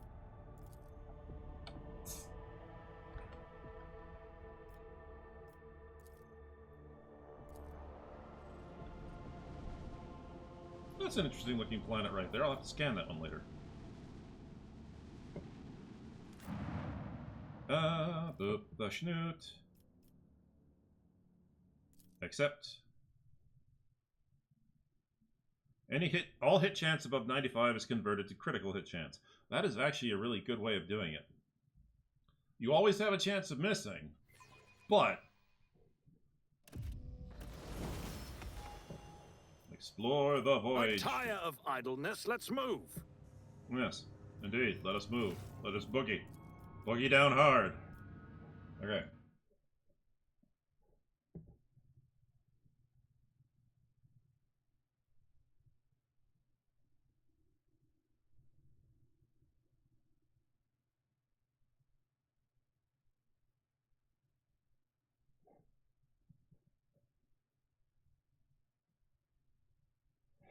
Unyielding Guard 3.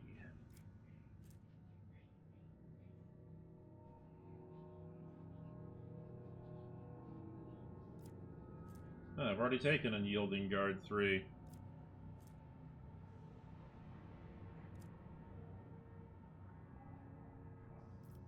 Yeah. Unyielding Guard 4. Works for me. Argenta.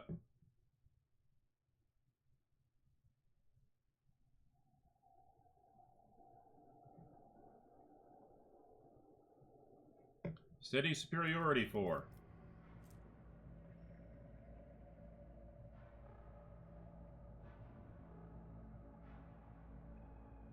She can use both?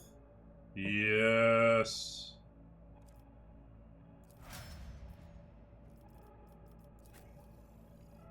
Strategist Cassia.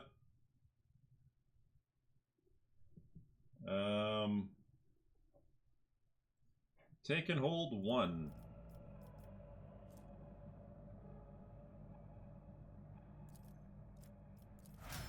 That's just a bonus.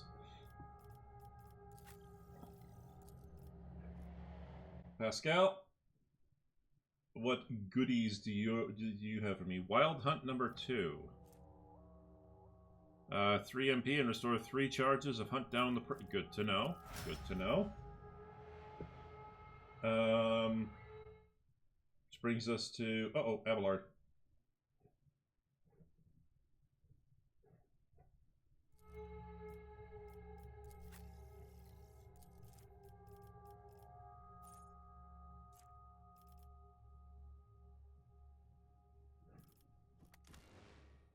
Well, I started this mission, so I'll keep Abelard. I just don't have Cabela near me. Instead, I have a gigantic. I have Abelard, who's terrifying in and of his own right. So Abelard, good old Abby Abelard. Vanguard leveling guide. So that's Unyielding Guard 3. This is Ready to Serve, Taunting Opportunity. Next, Ready to Serve. Ready to Serve is Imperial World. I knew it. Okay. And Guard 4. Excellent. Complete. And then it brings us to Erlet.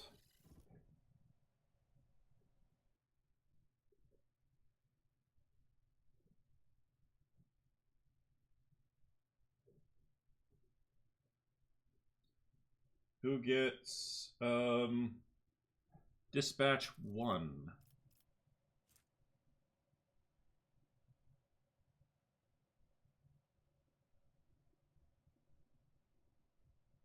Yeah, that's a bossing hit.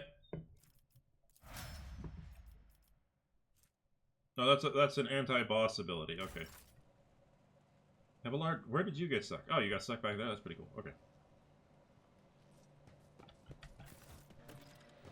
Explore the void ship.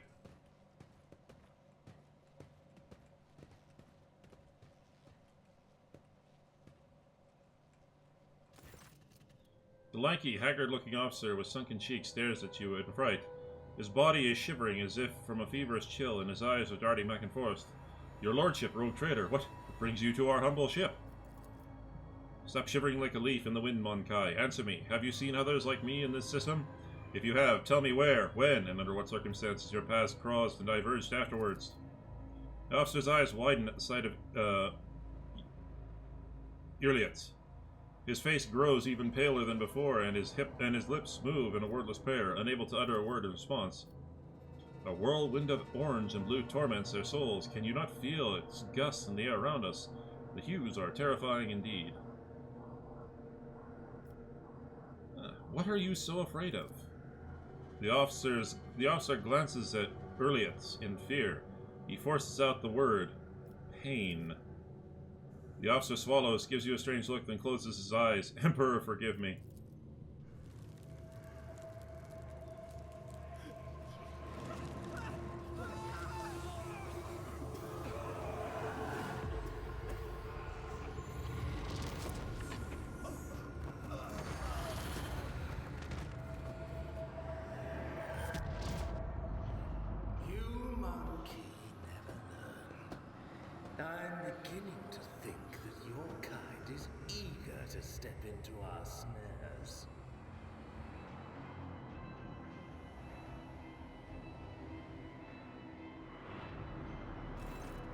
You gasp, sucking in the poisoned air, each breath scorching your insides with liquid fire from throat to lungs. Each cell in your body is engulfed in maddening pain, as if you are being doused in molten metal, skinned alive, and subjected to yet another form of torture.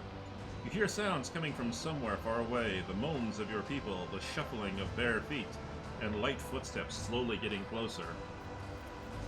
Rogue Trader, a long-awaited meeting indeed. You can barely see anything through the haze of agony, but you still remember the voice well, the voice of the Xenos who devastated your capital world. Mazarzai.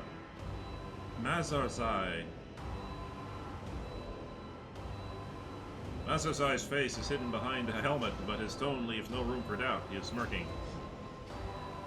Erliet, who is writhing in pain next to you, is barely able to breathe out. No! What have you done? Are you dissatisfied, my kin? I promised that you would have your precious craft world survivors, and so you will. I will take you to them. I might even be there to witness your jubilant reunion. Servo drives whine under the tech priest's scarlet robe and dogged but fruitless attempt to lift his body. The inferior flesh has betrayed me. You must have punished it poorly, Iron Monkai. No matter. As the captive, you will learn how to apply the art of torture to make it fear the very thought of betrayal. Marazai takes a close look at your companion, squirming in agony, then gestures nonchalantly to someone you cannot see.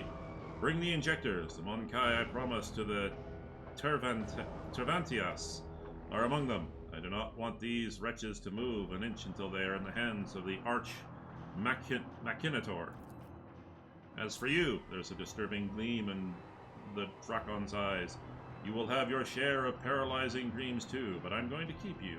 You are far too precious to be surrendered to a man-mad playing with fire.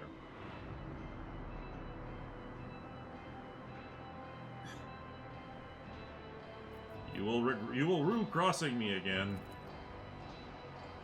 Marazai clicks his tongue and shakes his head. You disappoint me, Monkai. I have heard the pleas of millions and the curses of billions. You can do better. His last words fill your head like a deafening echo of a ship's siren. The gas creeps deeper into your lungs, eating away at them hungrily. As the agony spreads down your every limb, you are suffocating. Are you enjoying the sensation? I had this poison made for you. Who could have thought that the Monkai would one day earn such an honor? A special gift from a Drakon. But you're suffering. The Xenos leans closer to you. I knew the taste would be exquisite. Were I to add a touch of the Drukari's talent for extracting anguish. Okay. However, there'll be time for that later. No matter how I wish to play with you all one after another, I need you for a purpose, Rogue Trader. Komarog awaits you, all of you. Mandrakes, take them. Leave none behind.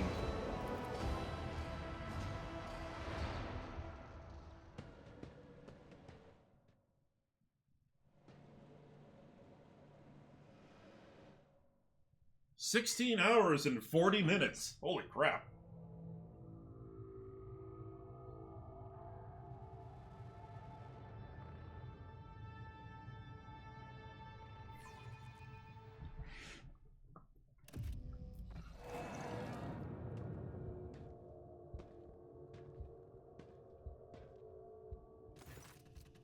Your consciousness emerges from an ocean of darkness and nightmares, as if someone's powerful hand reached into the depths and brought you into the light. In the dark room, long and angular shadows move around and exchange remarks. One of the shadows approaches you, ripping apart the veil of pain and revealing features that look familiar to you. I find it very telling that he has a skull around his junk. I'm a little worried about that. You're awake, Monkai. Marzahai's voice is sickeningly sweet. He is looking at you with idle interest, rolling a soft and milky-colored object from one hand to the other. Our Toxin Master spared no effort to drag you out of the induced dream. I must commend the Nightmare Weavers. The emanations of fear you exuded in your delirium are worthy of the highest praise. However, it is time to finish what you were brought here for. It is time to work for the good of the Cabal, Rogue Trader. Where are the others? What have you done to them? I do not know, Rogue Trader. Perhaps they are exuding suffering in one of the choirs of pain and torment. Perhaps they are rotting in one of the vats on the tiers below. I care very little for their fate. As for you, little friend from the craft world... Oh, wait. What?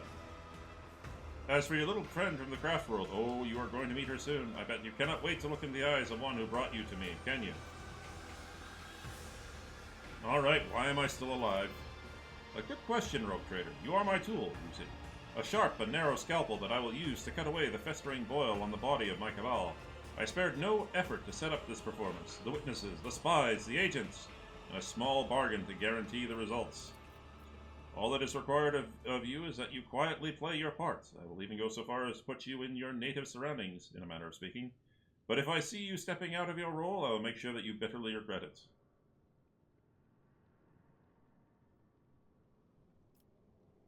I might be able to play my role better if I actually knew what it was. Marzahai is silent for a few moments, playing with the mysterious object in his hand. You, Monkai, hate creatures alien to your kind, and this hatred is fueled by a primal fear and awareness of your insignificance. To us, you are cattle that exists to be butchered and to entertain us.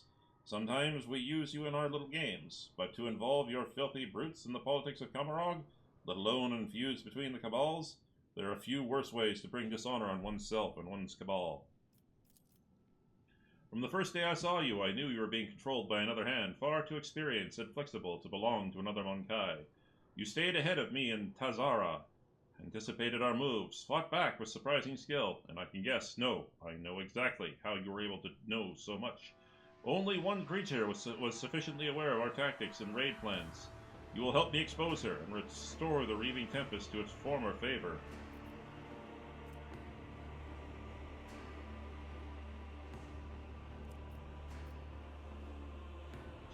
Burn in the Emperor's scorching light, you filthy Xenos. Marzahai clicks his tongue and gently caresses the object in his hand with the claws of his glove, making it emit a little squeal. It looks like you have acquired a taste for pain, Monkai. Have it your way. Then resist the inevitable and know a new facet of suffering. The Drukhari gestures to one of the shadows near you, and your head is forced backwards. Marzahai brings the hand holding a strange object closer. You manage to make out a translucent glossy skin, bluish pulsating organs beneath, and a little head with serrated jaws before the Drukhari pushes the larva in your face.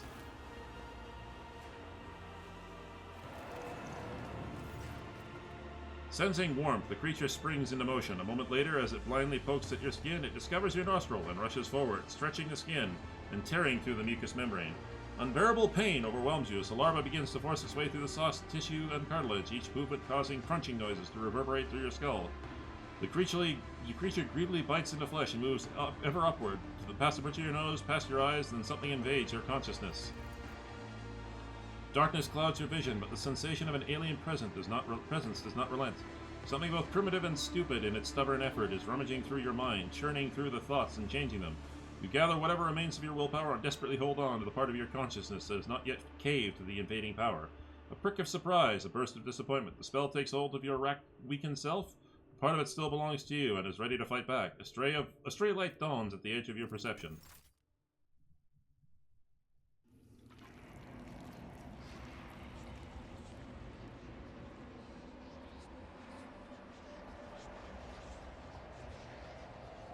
You have disappointed us, Rogue Trader von Valancius.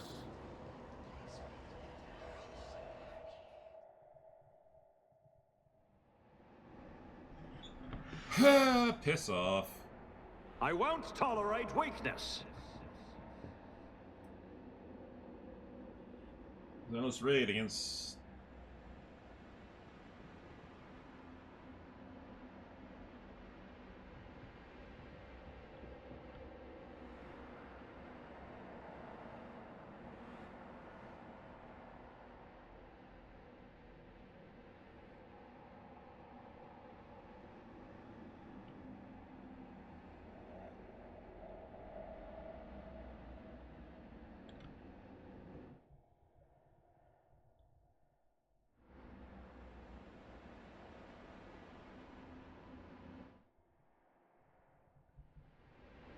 Why is there a shard of Krudark in your chambers?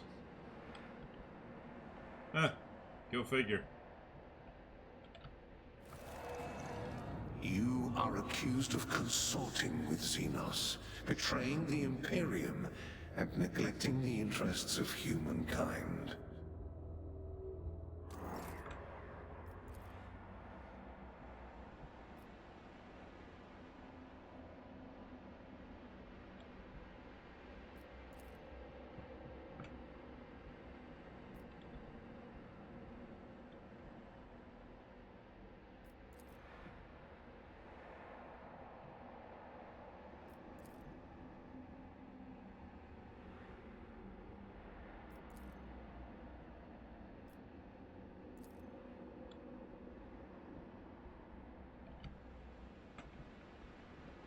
Follow my lead.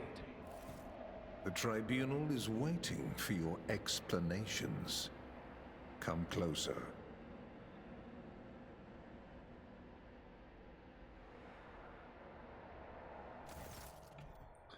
And here comes our principal witness, the rogue trader himself. Heinrich gives you a cold look. If the presented evidence was not enough to convict you, his testimony will conclude this confusing case, full of oath-breaking lies and heresy.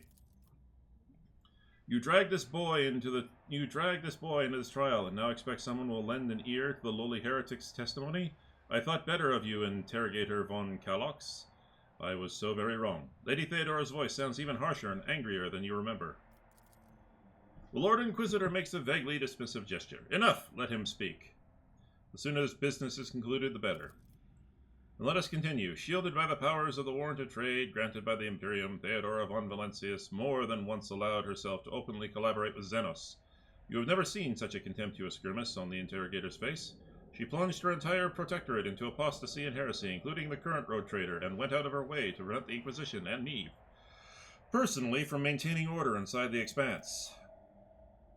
Does the rogue trader admit to fraternizing with Xenos, serving them as a puppet, and rejecting the God Emperor's blessed light for the sake of his heretical desires and base profit? You serve the Xenos. The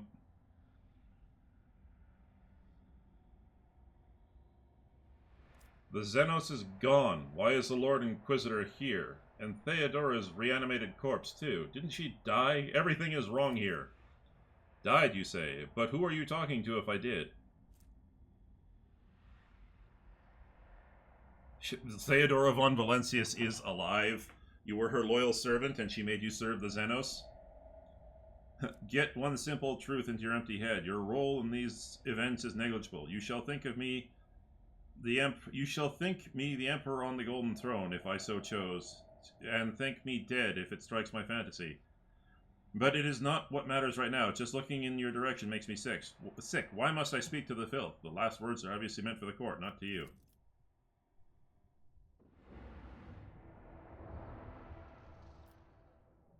Heinrich bends over with you with a crooked smile. Rogue trader, are you all right, or was your heretical association with the Xenos so disruptive that you lost your mind? The mocking words do little to hide his irritation.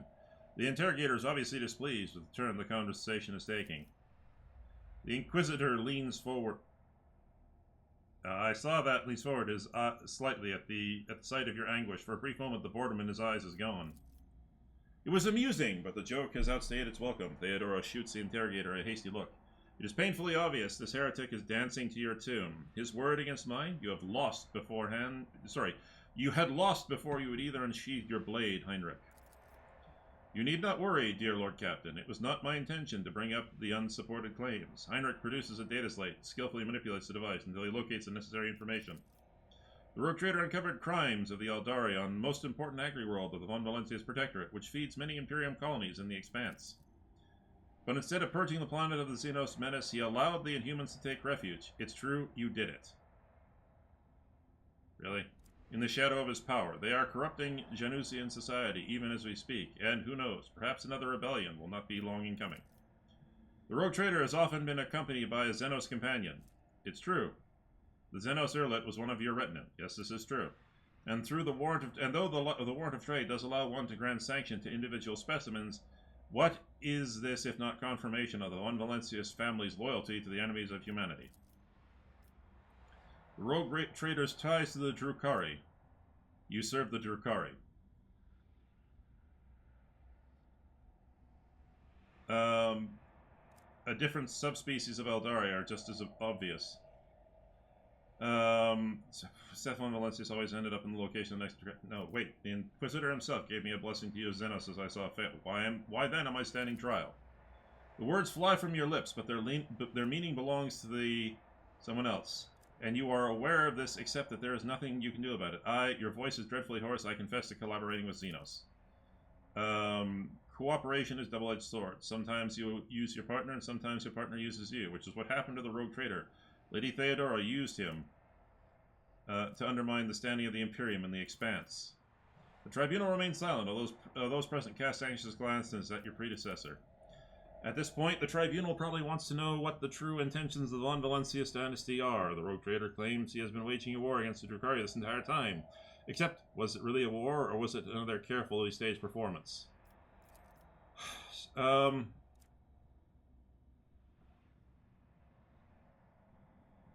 Allow me to explain what actually happened. Seth von Valencius personally invited the Drukhari to his world and used their strength and resources to sow chaos in the Expanse to gain leverage over his rivals.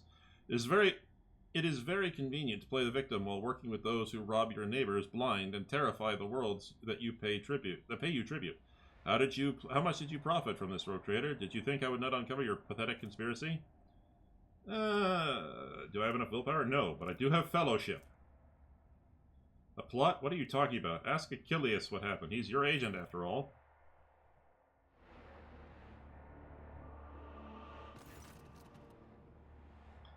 Dangerous sparks flare in Heinrich's eyes. Achilles has not contacted me for a long time. He vanished on your world, rogue trader. Have you killed my agent on yet another one of your whims? But is it your other transgressions that... Sorry. But it is your other transgressions we are addressing at the present. I like how my bridge is slowly getting cleaned up. Seth von Valencia, speak truthfully before the court. Before Lord Inquisitor and before the God Emperor himself. Do you admit to conspiring with Lady Theodora? Is it true? No. 45%? Yes! Rogue traitor, Heinrich addresses you through clenched teeth. You are destroying your only chance to make yourself useful to the Inquisition and to me personally. Do not tempt fate and do not resist the examination. Are you really saying your war with the Drukhari was not a hoax? Then how did you and your foolish subjects know the coordinates of the enemy ships every time? How did you know their targets? Do you think your expert on all things Xenos was shrewd enough to divine the carefully devised plan of the Cabal's finest? No, only other Drukhari could do that, and even then, only a few. This means you were in collusion with them. Bull-headed stubbornness does not befit a man of your pedigree, rogue trader, but since you have decided to deny everything, I will summon another witness. I'm sure everyone will find it interesting to explore this sordid story from another angle. Oh. Earlet silently takes a graceful steps forward. If the court so desires, my speech will run like a river and wash away your doubts. I found a shard of my home in the rogue trader's chambers. An entire craft world vanished among the stars, the only clue to its fate resting in the hands of this Monkai. That was when I began to suspect that he had something to do with this misfortune that had befallen my Krudak. Do not be deceived by his breed. There is a cunning predator lurking behind the fluttering of fragile butterfly wings.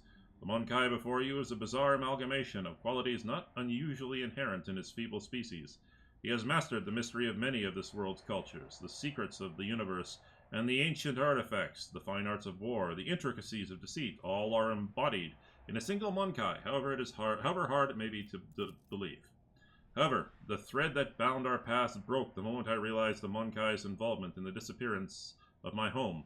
To flee the rogue trader, I tracked down and eliminated his chief tracker who had pursued our kin in this part of the galaxy for many years, and thus earned clemency before this court. So Achilles did not simply vanish, you helped him disappear. Heinrich nods curtly. I say he had only himself to blame. An agent who cannot recognize an impending threat is useless.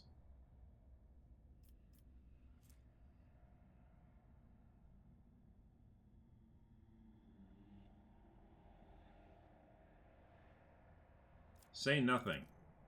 Heinrich nods with satisfaction, noticing your reaction, or rather lack of it.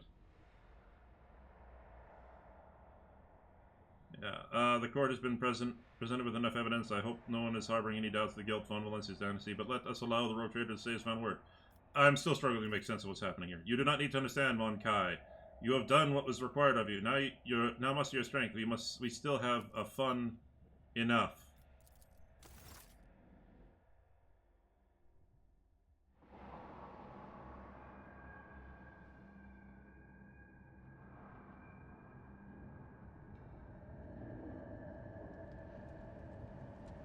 Holy crap.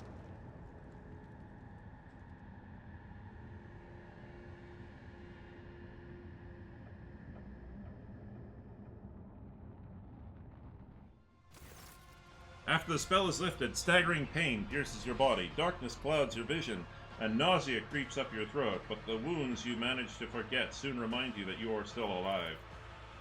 Archon Nazrakiel. The weakness of your subject is an insult to the Council of Archons and the Supreme Overlord of Camarog himself, Ymeris. The commanding inhuman voice tears you from the vice of agony, and you see an unknown Drukhari in the center of the chamber whose presence alone causes your insides to clench. Instead of fighting and ripping what they are owed from Destiny's hands by force, they dared to crawl into the Dark Palace, begging for favors.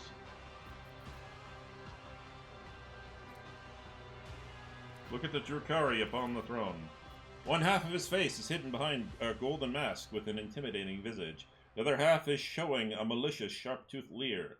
The Xenos' elaborate armor is decorated with skulls and patches of human skin impaled on countless blades and hooks. He carries himself with authority and ease, as though he is a ruler who holds the threads of fate of all those present and tightly in his grasp. Look at the female Drukhari. Apparently I succeeded. I had less than a 20% chance to nail that. Okay.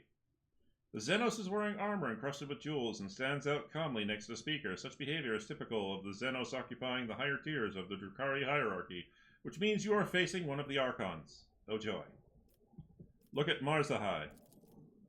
The smug grin has fled Marzahai's face. He clutches the hilt of his blade and casts a vicious look at the female Drukhari in the sumptuous armor. Look at Irlet. Where is she?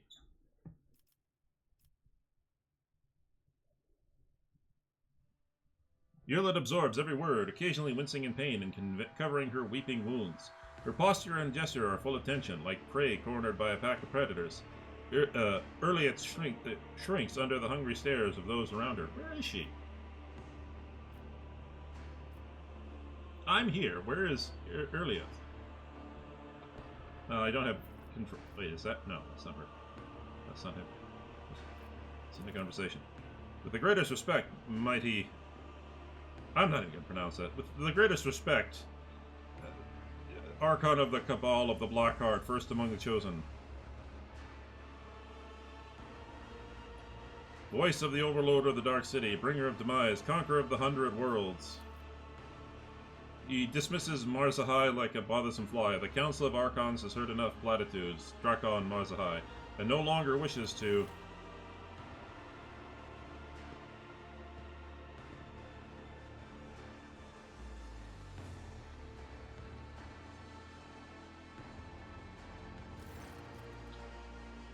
Is that a... That's a solitaire. I think. Or is that... No, is that a Harlequin? Wait, no, how does it go? Harlequins are... Yeah, it's solitaires that are high... Like, are the elite Harlequins, I think. Oh, vitriol verbose, the cut of and thrust. Keep time of with... Wait. Of vitriol verbose, the cut and thrust, keep time with fate's own machinations grave, but whose deft footwork leads to naught but dust. While from its brutal finish none can save, this play the puppet master granted me, through murky stalls, a path obligingly.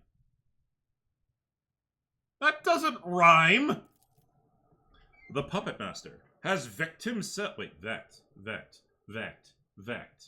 Wait, isn't Vect the ruler of Camarog? Can't remember. The puppet master. Has Vect himself invited you to this chamber? The Archon chokes on his own words, but quickly regains his composure. No matter, you may be our guest. Arbenian. Why? Why, Games Workshop? Why? Actually, no, I'm gonna blame Owlcat this time. Owlcat, why? Why this one name? Why this one right here? I demand you answer. You may be our guest, Arbenian, but you are merely a spectator in this performance, and spectators do not belong on the stage, as you undoubtedly know. Do not interfere. The stranger presses a delicate finger to the lips of his sorrowful mask and says, with a twinkle in his eye, "A shadow in the shadows will be I." Oh my god, the narrator and the the Harlequin are now rhyming. Look at the Eldari who is... Wait, what? Well, I have an 80%. The smooth, subtle movements of the Xenos are unlike the rough the smooth, subtle movements of the Xenos are unlike the rough lunges of the Drukhari, or the cautious gestures of the children of Asteron. But your aching head and lingering fugue prevent you from focusing your eyes on the daring soul who interrupts the Archon. The Xenos catches your eye and nods. For a moment, the play of shadows on the mask appears to twist its expression into a mischievous grin. Alright, recall what I know about Vect. Judging by the Archon's reaction, this is a prominent figure in the Drukhari hierarchy, but memory fails you. You are not familiar with the Xenos by that name. I'm gonna just listen. The Archon addresses the female Drukhari standing beside him, his eyes alight with mockery. Not directed at her, however, for he is still looking at Marzahai. How does the Archon intend to pay for her Cabal's blatant disrespect? I am waiting for your reply. And my patience is growing thinner with each breath you take. Marzahai's eyes widen, filled with astonishment and disbelief. He seems to have been certain of the outcome and did not expect what he is hearing now. His lips twist into an enraged snarl, hatred directed at the Xenos on the throne, and yet it finds no outlet under the gazes of the dozen Drukhari in the chamber. I humbly bow before the Council of Archons and apologize for this outburst on behalf of the Cabal. Allow me to prove my respect to you with a humble gift. She points at you with a clawed finger and flashes a satisfied grin.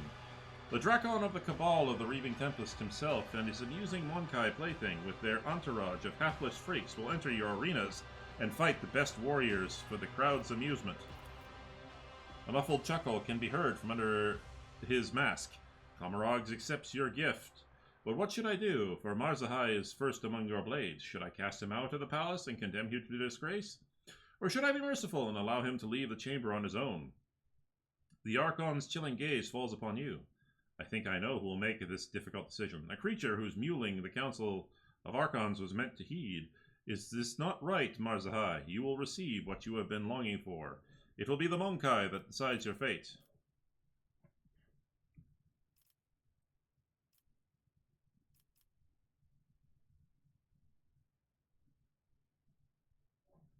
Marzahai's face contorts in despair. His gaze shifts from the Archon to you, then to her and back, but he does not dare utter an objection. He was a worthy opponent. Let him go to the arena himself. Silence, Monkai. You can choke on your pity. I have no need of it. The Monkai has chosen your fate, Marzahai. Let it be a lesson to you. Lay down your weapon, follow the guards, and may the pity of a lesser being serve as the mark of disgrace for far worse than the wrath of the Archons. Go. Let us return to you. The laughter of the masked Xenos interrupts the Archon, and I knew that was what was going to happen. I deliberately chose that one because I knew for a fact it would bring greater shame to him. The laughter of the masked Xenos interrupts the Archon and echoes under the vaults of the chamber in a resounding baritone.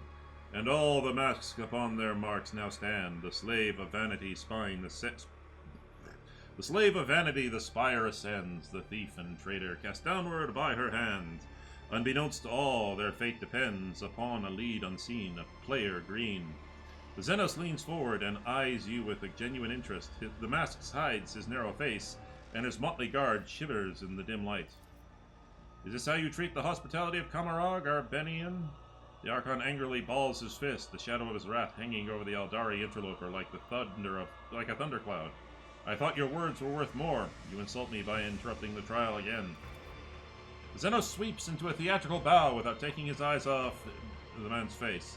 You, Archon, speak just rebuke. In truth, fate's melodies and snarls fantastic have entrapped me here, and when I hear them play, I could not keep my lips from grinning wide. Here comes the hour for the shadows to retreat, to where the curtain waits to rise. The laugh, with no beginning, now sends forth the call. Why? Why? Why was I screwed around like this?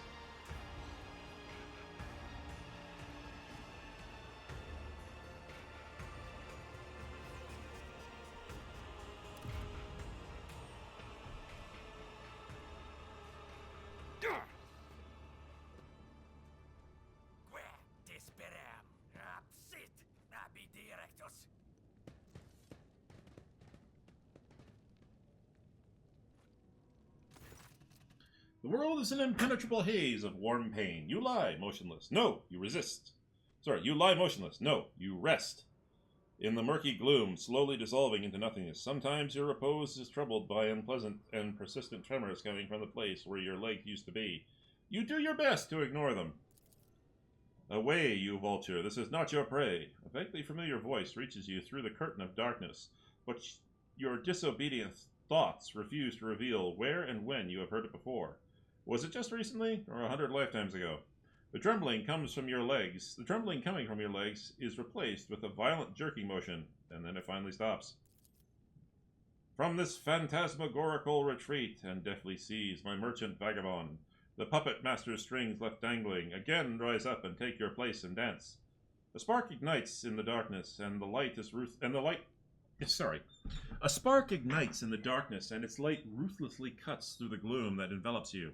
An ugly image of reality around you assaults your retina. You can feel your body again and realize it is filled with pain.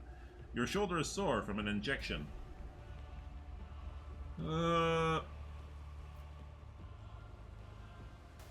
Until I get a cup of recap, my vital status is yet to be determined.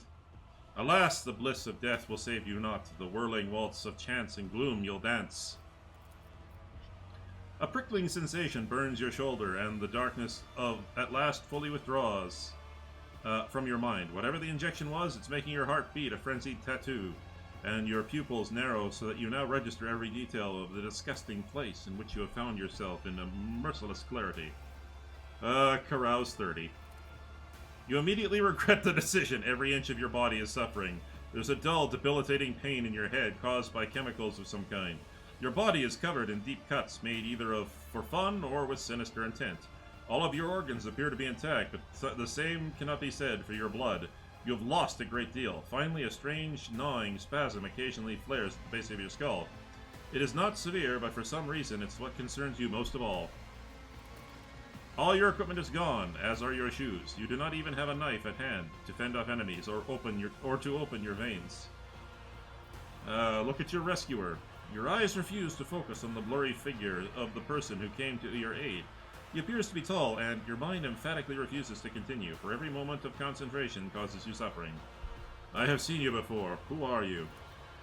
A dream obscure of death deliverance, illuminating will and agony. Look around. You are surrounded by the dead, numerous corpses, mutilated bodies, and pieces thereof. Humans, Drukhari, and other Xenos unfamiliar to you lie motionless in this gruesome mortuary. Where am I? Among the shadows in the wings you lie, where taut are pulled the puppet master's strings. The stranger intricately links his fingers to mimic the tools of a puppeteer. My companions, where are they? Not here. The roles have been decided now. But if you play your part, perhaps the plot will draw you back together, or to doom. The figure's cruel laughter follows.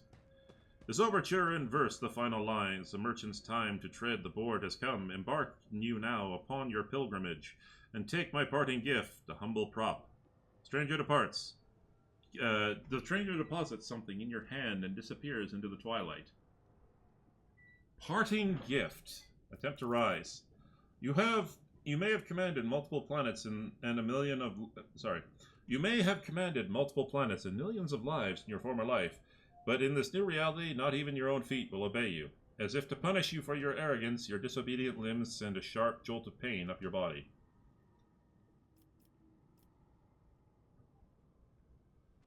Overcome this trial, in the Emperor's name, for your service to him has not yet ended.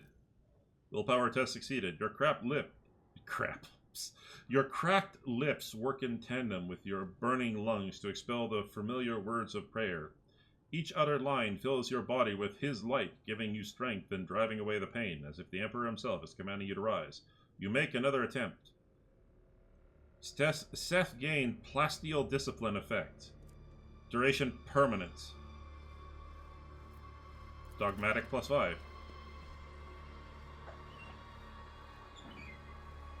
Okay, your bare feet feel like they are stuffed with rags and refuse to obey. You have to draw upon all your willpower to suppress the rebellion and stand upright. The pain that engulfs your whole body immediately makes you question the wisdom of this act of defiance.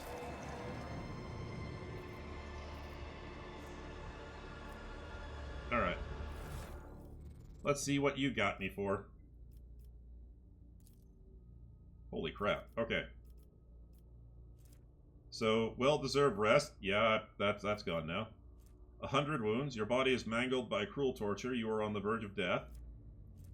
Your bones have deformed, curved, and misaligned, making your movements clumsy and your body feel alien. Your tendons have been carefully cut with a thin, sharp blade in order to cripple you without completely robbing you of the ability to move. Oh, joy.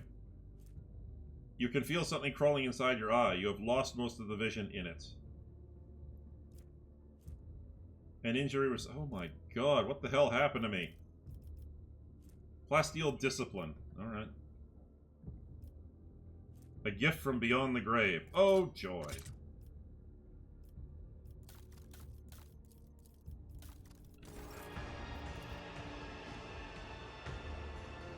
The corpse smile at you with the warmth and whisper quietly, "It's over for you. Come join us."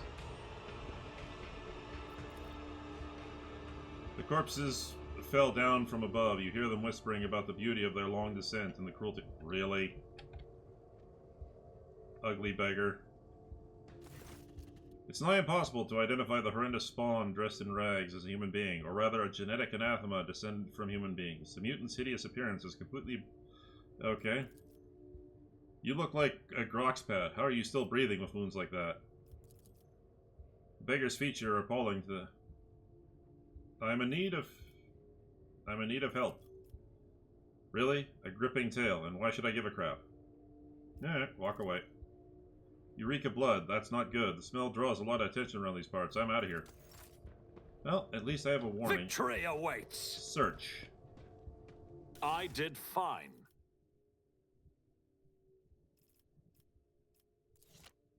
Alright. Poison or a medicine? Oh god. Blasted Voidbeard, he killed your people, tore down your banner, and replaced it with a heretical rag. Okay. Search. This cannot be. A new challenge for me. Oh, fuck that. Search. That didn't go as I'd hoped. Yep.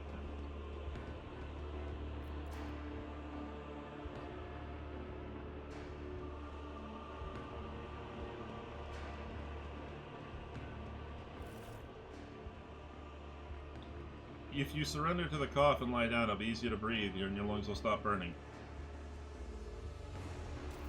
Yeah, sorry there, big guy. You gotta...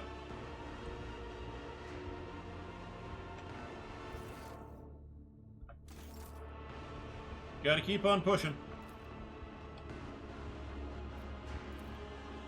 Enormous eye stares at you through the glowing portal, or rather the portal is the eye of something enormous, and it's patiently waiting for you to step inside. No, thank you. Damn him for what he has done to your crew. Are people still fucking with my head?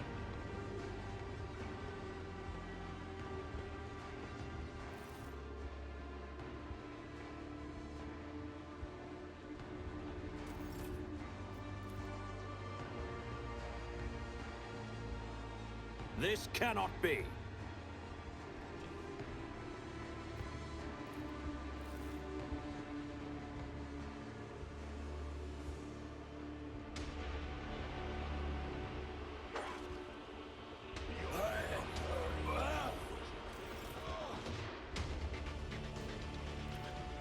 Done.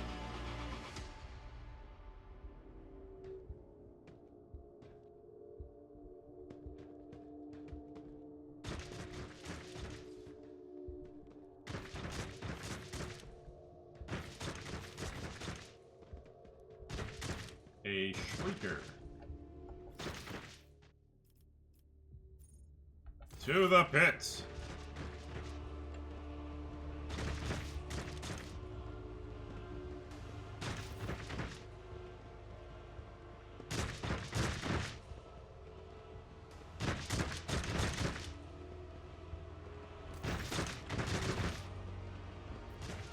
I don't know, run it, see what happens.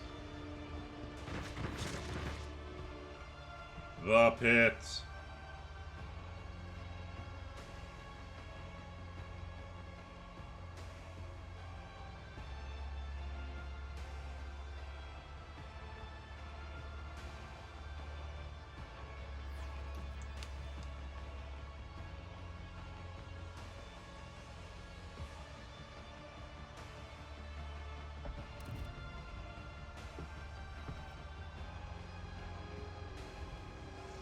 Well.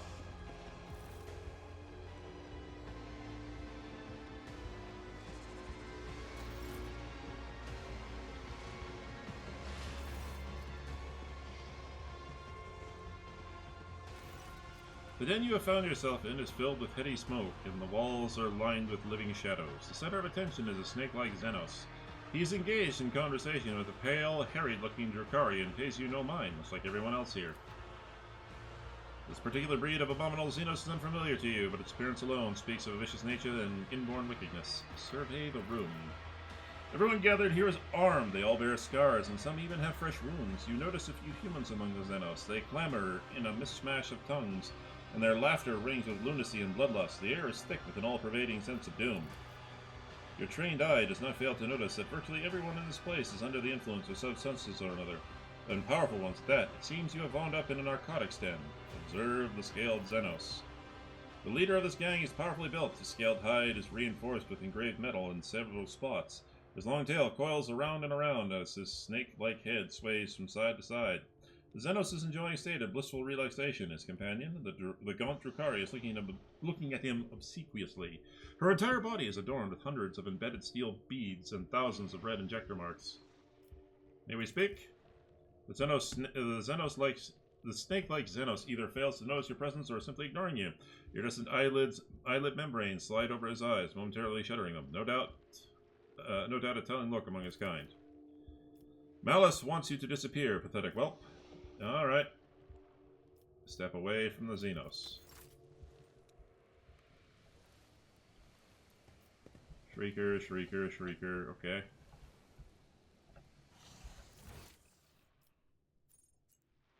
I won't tolerate weakness.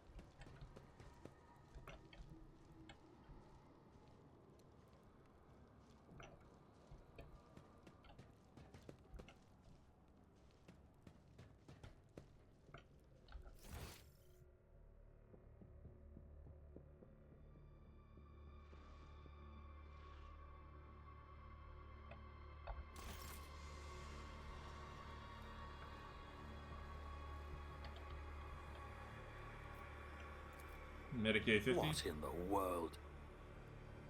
Okay.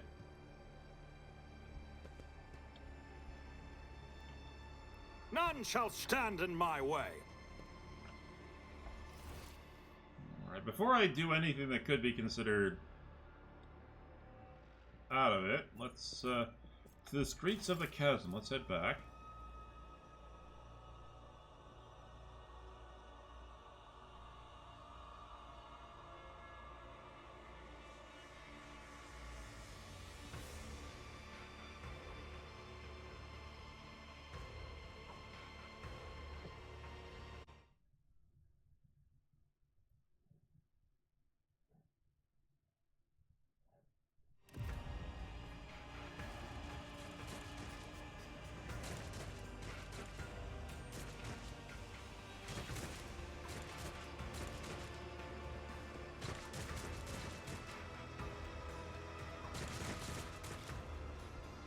Okay. Oh. Okay.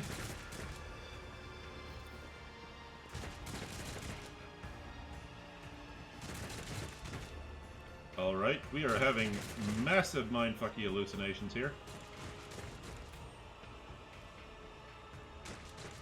Goods. Oh, thank goodness.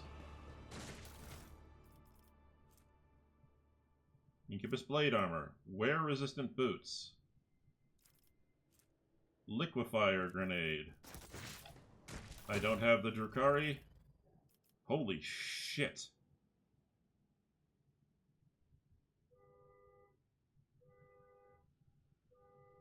Well, that's somebody's car alarm. Thank you so much for that.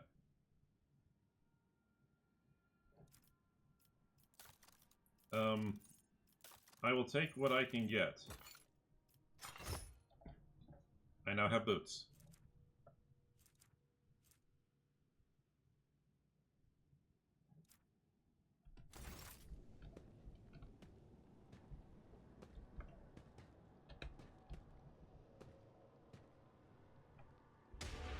I'll wipe you from the face of the galaxy.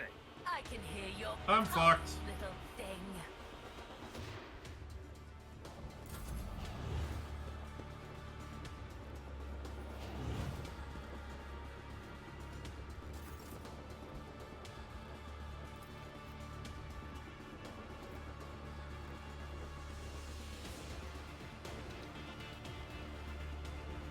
Nothing I can't do.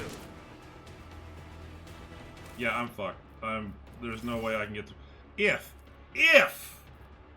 If I had my weapons, then yes, I could pull that off, but I don't. Like, if I wasn't hamstrung, like this entire section is just, yeah.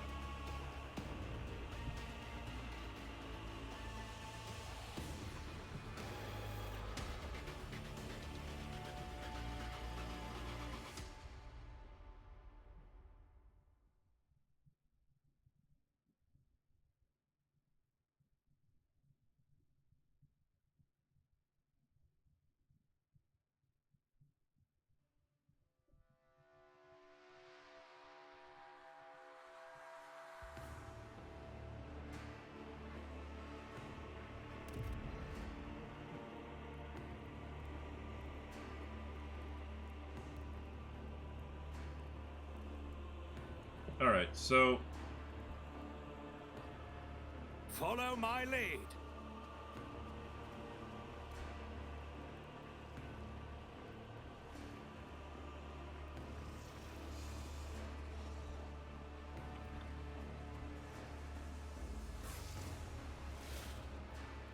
Alright, so the only thing I can do is just...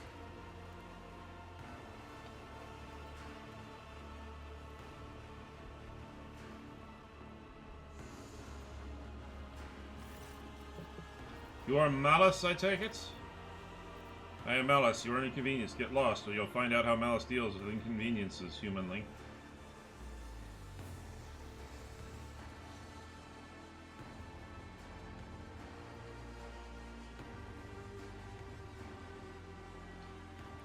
Lovely day we're having, isn't it?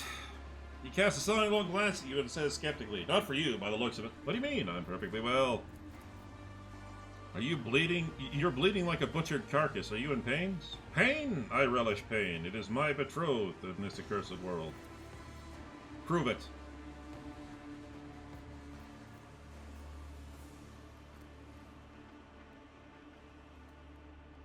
Ow. Hurt yourself now. Okay, sure.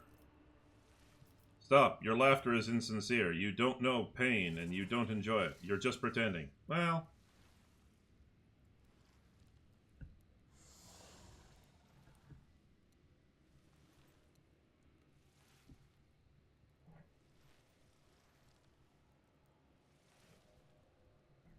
Well, I tried. All right.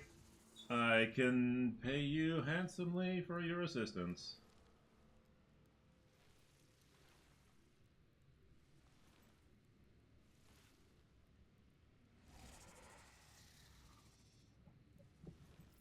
All right. I require aid. I'm wounded.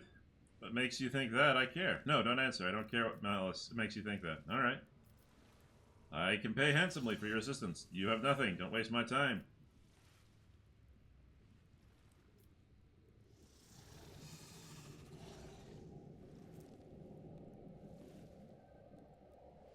Shoot the Drakari in the head. Is there a problem with your hearing? I come to you with a business proposition. The Drakari's head shatters, and some of the scraps stick to the stake like Xenos' face.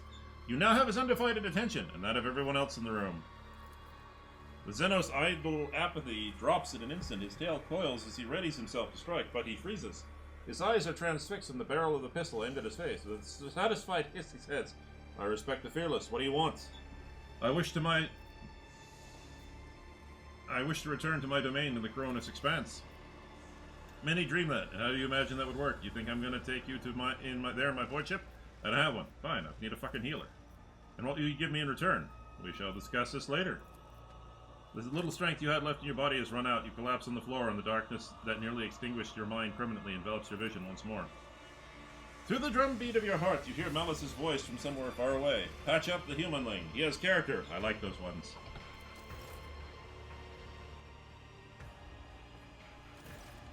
Sensation slowly returns to you. Your body is still in pain, but you are no longer on the brink of death. Your wounds have been crudely closed with metal clamps, and your throat is pocked with the injector tracks, as though you have been wearing a neck pillow of needles. The one who rendered first aid to you was certainly not a qualified surgeon, someone who would typically be permitted to minister to the person of the illustrious rogue trader. It looks like you're back with us. I don't know whether to offer my congratulations or commiserations. The scaled Xenos looks at you without the slightest deference. Well, thank you for your help. I do not want your thanks, humanling. You would earn back every stimulant you will earn back every stimulant I spent on you. As soon as you stand up, you are seized by a strange sense of unreality. It's as if you are still there in the wicked darkness, and everything around you is merely a twisted mirage. Doubt seeps into your mind like a poison, sundering its contact with your body. You have to make a deliberate effort to hold on to the thought that you are you. What is your mind maggot giving? What is your mind maggot giving you trouble? I saw it latch onto your spinal cord when you were being patched up. A fat, well-fed grub it was, with lots of teeth. It's dying now. They have a short lifespan, and that means its poison is especially toxic.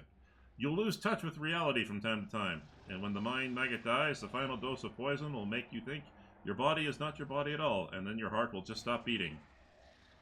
Joy. I could have pulled that thing out of you, of course, but I thought, why should I? Consider it a guarantee of your gratitude towards me. When you've earned your healing, I'll release you from it. Alright, what do you want from me? Kill for me. Go into the mangled sector and find a freak called the Commissar, one of your kind, and spill his guts for me. Do that, and you will earn my favor. And in the chasm, that counts for a lot. Who is this Commissar? A prisoner of the Drakari who thinks too highly of himself. Instead of dying in the arena without any fuss, he is hiding, gathering other slaves of your race around him, and making pathetic plans to get his revenge. And many of your kind are listening to him. See how few humanling shriekers there are? They used to all come to me, but now they listen to the Commissar, and no longer come. Alright, I'm gonna need a more serious weapon. Prove that you're useful first. Do this, and Malice will see that you have decent toys to play with, but not before. In the meantime, you can handpick something out of this junk pile. Ah. Alright, why do you want me to do it? I don't want to drag my whole gang into the mangled sector. The place will kill off 3 times more fighters than the Commissar's crew will. Yeah. That means I need to send in an assassin. The Commissar's fighter know my shriekers, but nobody knows you. And besides, you don't have a choice, which means you'll see it through to the end. Alright. The mangled sector. An off-putting name. It's an off-putting place. It's the base of the spire in which we live. Komarog is stitched together from scraps of various dimensions. And in the mangled sector, the seams are starting to rip. Space is collapsing in on itself, and entropic radiation is off the scale, spawning all kinds of abominations, and the sector itself is slowly but surely turning into nothing. What a pleasant holiday getaway by the sounds of it. Save Abelard from the mangled sector. Some unhinged humanling went there recently. What did they call him? Wursorian? He was old, but strong, and too loud. His visit was probably stirred up all the freaks. You should be more careful and quieter than he was. Abelard! You have to be insane to set in a place like... you have to be insane to set foot in a place like that. Insane, or an outcast like the Commissar, hiding from the hunt. Or you. Alright, very well, I'll kill him. Bring me his head. In exchange, I will share my toys with you. They make surviving in Komarog possible. Okay.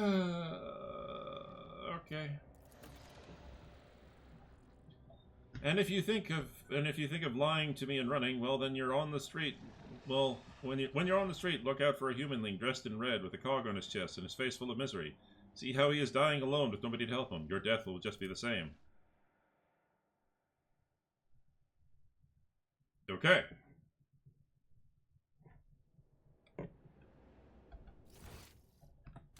All right.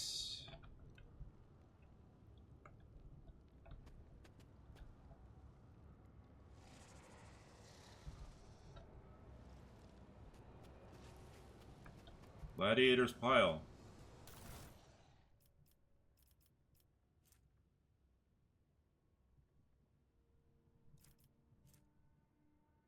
I will take a greatsword. Actually, you know what? I will take everything. No! You bastards.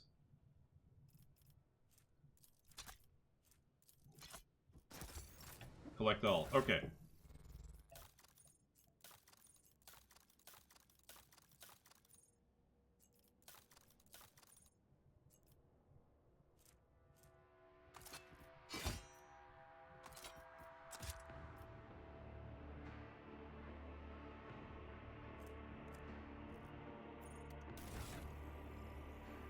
Oh shit, they all went to the cargo. Oh, god damn it. I don't have any armor. That fucking sucks. Can I get that back? Yes, and... well, actually, hang on. I don't want to risk getting that, one overdone, so...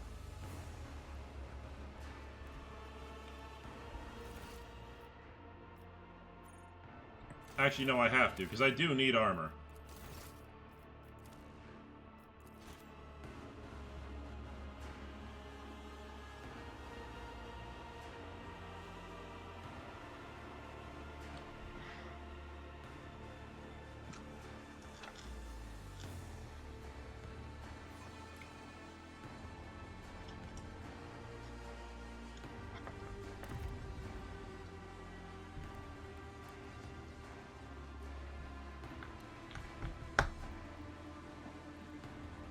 Okay.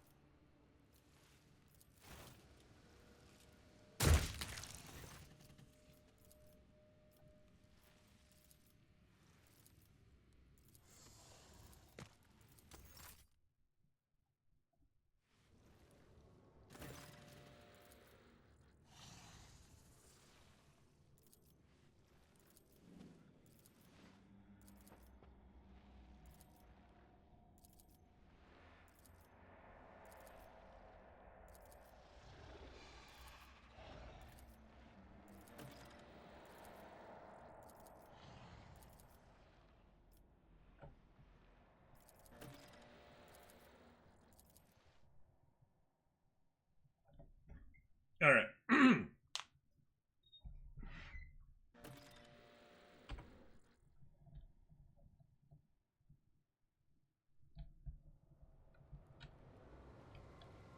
mean, obviously, if I can pull the commissar out of here and, you know, not die from the frickin' toxin, I will, obviously do it. Okay. Add to inventory. Oh, all to inventory. Oh, okay. Okay, good. Okay, so...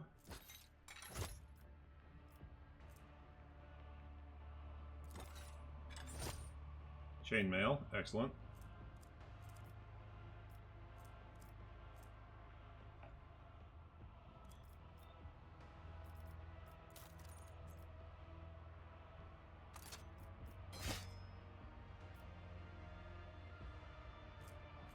Shoddy, not bad.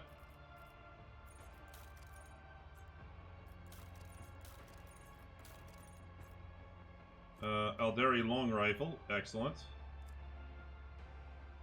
Apparently my heavy stubber is still here. Cool. The shuriken catapult. Okay. That's it, huh?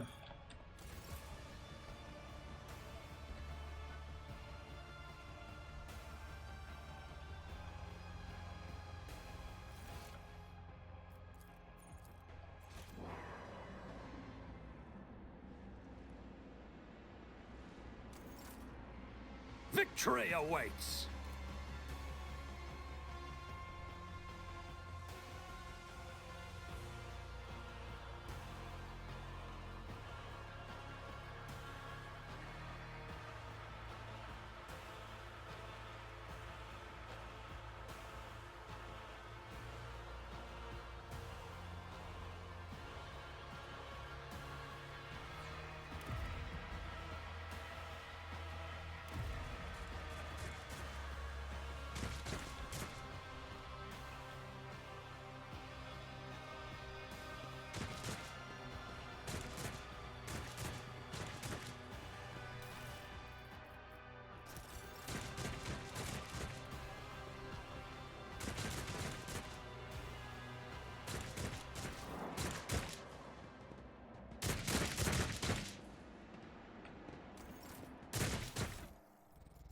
Oh, well-deserved rest.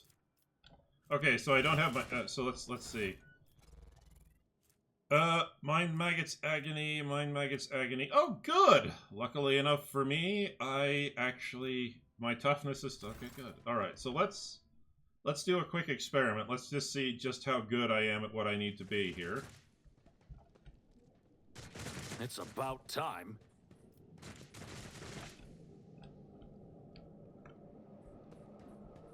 Oh, they fucked off. Okay. Activate the switch. Let's just do a quick dash back through here.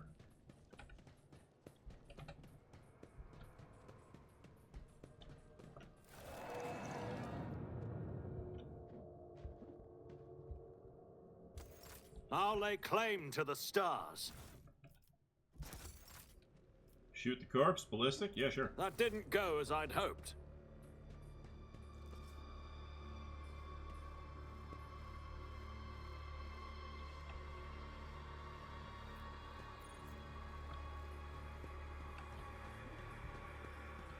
Hey, goods.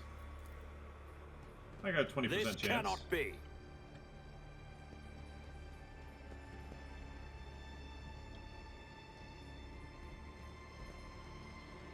I'm glad I came back this way. None shall stand in my way.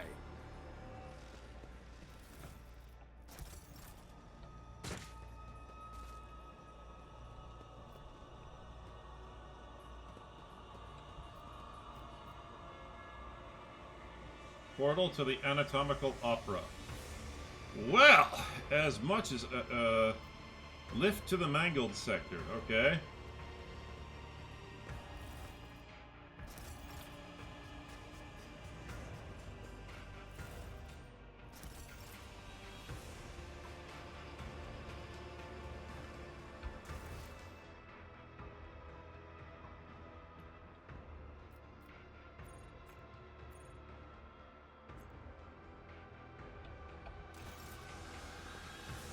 I don't know if the anatomical opera is the same as penis puppetry. Yes, by the way, ladies and gentlemen, that's an actual thing. It's actually there. But I'll try not to think about it too hard. What in the world?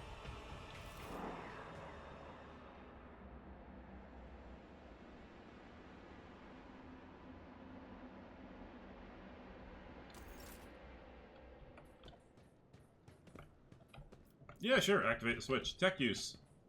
This cannot be. Okay, perplexed. Alright, well that's annoying. Portal to the arena. Oh, joy.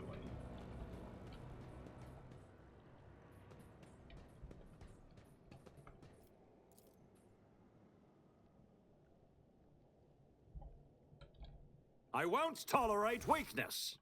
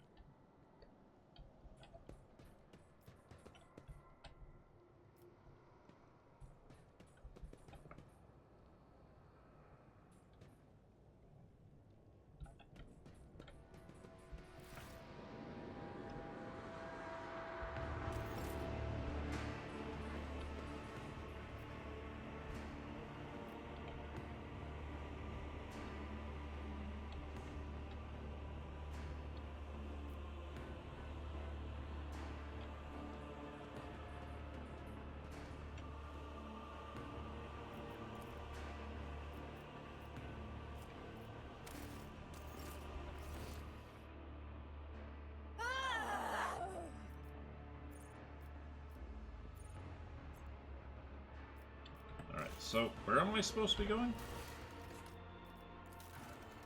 Not the biggest problem. Not the biggest problem. Finding his boots are a matter of honor. Okay.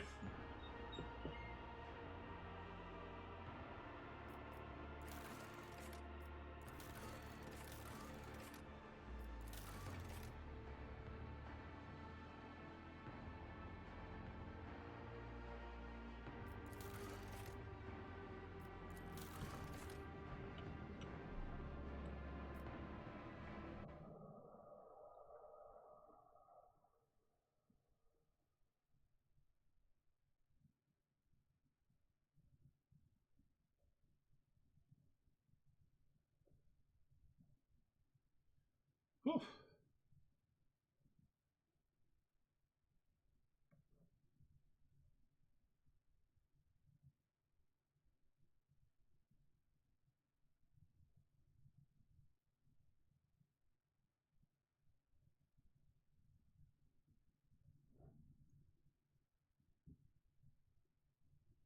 Okay. Well.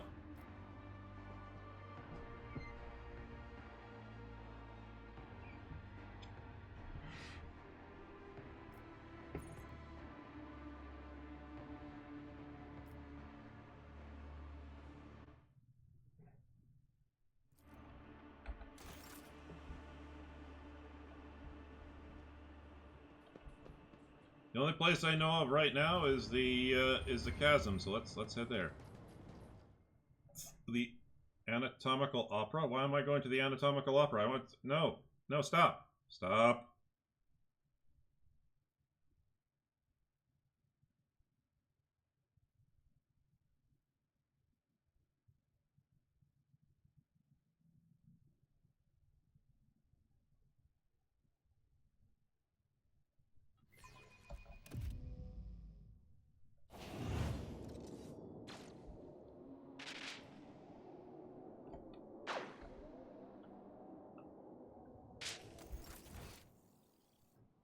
Yeah, the mangled sector. Come on. The Commissar. Goods.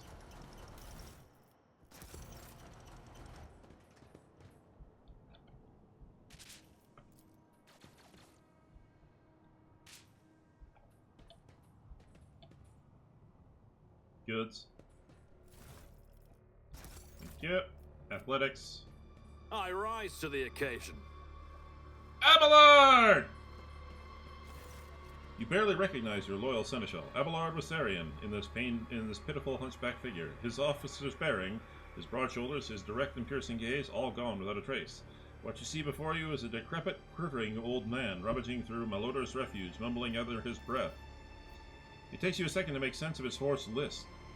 Quathara, love, what Amasek and fruits, of course love. The children are making mischief again. Quatharina, where are you? The old man's frail voice is laden with tenderness and loving. Say nothing? Oh, Arena. Abelard laughs faintly and immediately launches into a bout of coughing. Deep lines run across his face, and a blurry film of cataracts cloud his eyes. The drive stems are at it again. Another council session. Another appeal to the Logitiums. They will never be satisfied, love, until they make us and our children disappear.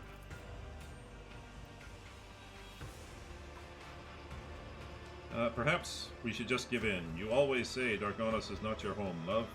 Abelard is looking past you at something only he can see. There is a timid smile on his trembling lips. Would you like that, love? Would you rather leave it all behind, go somewhere far away from our toils?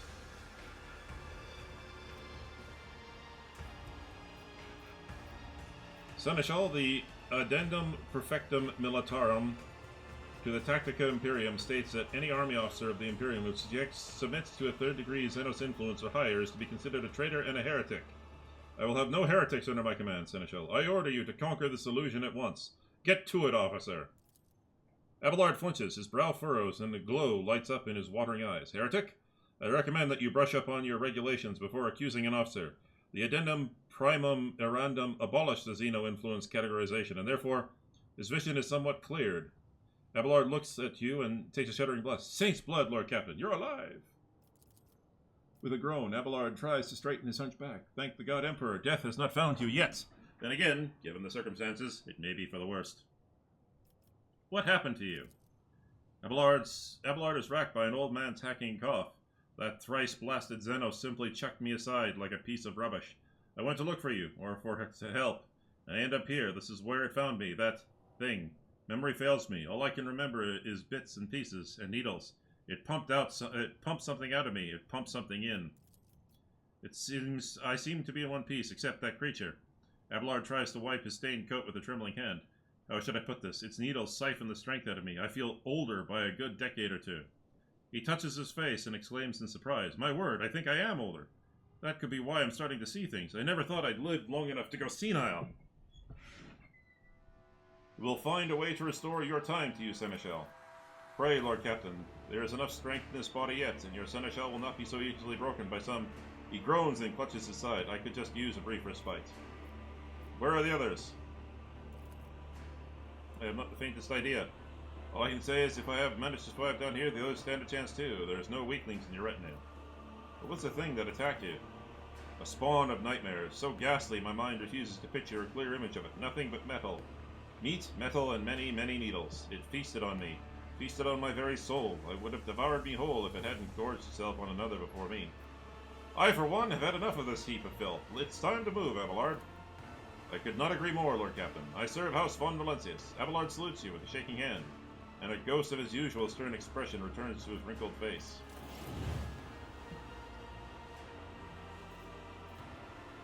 Stolen time.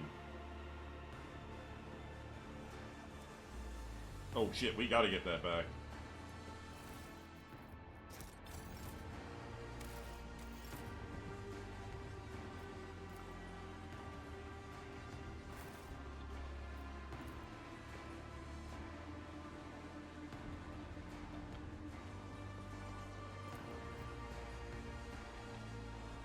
Follow my lead.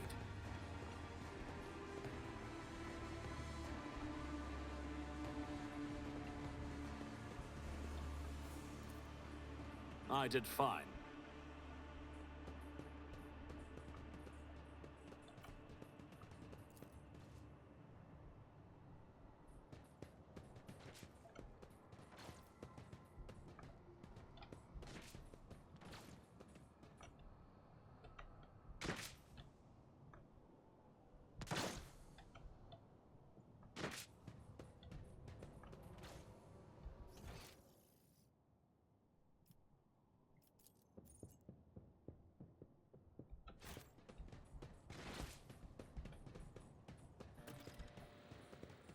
Argenta!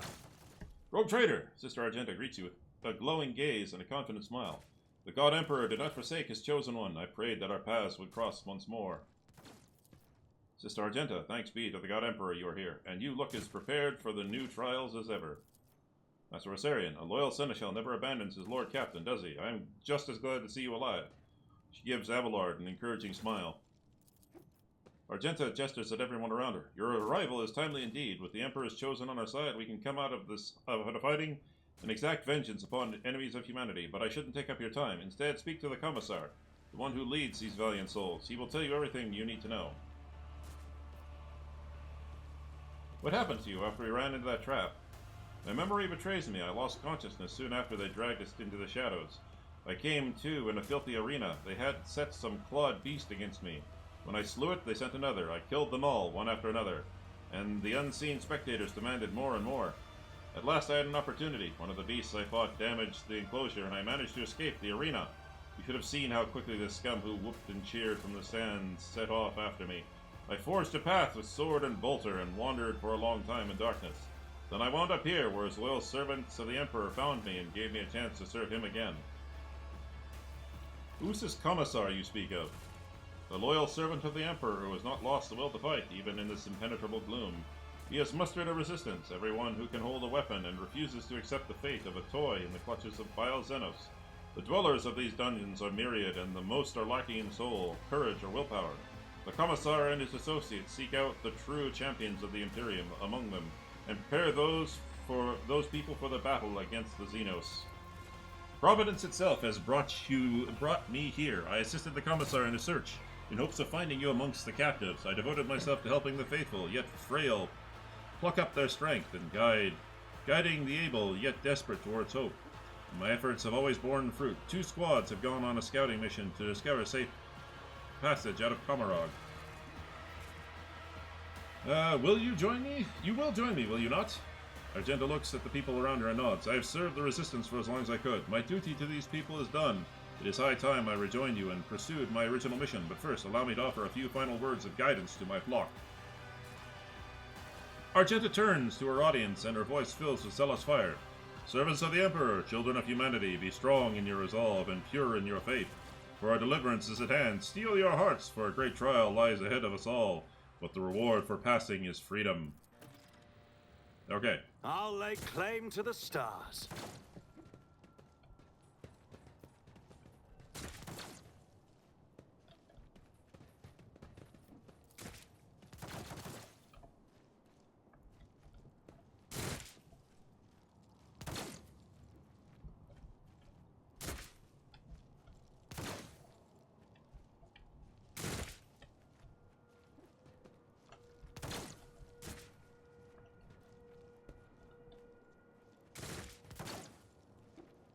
Commissar!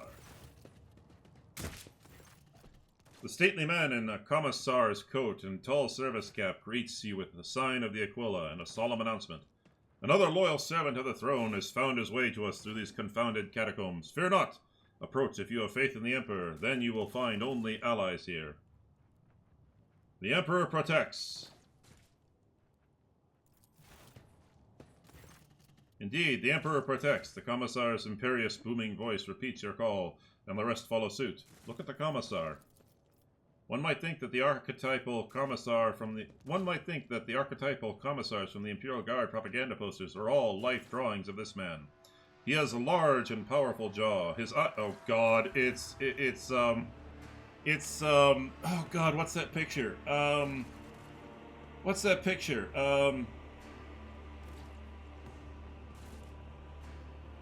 Like the Chad picture or whatever, I can't remember. He has a large and powerful jaw. His eyes are hard and fearless, and the small scar over his brow adds a certain rugged charm to his features. His coat, though worn, has been diligently cleaned and mended, and the skull on his tall cap has been polished to a shine.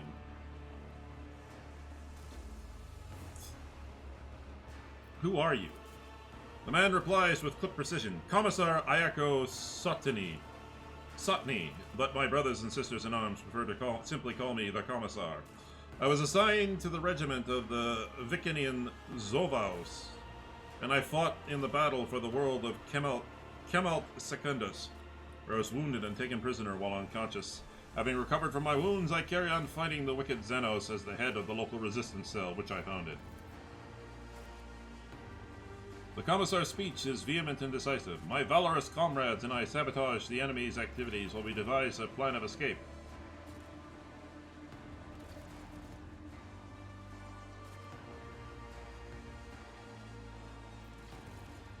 must have faced many a danger here. What power do contemptible inhumans have to threaten true faith? I require medical assistance. You do not look too badly injured, and we are suffering from a severe shortage of medical supplies. Better to save what we have for critical situations. Fair enough. What were the circumstances of your capture?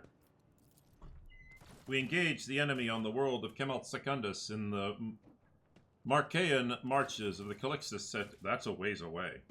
The loathsome foes of humanity were known to launch raids in the area, so we received orders to defend the good subjects of the Imperium. When the profaners descended upon us, we gave them no quarter. The enemy was routed, and my unit drove them back to their ships. Our counterattack drove a wedge into their advancing horde and thwarted the invasion, but it also meant that we were cut off on both flanks and surrounded. We fought valiantly for several hours to stop the enemy ranks from reforming for a new onslaught until we depleted our munitions reserves. By that time, our superior officers had already fallen, so I led my people on a bayonet charge. We taught the Xenos a lesson in blood, and then I have no memory of how the battle ended. I came to consciousness in this foul place, disarmed and on the verge of death. I thought I'd die, but it was not yet my time for the Emperor to release me from his service. Alright, I have other business to attend to. And it has been almost 6 hours. I need to call it a night. I think this is a good place to stop. I hope you guys enjoyed. We'll be back again next week. Take it easy, everybody, and have yourself a good evening.